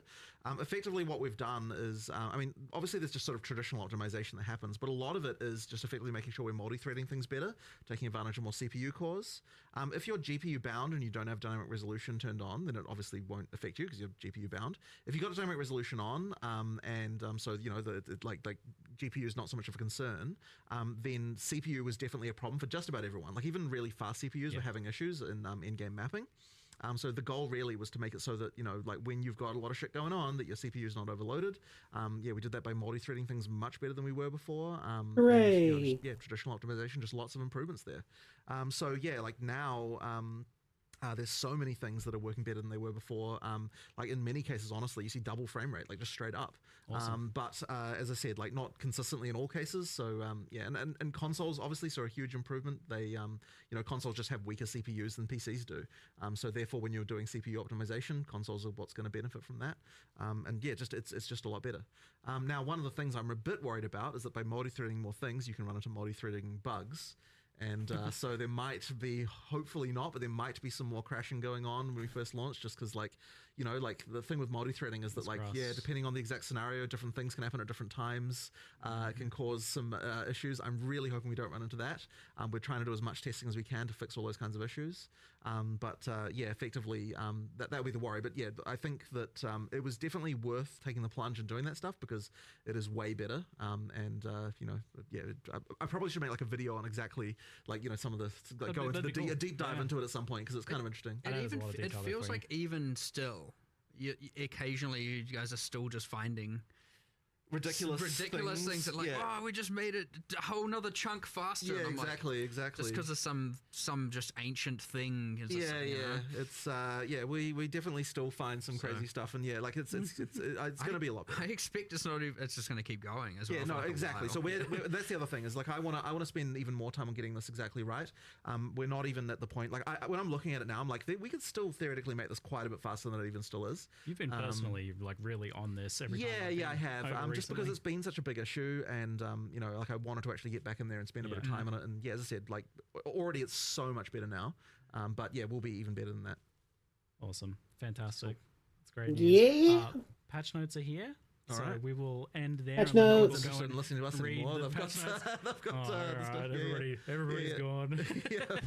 No, thank you very much, guys. It was a pleasure to talk to you once again, and I look forward to checking it out and going and playing some more. Excellent. Thank you very much. Thank you. It's good to have you here. Alrighty, thanks for the questions, everyone. Thanks, see you next everyone. time. Thanks for watching. I don't know which camera's on, so I'll just look at you. Oh, look at all the cameras. Right. Yeah. All right.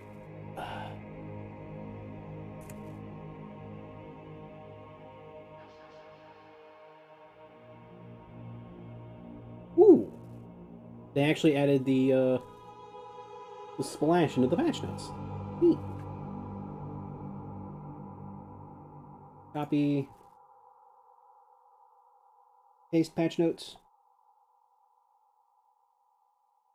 Paste patch notes. Alright, I'm gonna go to the bathroom, and then we're gonna hop in. I'm excited as fuck.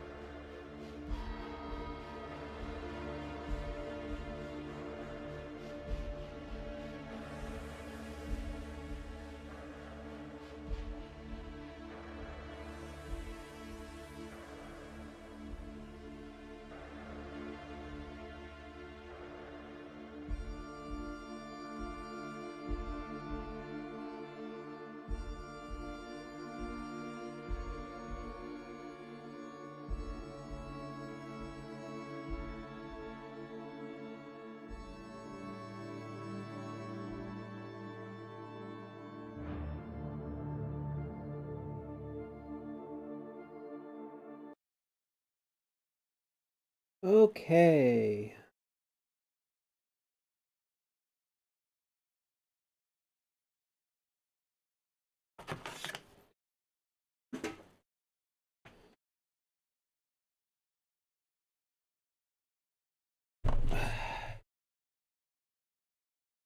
So we got build your own dungeon.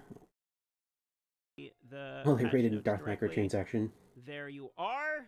You're welcome to read them with me. Please, no spoilers. I'm going. Alright. Let's get Spotify back going. Alright. The fate of the Vol League. Start fresh in a new account. Oh, glasses. Start fresh in a new economy with the fate of the Vol. All your old characters will migrate. Now that corruption has returned to the land, the long-dead Vol structures throughout Rayclust are activating and affecting nearby creatures. Sacrifice the afflicted monsters to power the devices. Travel to the Raval, the ancient temple of Edziri. Gather enough power to modify the temple, create your desired layout. Each room in the temple offers great rewards, from stashes of currency and equipment to something more interesting. Placing rooms next to other rooms that benefit them will level them up. Adding challenges, and thank you for the follow, Pixel Peach.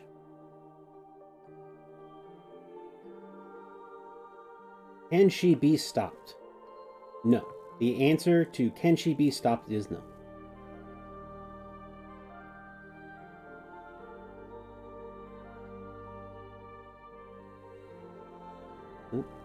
That is... Pixel Peach is a bot.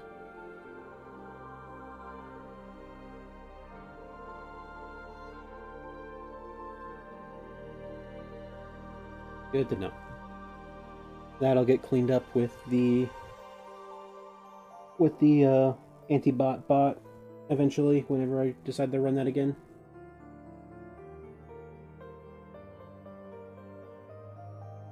But yeah, can she be stopped? And the answer is no. The lore of the Val is Queen Edziri will always commune with the beast, and Queen Edziri will always cause the downfall of the Val. That is a fixed point in time that not even the God of Chaos himself can alter.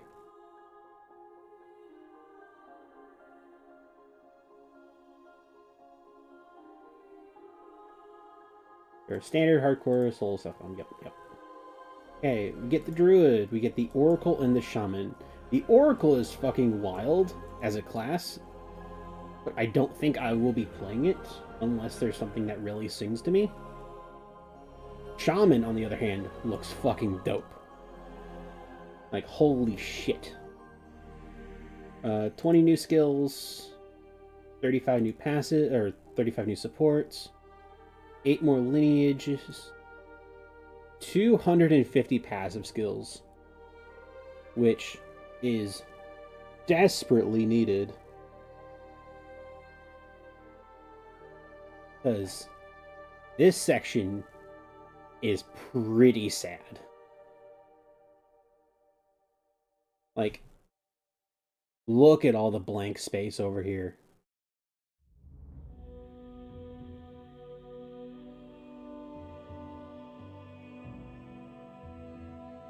Uh, 10 unique items, that's fine. Talismans, two-handed martial weapon, used for shape-shifting. Each one grants 2 animal forms. And you can toggle between the 2, as they showed us.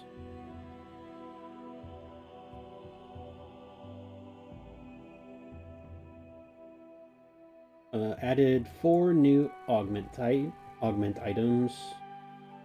Added 4 new augment items with new modifiers. That's double corruption.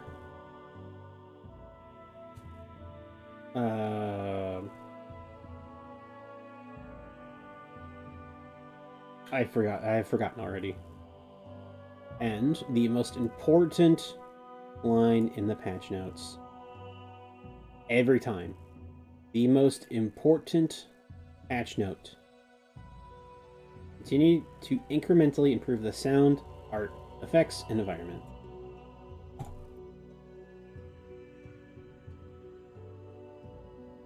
Let's see. Abyss has been added to the core game. You can find Abyss in the campaign starting in Act 2. Yeah, with the Badlands. And then Abyss tablets. Added an Atlas passive tree for Abyss. Preserved vertebrae no longer drop. Which one is preserved vertebrae? Cranium is maps, but those are gone. Because you're no longer doing that kind of currency crafting on... Where's vertebrae for maps? Cranium is jewels. Yeah, vertebrae is waystones.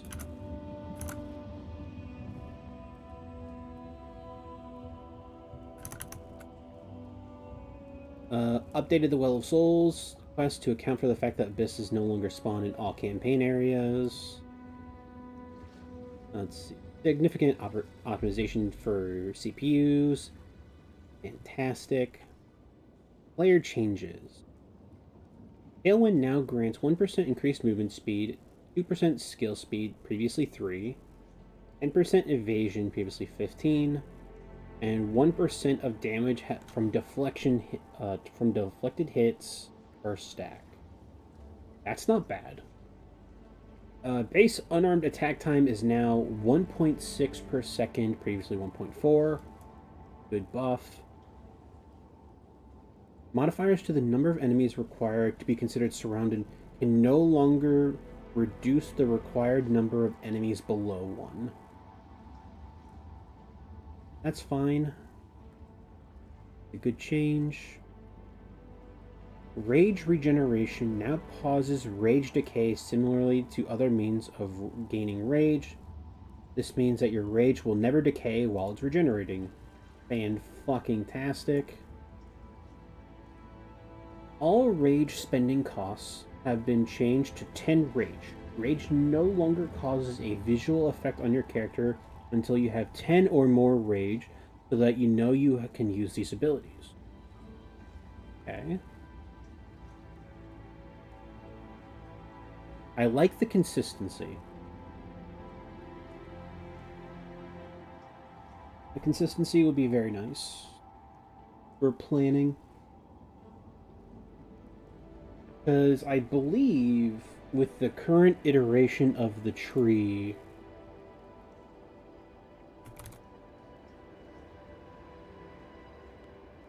you can do 1, 2, 3, 4, 5.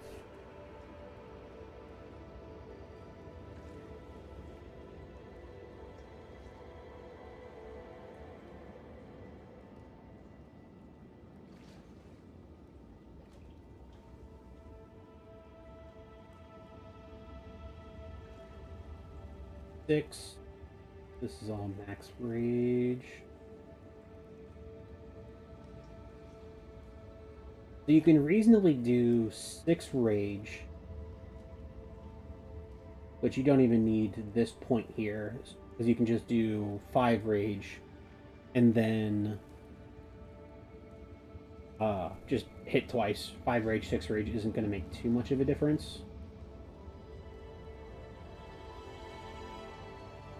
So you could do,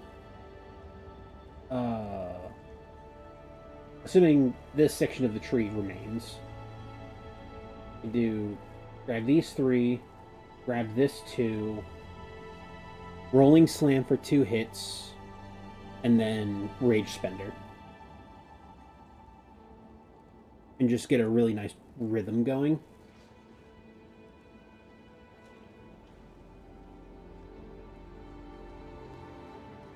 So that'll be good.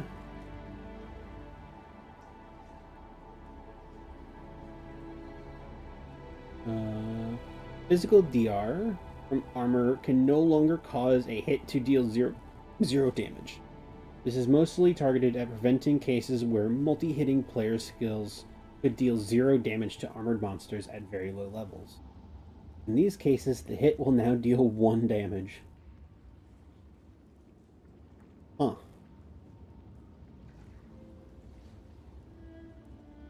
I didn't know that was an issue. Igniting aura effects, including Ignited Ground, no longer apply infinite ignites. Instead, they apply regular ignites with standard duration and will reapply them after they expire the next time the aura applies flammability to that target. The same as if ignites had been removed from the target. Interesting.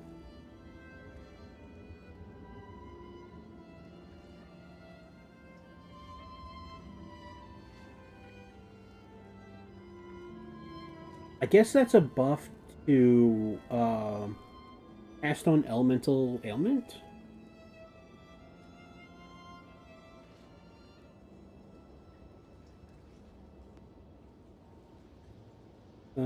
All skills granted by an ascendancy are now automatically activated when granted. Some previously required the player to manually activate them. Good. Wind Ward has been removed.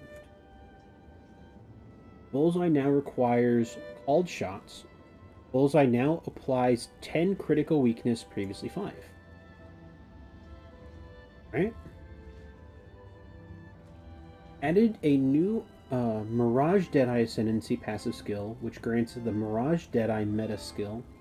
Mirage Deadeye, while active, firing a ranged attack projectile will create a Mirage that uses socketed range attacks for a short duration, then vanishes. You cannot create another Mirage for a short time after initially creating one. So this could be really good for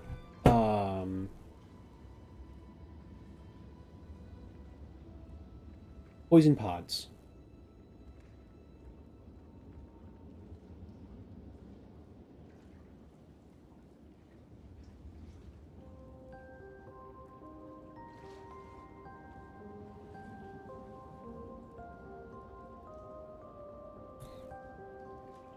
Let me go back over here.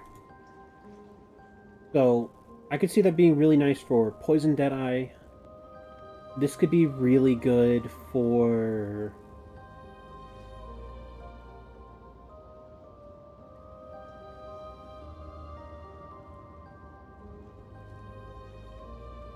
Lightning Rod, actually. So, Lightning Rod is getting nerfed. Pathfinder. Contagious Contamination has been removed. Practical Remedies has been removed. Running Assault now also grants cannot be heavy stunned while... That's big. Added a new Pathseeker multi-choice ascendancy passive skill with the following choices. Path of the Warrior can allocate each passive starting from the warrior starting point. Path of the Sorcerer. Each choice also grants 4 passive skill points. Sheesh. And then Path of the Seeker. Traveler's Wisdom now requires Path Seeker. Traveler's Wisdom now grants attribute passive skills, all offer additional options: 5 dam, 5 global, and 5 cost efficiency. That's nice. That's really nice. Amazon Elemental Surge Rework. Grant skill Elemental Surge now provides when you consume a charge trigger Elemental Surge to gain 3 lightning surges. Surging Avatar Rework now provides when you consume a charge trigger Elemental Surge to instead gain 2 cold, lightning, and fire.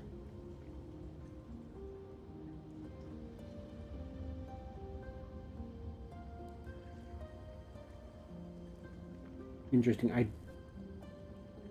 Let's see.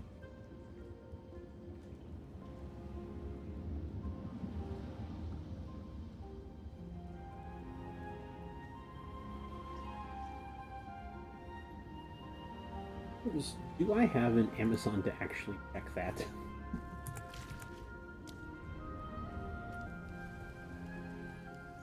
Infernalist, Deadeye, Pathfinder, Abyssal Lich, Titan.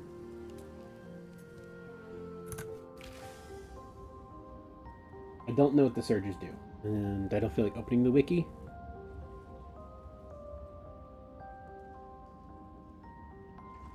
Ritual Sacrifice Stone Modifier duration is 82 to 120 seconds from gem level 1 to 20, previously 15. What the fuck?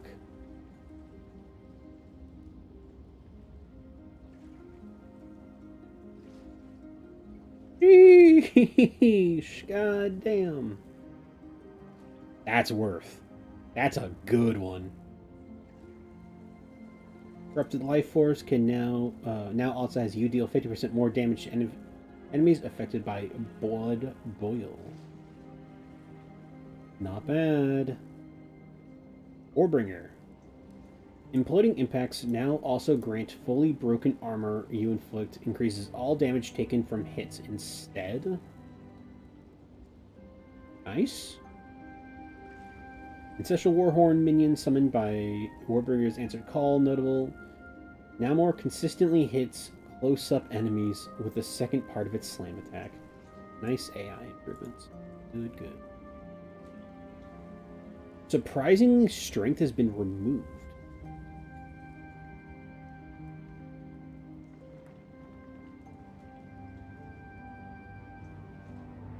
What was surprising strength?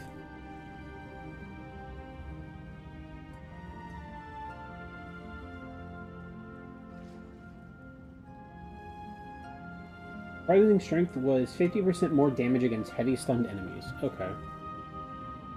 Crushing impacts now grants 25% more damage against heavy stunned enemies. So that got halved and then rolled into the previous 2-point node.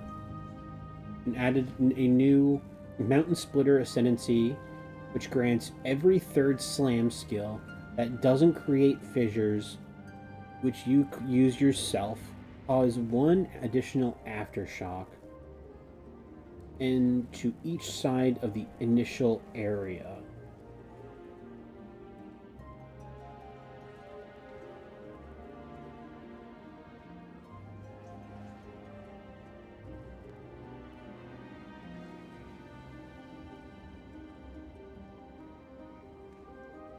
Wait.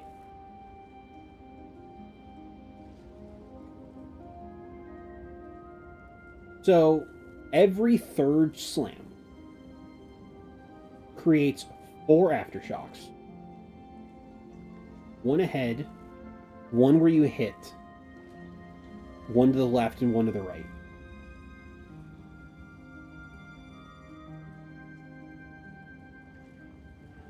Dude, that's like really fucking solid.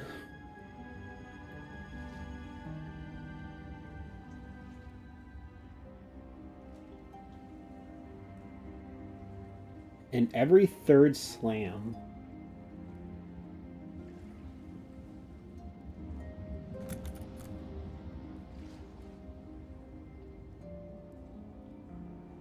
so you do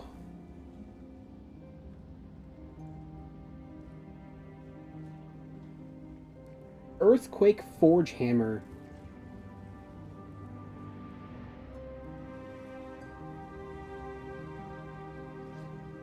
Earthquake Hammer, Forge Hammer. And then you just loop. That's like...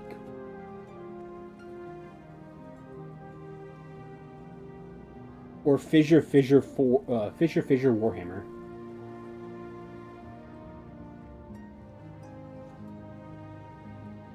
No, because that makes fissures.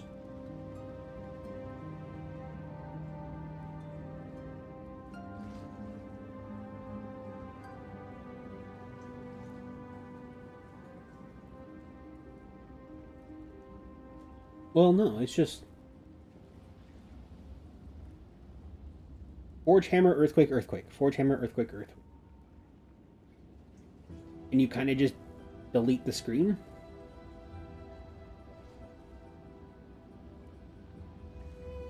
That's pretty nice.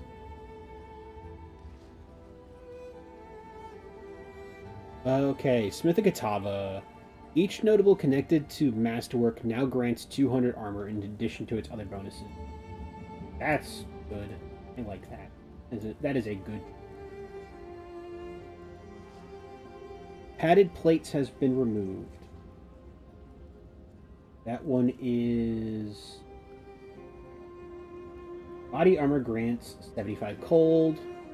Lead lining is 75 lightning.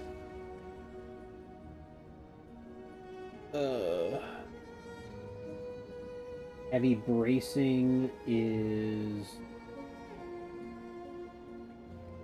stun threshold.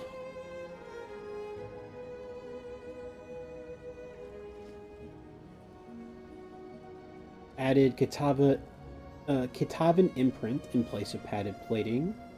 You get, instead of cold res, you get glory generation.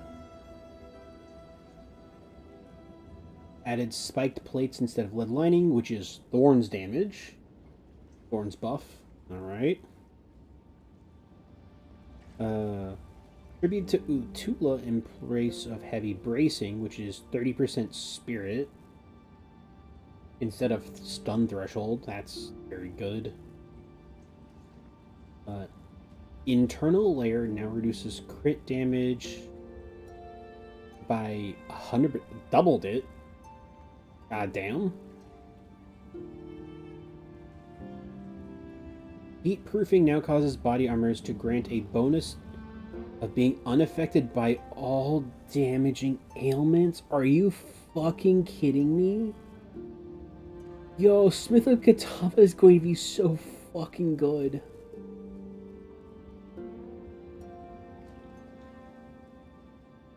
Fire spell and melee hit granted by Heat of the Forge on Smith of Katava now costs no mana when triggering. It also grants 10% increased damage per level, up to 200% increased damage at level 20. Ah, damn.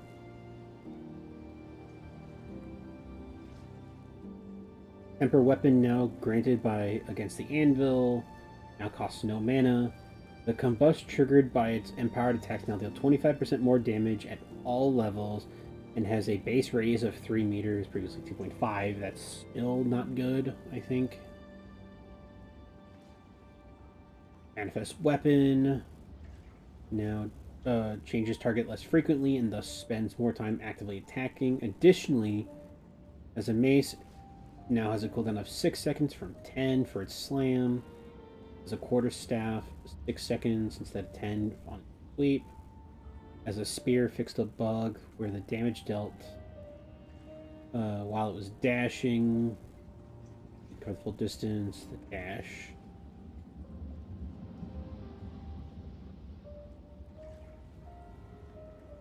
Seething body no longer grants while on high infernal flame. You and allies in the presence gain 50% damage as fire. Seething body now grants gain elemental archon when you cast a spell while on high infernal flame. Elemental archon does not expire while on high infernal flame. Lose elemental archon on reaching maximum infernal flame. We don't know what elemental archon is.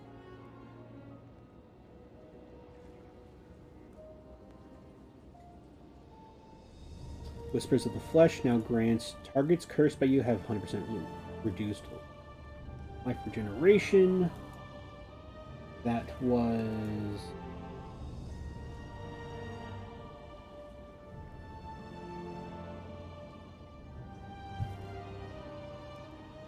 Whispers of the Flesh was formerly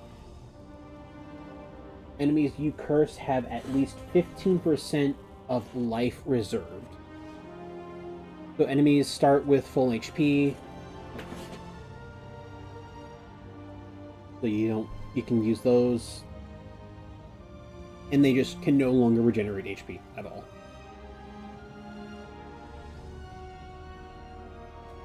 Stormweaver, Perfected Infusion now grants When collecting an elemental infusion, gain another. Previously 50%, so they just doubled it. Storm's relocation now also grants remnants. Be collected from 50% further away.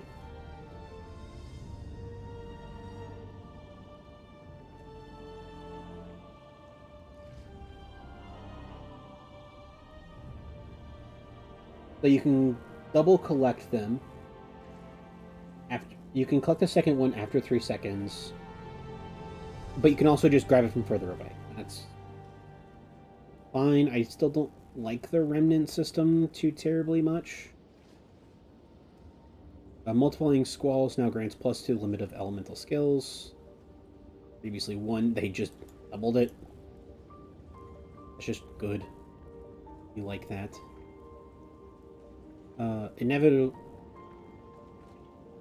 Inevitable agony granted by inevitability has been updated. Now ignores the curse limit. Great. Now causes cursed targets to take 50% of hit damage to them while cursed again when curse expires. Previously 20%, scaling to 33. I still don't like that at all. Because ideally, the target dies before the curse falls off. Only relevant to bosses.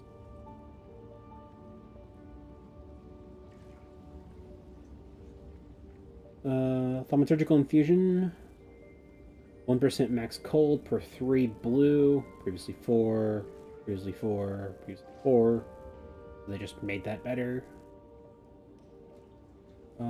Dynamism, granted by advanced thaumaturgy, notable, now generates a charge once every 5 seconds, previously once every 8 seconds.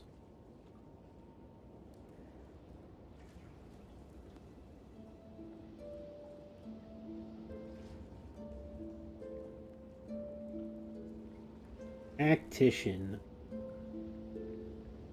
Supporting fire, granted by Unleash Hell, has been updated. Command, death from above.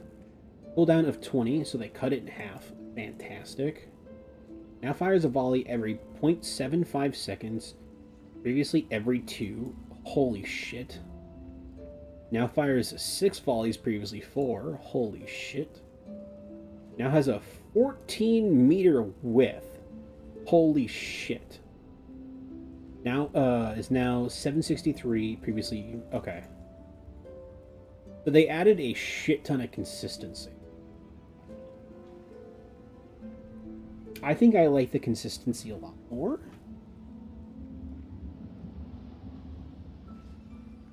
This was basically just a nuke skill, but you couldn't use it, like, hardly ever. So strategic embankments, notable has been updated.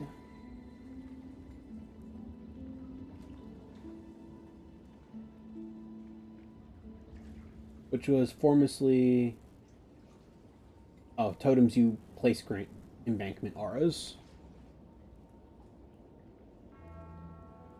Artillery ballistas no longer grant 40% increase immobilization buildup, now grants 20% skill speed. Siege ballistas no longer grant 50% increased damage against immobilized enemies, now grant 25% more damage against immobilized. Mortar cannons now grant 25% damage gained as extra fire from 15. Added spell totems to embankment auras. Spell totems grant 50% crit. That's not bad. I think, was it artillery ballistas what was used more? And now that's just 20% skill speed. That's nice. Witchbane now has enemies have maximum concentration equal to 30%. Previously 40. This is a buff. There's the line. This is a buff.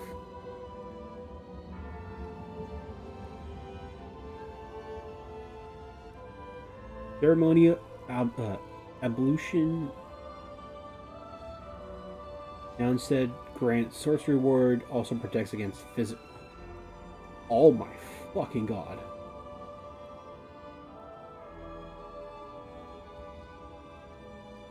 That's huge. That is humongous.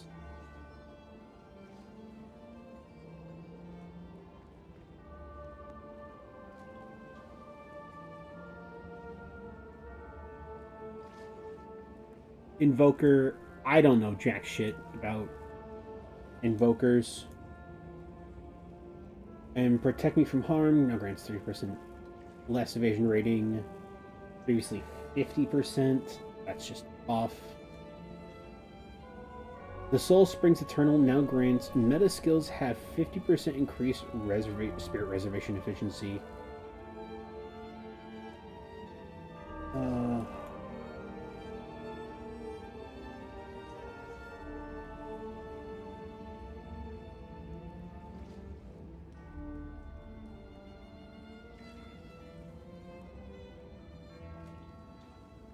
The meta skills gain 35% more energy and 50% increased spirit reservation efficiency. That's pretty big.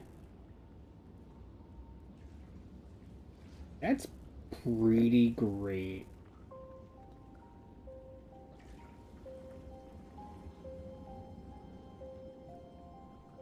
Chalupa. Chalupa has plus 10 darkness instead of plus 8. 15% leech instead of 7. 15 instead of 7. Purple is now 8 seconds instead of 5. Now created closer to the player. Choice of power, choice of life, choice of mana. 50% increased effect of remnants and 50% increased remnant pickup range.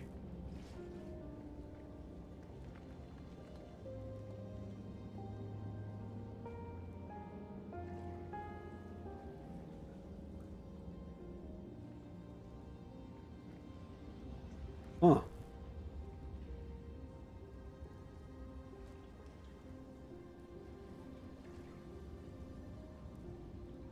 Kind of nice. Really nice. Void Illusion. Cooldown of 4 seconds, previously 6 to 4. Just consistency. Void Illusion skills. Doubled its damage. Straight up, just doubled its damage. Basically. Illusion skill granted by grasp. Now is a cooldown of 3 cooldown charges instead of 1. Eesh. Alright. Alright, game. So Chalupa got a lot of fucking love. Like, a lot.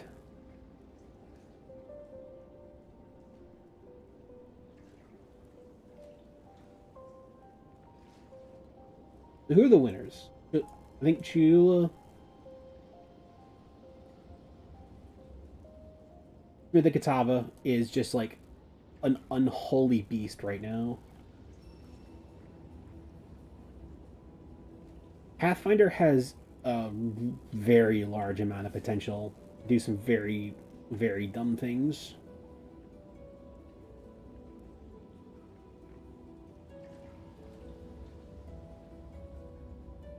I still don't like Amazon.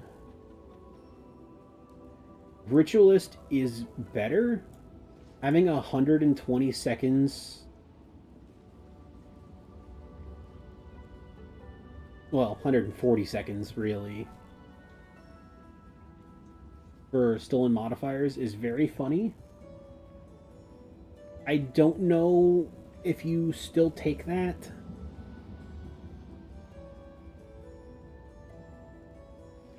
I'm sure some people will get a lot of worth out of it. I don't think it's one I would take.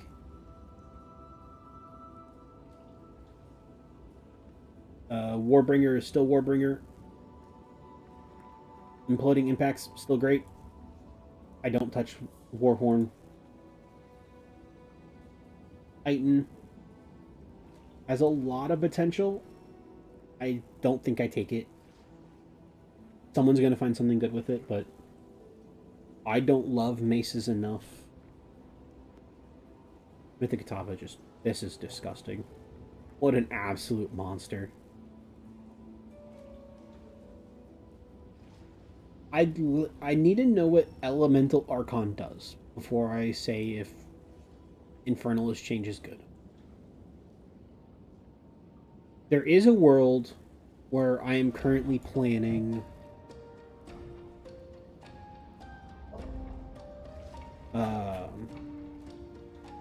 go plant talismans. No, plants are quarter staves, so it's fine. But you go Infernalist, taking Bringer of Flame for ailment consistency. Grab Grinning Immolation, so Witch, Infernalist. Grab Bringer of Flame, Grinning Immolation, Altered Flesh, and Badat's Will. And go cast on Ailments to water all of your plants.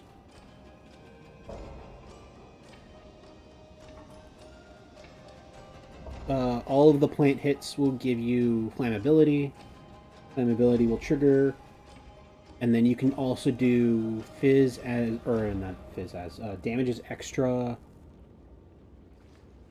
of Cold or Lightning. Get Shock and Chill. You get some crit scaling. If your base damage is Fizz, you should be able to easily out-leech or potentially even recoup. And you get 50 crit bonus. That's nice. There's also the situation where you could go, depending on how good it is,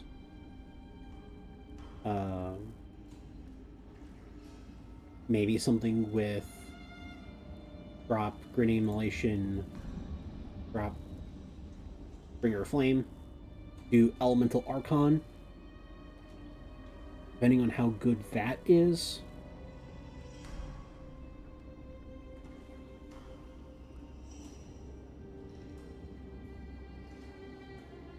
We just don't quite know, because normally with Archons, you lose the ability to deal other element type of damage. So Flame Archon says cannot deal non-fire. So depending on how things go,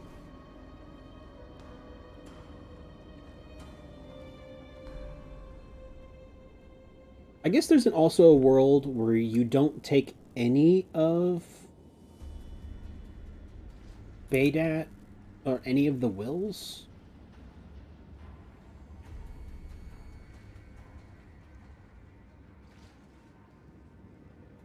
So you could go just take this for the damage mitigation. Go pack Seething Body and Grinning Immolation. There is a world for that.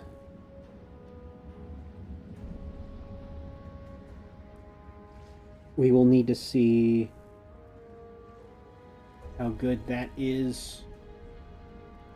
Did they touch... Did they even touch Blood Mage?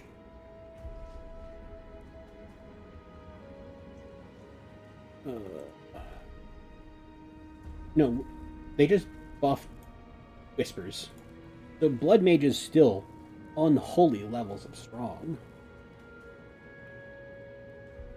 And it's a lot of fizz if you're doing plants.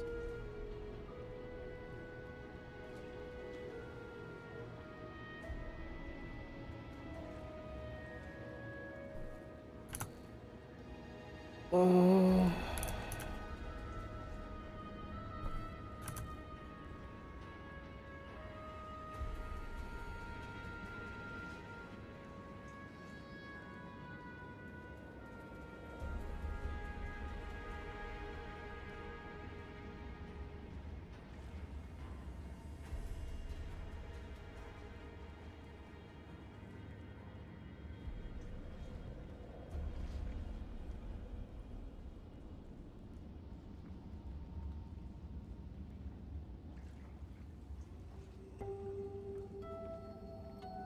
There you go. Blood Mage.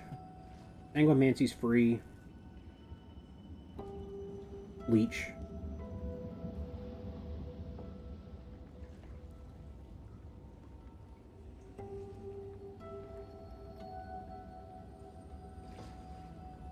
Typical setup.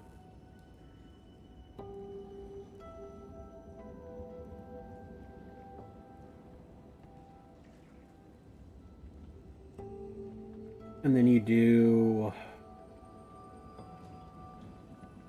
cast on crit, water your plants with cast on crit.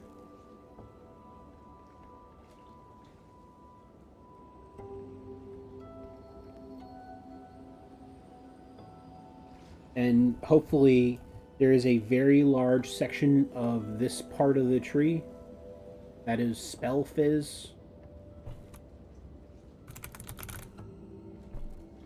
And crit. Because right now, there isn't.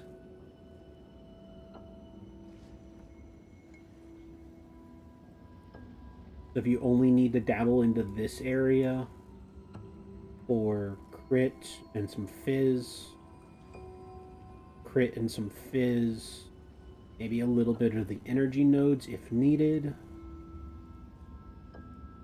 Be very strong. And it's Blood Mage, so it's just stupidly comfortable. Maybe have to sneak over to Blood Magic if necessary, but I don't think that'll be necessary.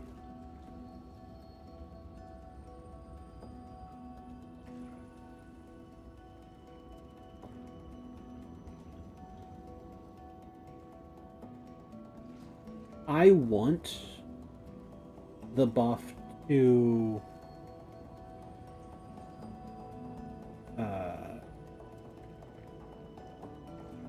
Stormweaver extra limit, get better remnant collection and more remnants.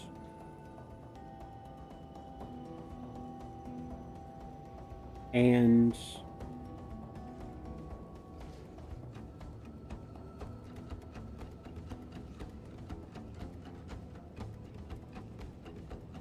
what's with all the fucking garbage?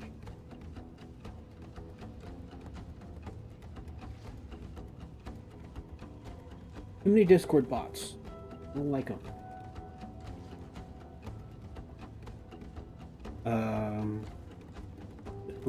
Refracted, multiplying, and recollection.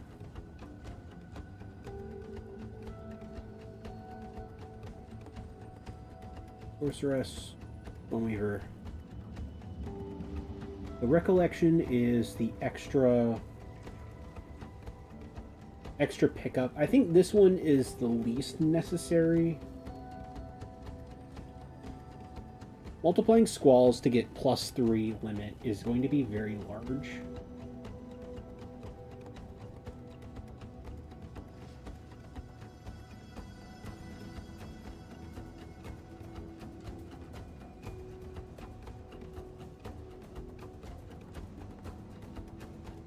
I'd like to see a nice, like, elemental storm build.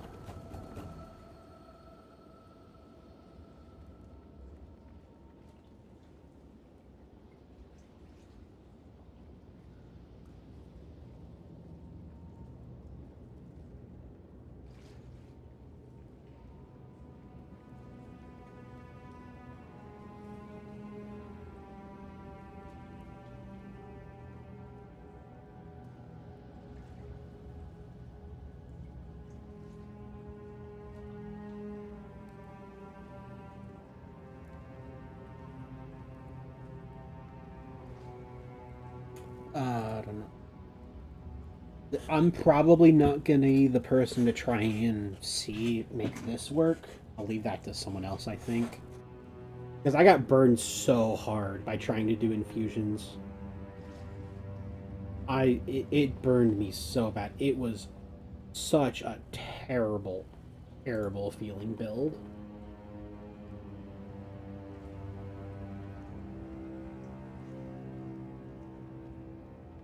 So, Blood Mage still goated. Mythic Atava goated.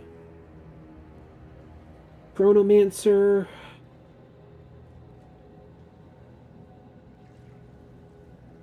Chronomancer's fine.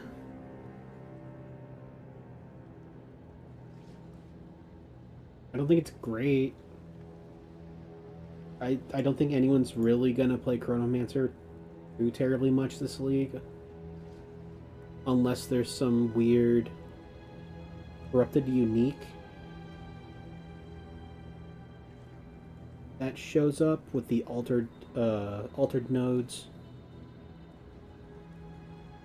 Well, with the Foulborn node, as we'll call it, I guess. Gemling, just a buff. I still don't think many people are going to play it unless you're doing something hyper-specific. Tactician, same situation. It's just stronger. I don't think it's going to see considerably more playtime than it did. Witch Hunter. That is... ceremonial ablution is such a huge defensive buff. Being able to have Sorcery Ward applied to all damage types is so unholy levels of good. Invoker, better than it was. I still don't know how good that is. I have yet to play a monk of either type. So, there's that. And I mean, God, not even halfway through the passive tree.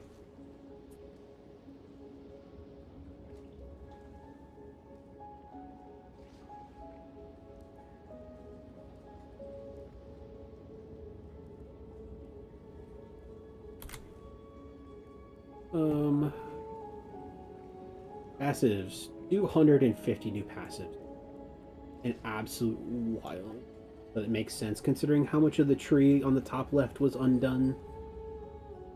Values of flammability magnitude have been increased massively. Oh. All instances of gaining Flame, Ice, and Lightning Archon have been changed to gain Elemental Archon. Oh! To better support builds using multiple elements, Archon-related passes on the tree have been adjusted accordingly and condemned. I like this. So this puts it on par with Elemental Weakness, going from the 3 curses to 1 curse. That's a very, very comfy change. Hollow Palm Technique grants 1% attack speed per 75 evasion, previously 25. Ooh. But they made base unarmed attacks faster.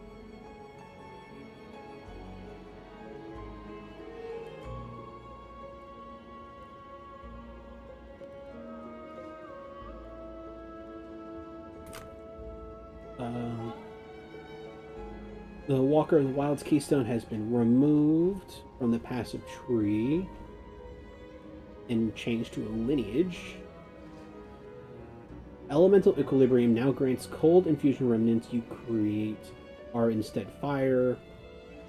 I don't know how much I like this. I don't think I like this.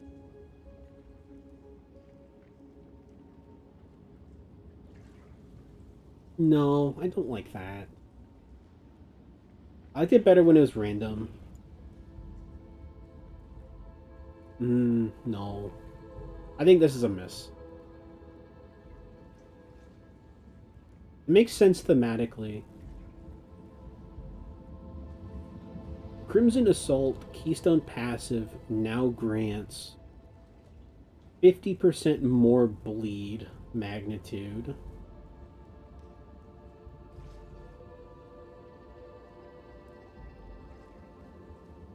Crimson Assault.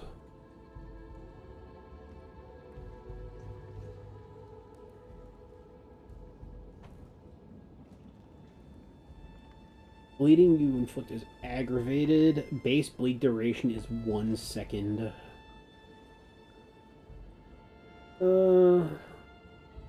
That instead also grants. Ooh, that's spicy. I like that. Passives that grant reduced movement speed penalty from using skills while moving on the passive tree had their values lowered, but there are more of them.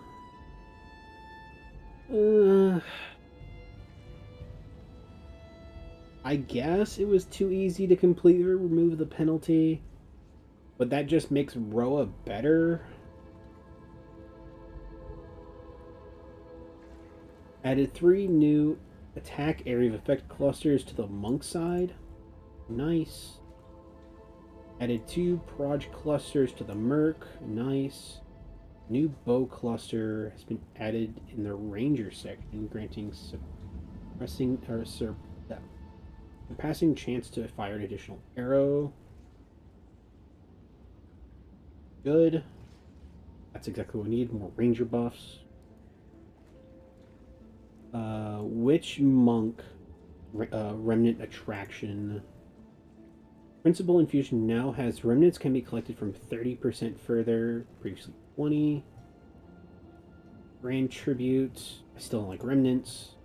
Grand tribute notable for Heart of the Well Jewel. Grants remnants collected from 80% further away if you have 100 tribute, previously 50. Ever. Small passive nodes that grant remnant pickup is now 20 instead of 15.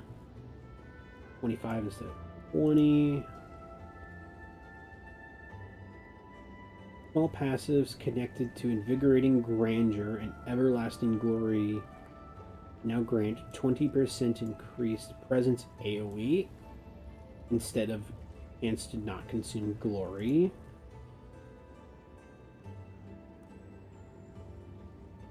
That's fine.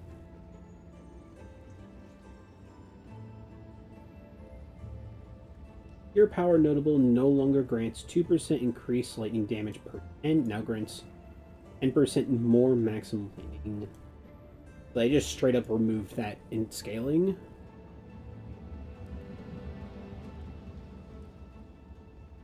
Yeah. And then Wildstorm no longer grants 15 more maximum lightning. Now grants gain 4% of damage as extra lightning, 4% damage extra cold, and plus 10 dex.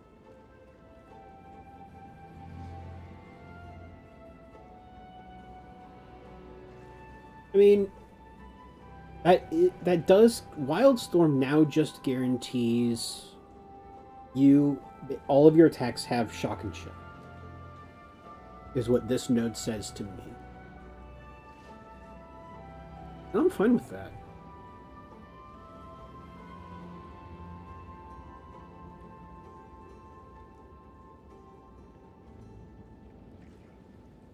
Rename Tandem Assault to Hunting Companion with no change to functionality.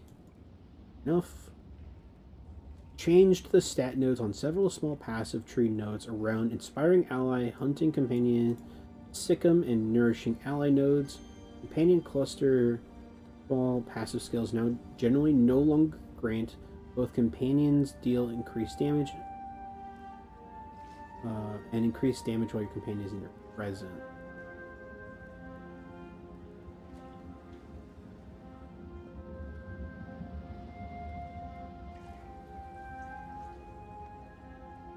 Now generally no longer grant. So they just they no longer do this and then now do something else that they haven't stated. So I have no opinion on that. Crescendo 1, 2, and 3. Now intelligence. Perpetual charge, no intelligence.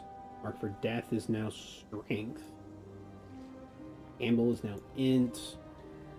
Bramble is now strength. Weird. Disabled the Font of Rage support gem.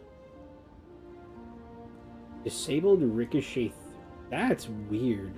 What about Font of Rage was a problem?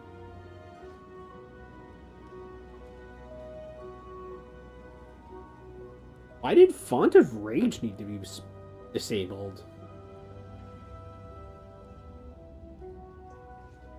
Like, I know it was just a general, like, nice rage regeneration, but...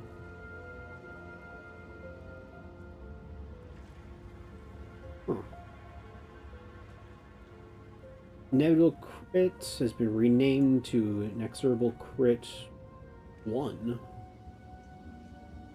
World Drop lineage supports are now less common overall. Specific lineage supports have been adjusted relative to others.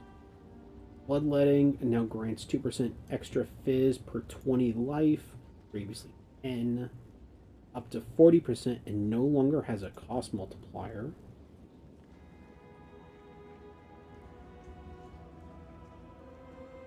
Yeah, that's fine.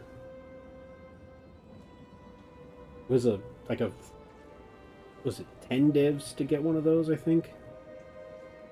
Stupidly expensive. Hopefully they'll be less expensive. Spire now grants support skills 40% extra. Doubled it. All of these are doubled. That's nice.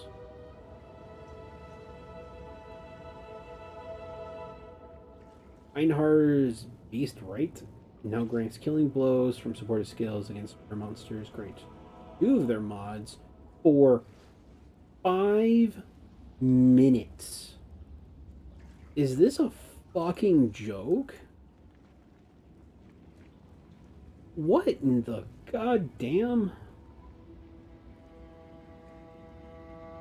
Beast rights now last for 5 minutes? What the fuck?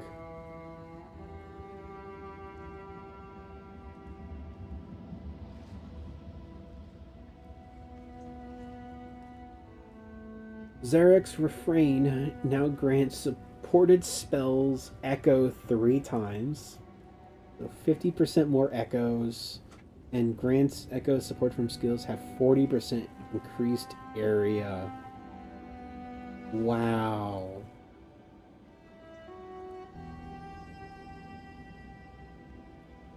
Urk's Smelting now grants fully broken armor with supported skills. Take a permanent 5% increase fizz up to 20. Previously 2% up to 20. Oh, that's so much quality of life. Valenta's Propulsion now grants 75% increased in reductions to cast speed. Also applied to proj speed. Previously 50. Han Citadel now grants 30% less, or no longer as supported skills have less AoE. Or supported skills do. Wow, that's a huge buff. That's a huge buff. Techrod's Revenge now grants minions from supported skills die 20 seconds after the life reduces to 0, previously 10. And minions from supported skills gain 40% increased attack and cast speed. Wow.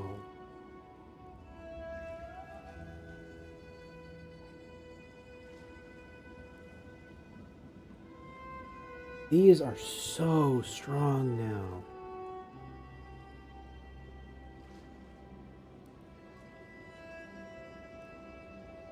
Rigwold's Ferocity, 30% increased attack speed if used in weapon set 1. Previously 20. Ooh, wait. That's 30% increased. Previously 20% more. That's actually a nerf.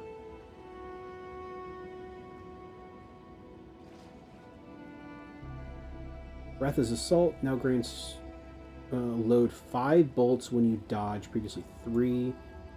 And supported skills load 4 additional bolts, previously 3. Wrath's Assault now is a support skills have 20% increased attack speed.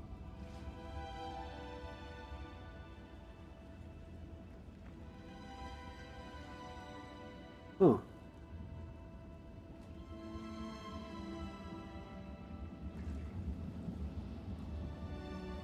I don't hate that. I don't think I'm ever using it. I don't hate it.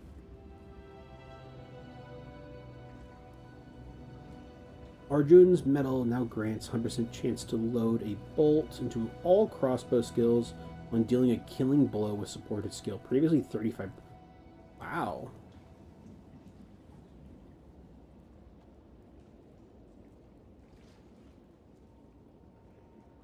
Just never reload unless you're on a boss.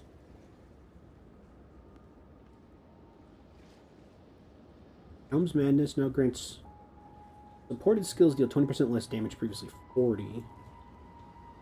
That's a huge buff.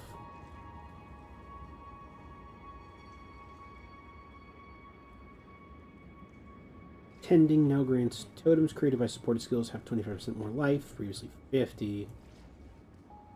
Nerf.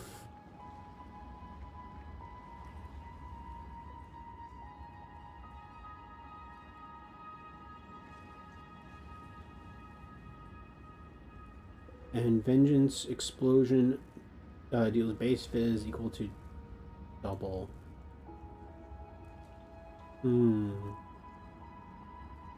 Don't think that's worth it. There's a world where it is, but I don't think it is right now. I think that's a future PoE 2 lineage. Something in the future will make this broken, but it's not right now. Aziri's Allure, less curse effect, so that's just nice. Garukan's Resolve now grants maximum crit chance. The supported skills is 50%. No longer grants supported skills become usable after you've more.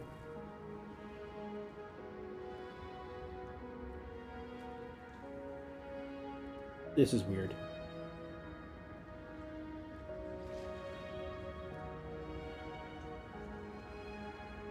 Urgel's Leash now grants gain Unholy Might for 15 seconds on commanding minions.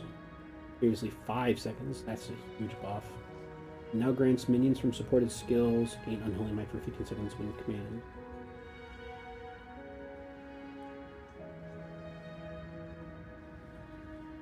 Which tripled the duration. There's Lust now grants supported skills deal 8% more damage for each poison, up to 40. Okay, so that's just 10% buff. That's nice. Body. Deal damage 2% faster per rage. And with a lot of rage buffs this league, that'll be pretty useful.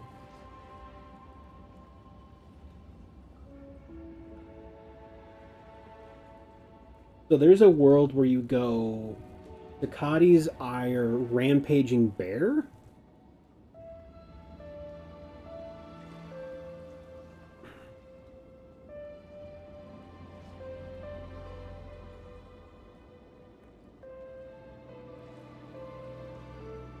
And you just have, I don't think you stack poison. You just have very large poisons that deal their damage almost instantly. Because with this, 2% faster per rage. And with the current tree, which is definitely changing, you can have 2, 4, 6, 14,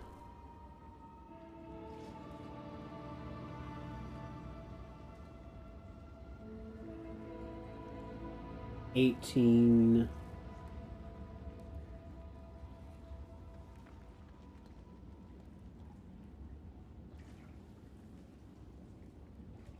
18, so 48 maximum rage.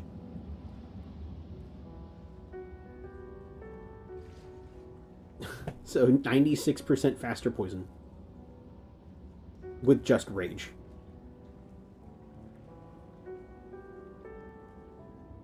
You would deal... It'd be incredibly easy to deal an entire poison instantly.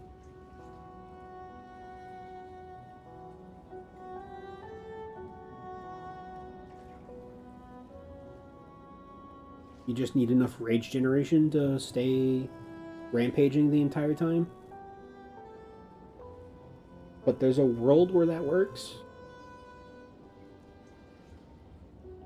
A-list chimes. 20% chance to gain a power charge when expending combo. This chance can exceed 100%. Seriously, 10%? What the fuck? That's huge.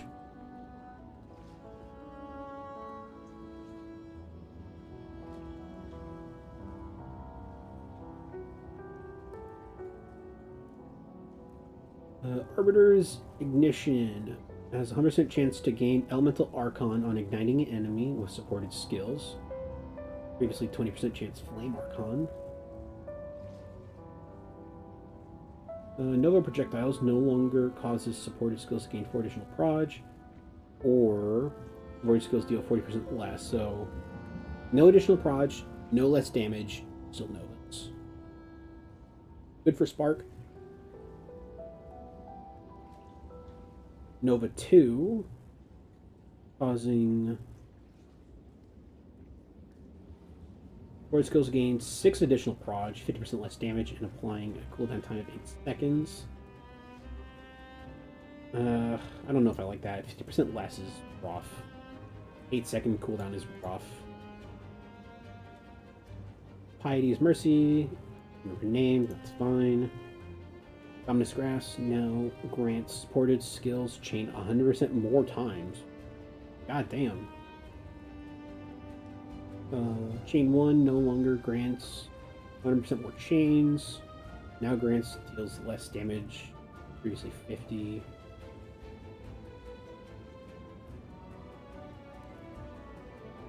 So this is +1 chain, 30% less. Chain 2 no longer grants double chains, now grants +2. And 50%. Ooh, I don't like that. I don't like that at all.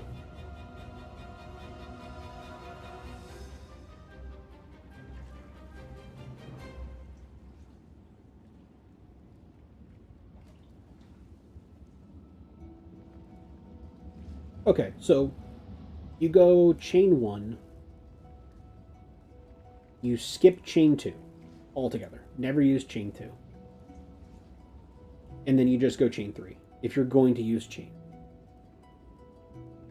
Never use chain.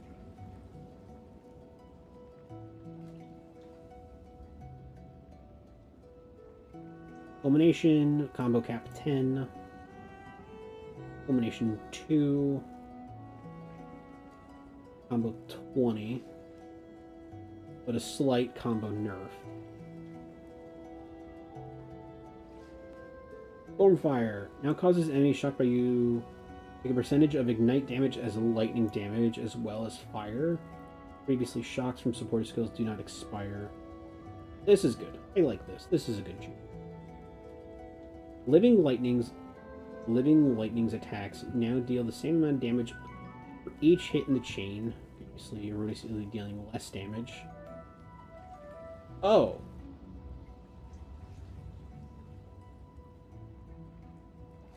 So it was bugged.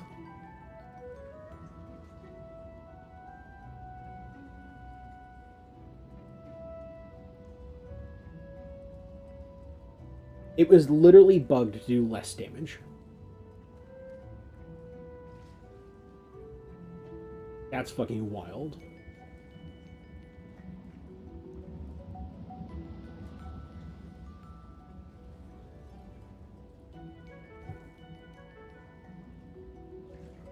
The impact shockwave now actually makes shockwaves.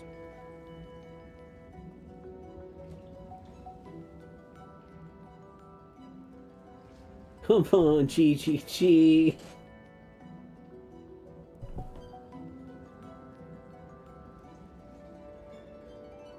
Impact Shockwave can now support non-strike wind attacks. That's super cool.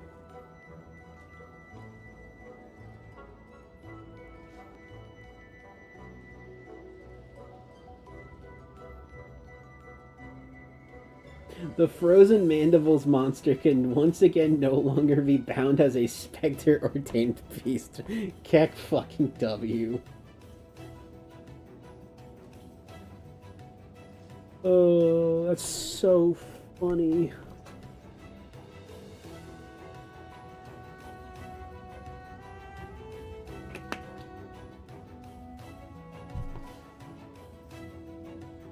Dude.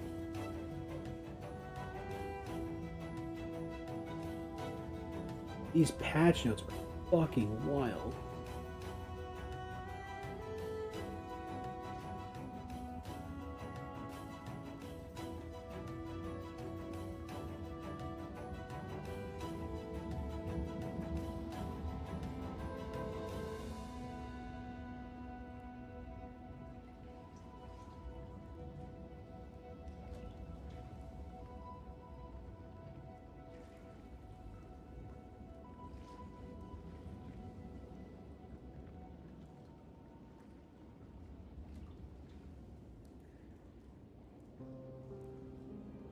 Oh, here we go.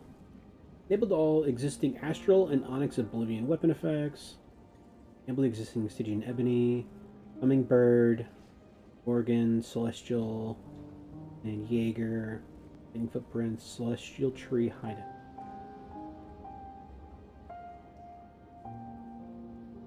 Rare finishers.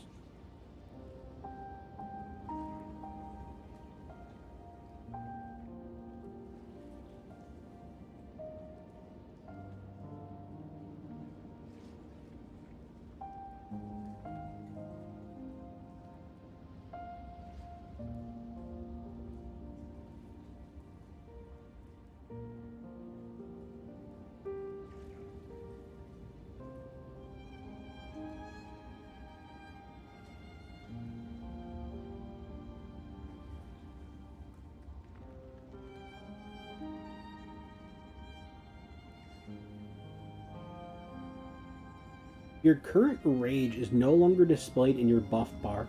Instead, there is now a rage meter next to your mana globe. That's nice. I like that.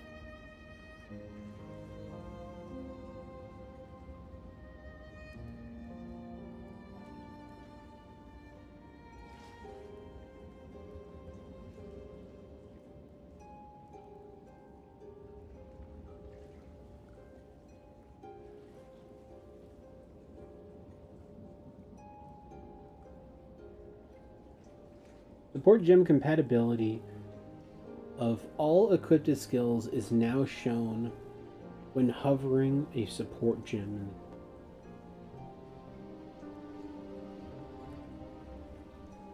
Man, this is insane.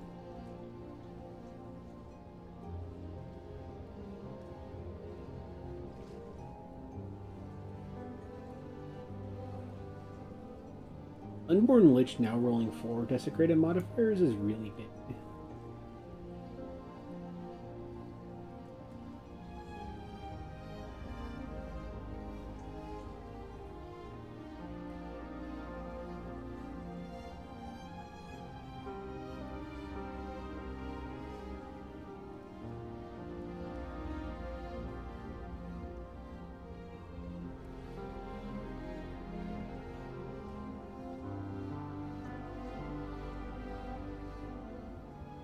And that's why.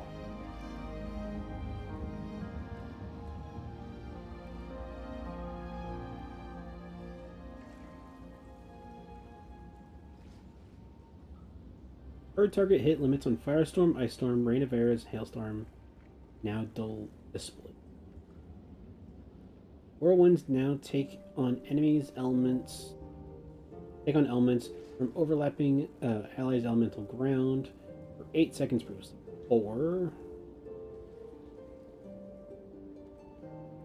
added wind tag.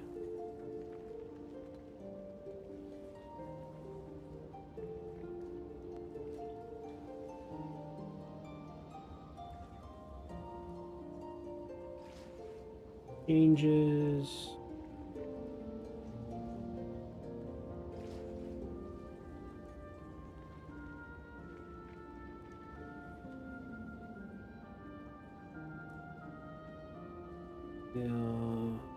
Huge nerf to Arctic Armor as an offensive skill.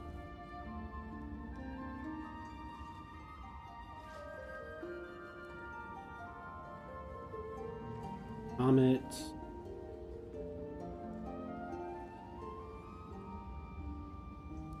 Doubled the damage. Base. Almost doubled it on the top end too. What the fuck?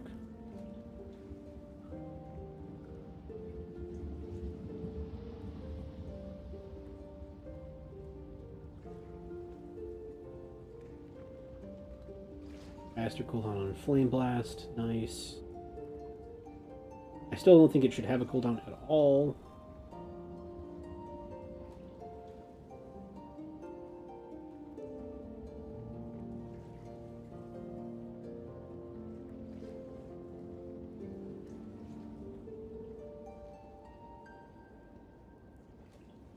Gas Grenade didn't get changed.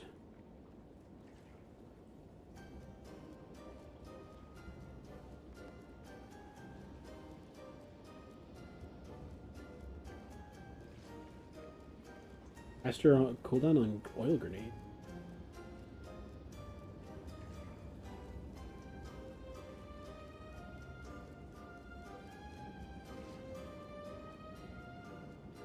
Empowered zombies now deal 253% more damage on the top end.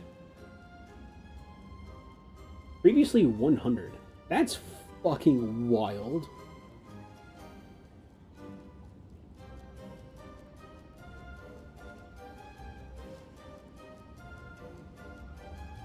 Roa now no longer increases your movement speed. Now has a reduced movement penalty from using skills while mounted previously. Roa was never supposed to increase your mount at all. You were never supposed to go faster with Roa.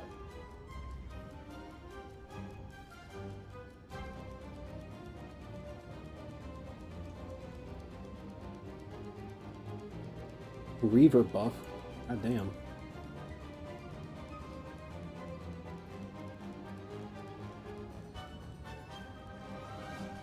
Shield charge, slight buff.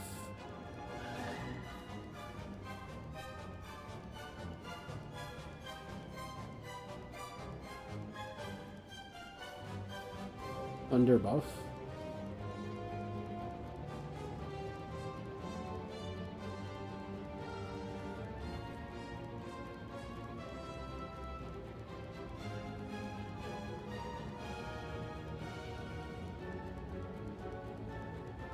Nothing particularly noticeable for any of my stuff, which is weird.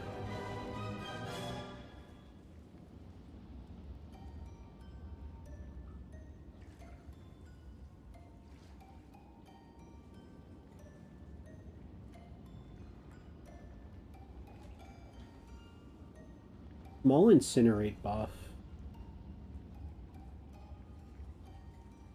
X Plus now has maximum 10 explosions per cast, previously 3. That's wild.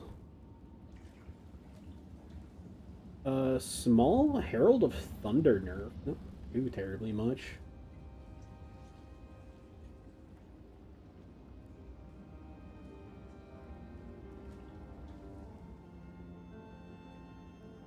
Frostbolt magnitude doesn't change anything.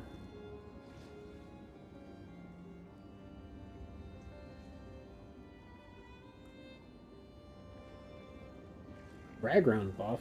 That's kind of cool.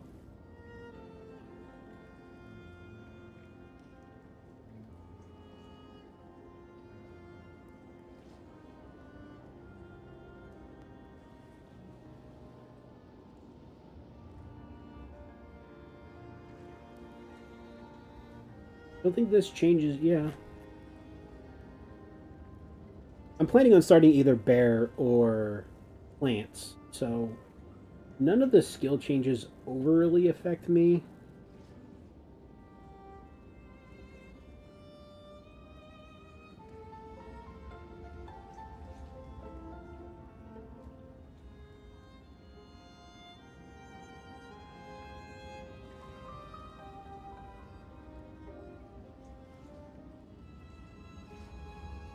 Reap got a base crit increase, what? That's kind of good. Kind of really good.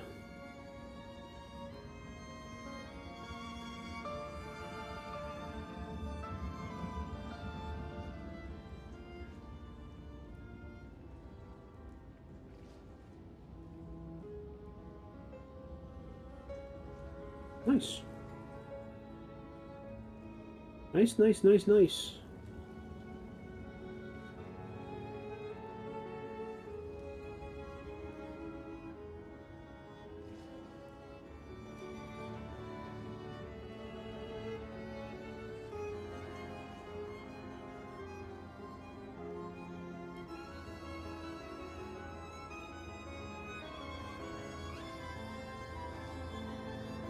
Any changes to Widow Hail? Probably not. Thunderfist now has 15 base crit? What the fuck?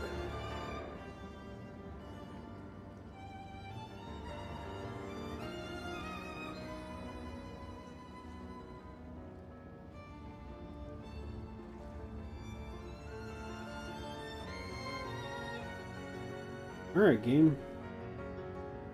Then here's all the socket rune changes. I'm not going to go over that.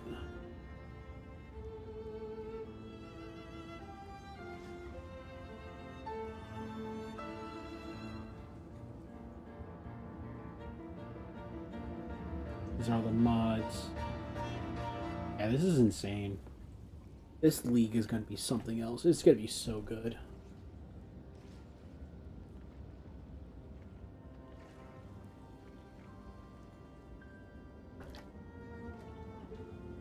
Alright, it is 5:30 now. I'm going to get some food. I'm going to start planning.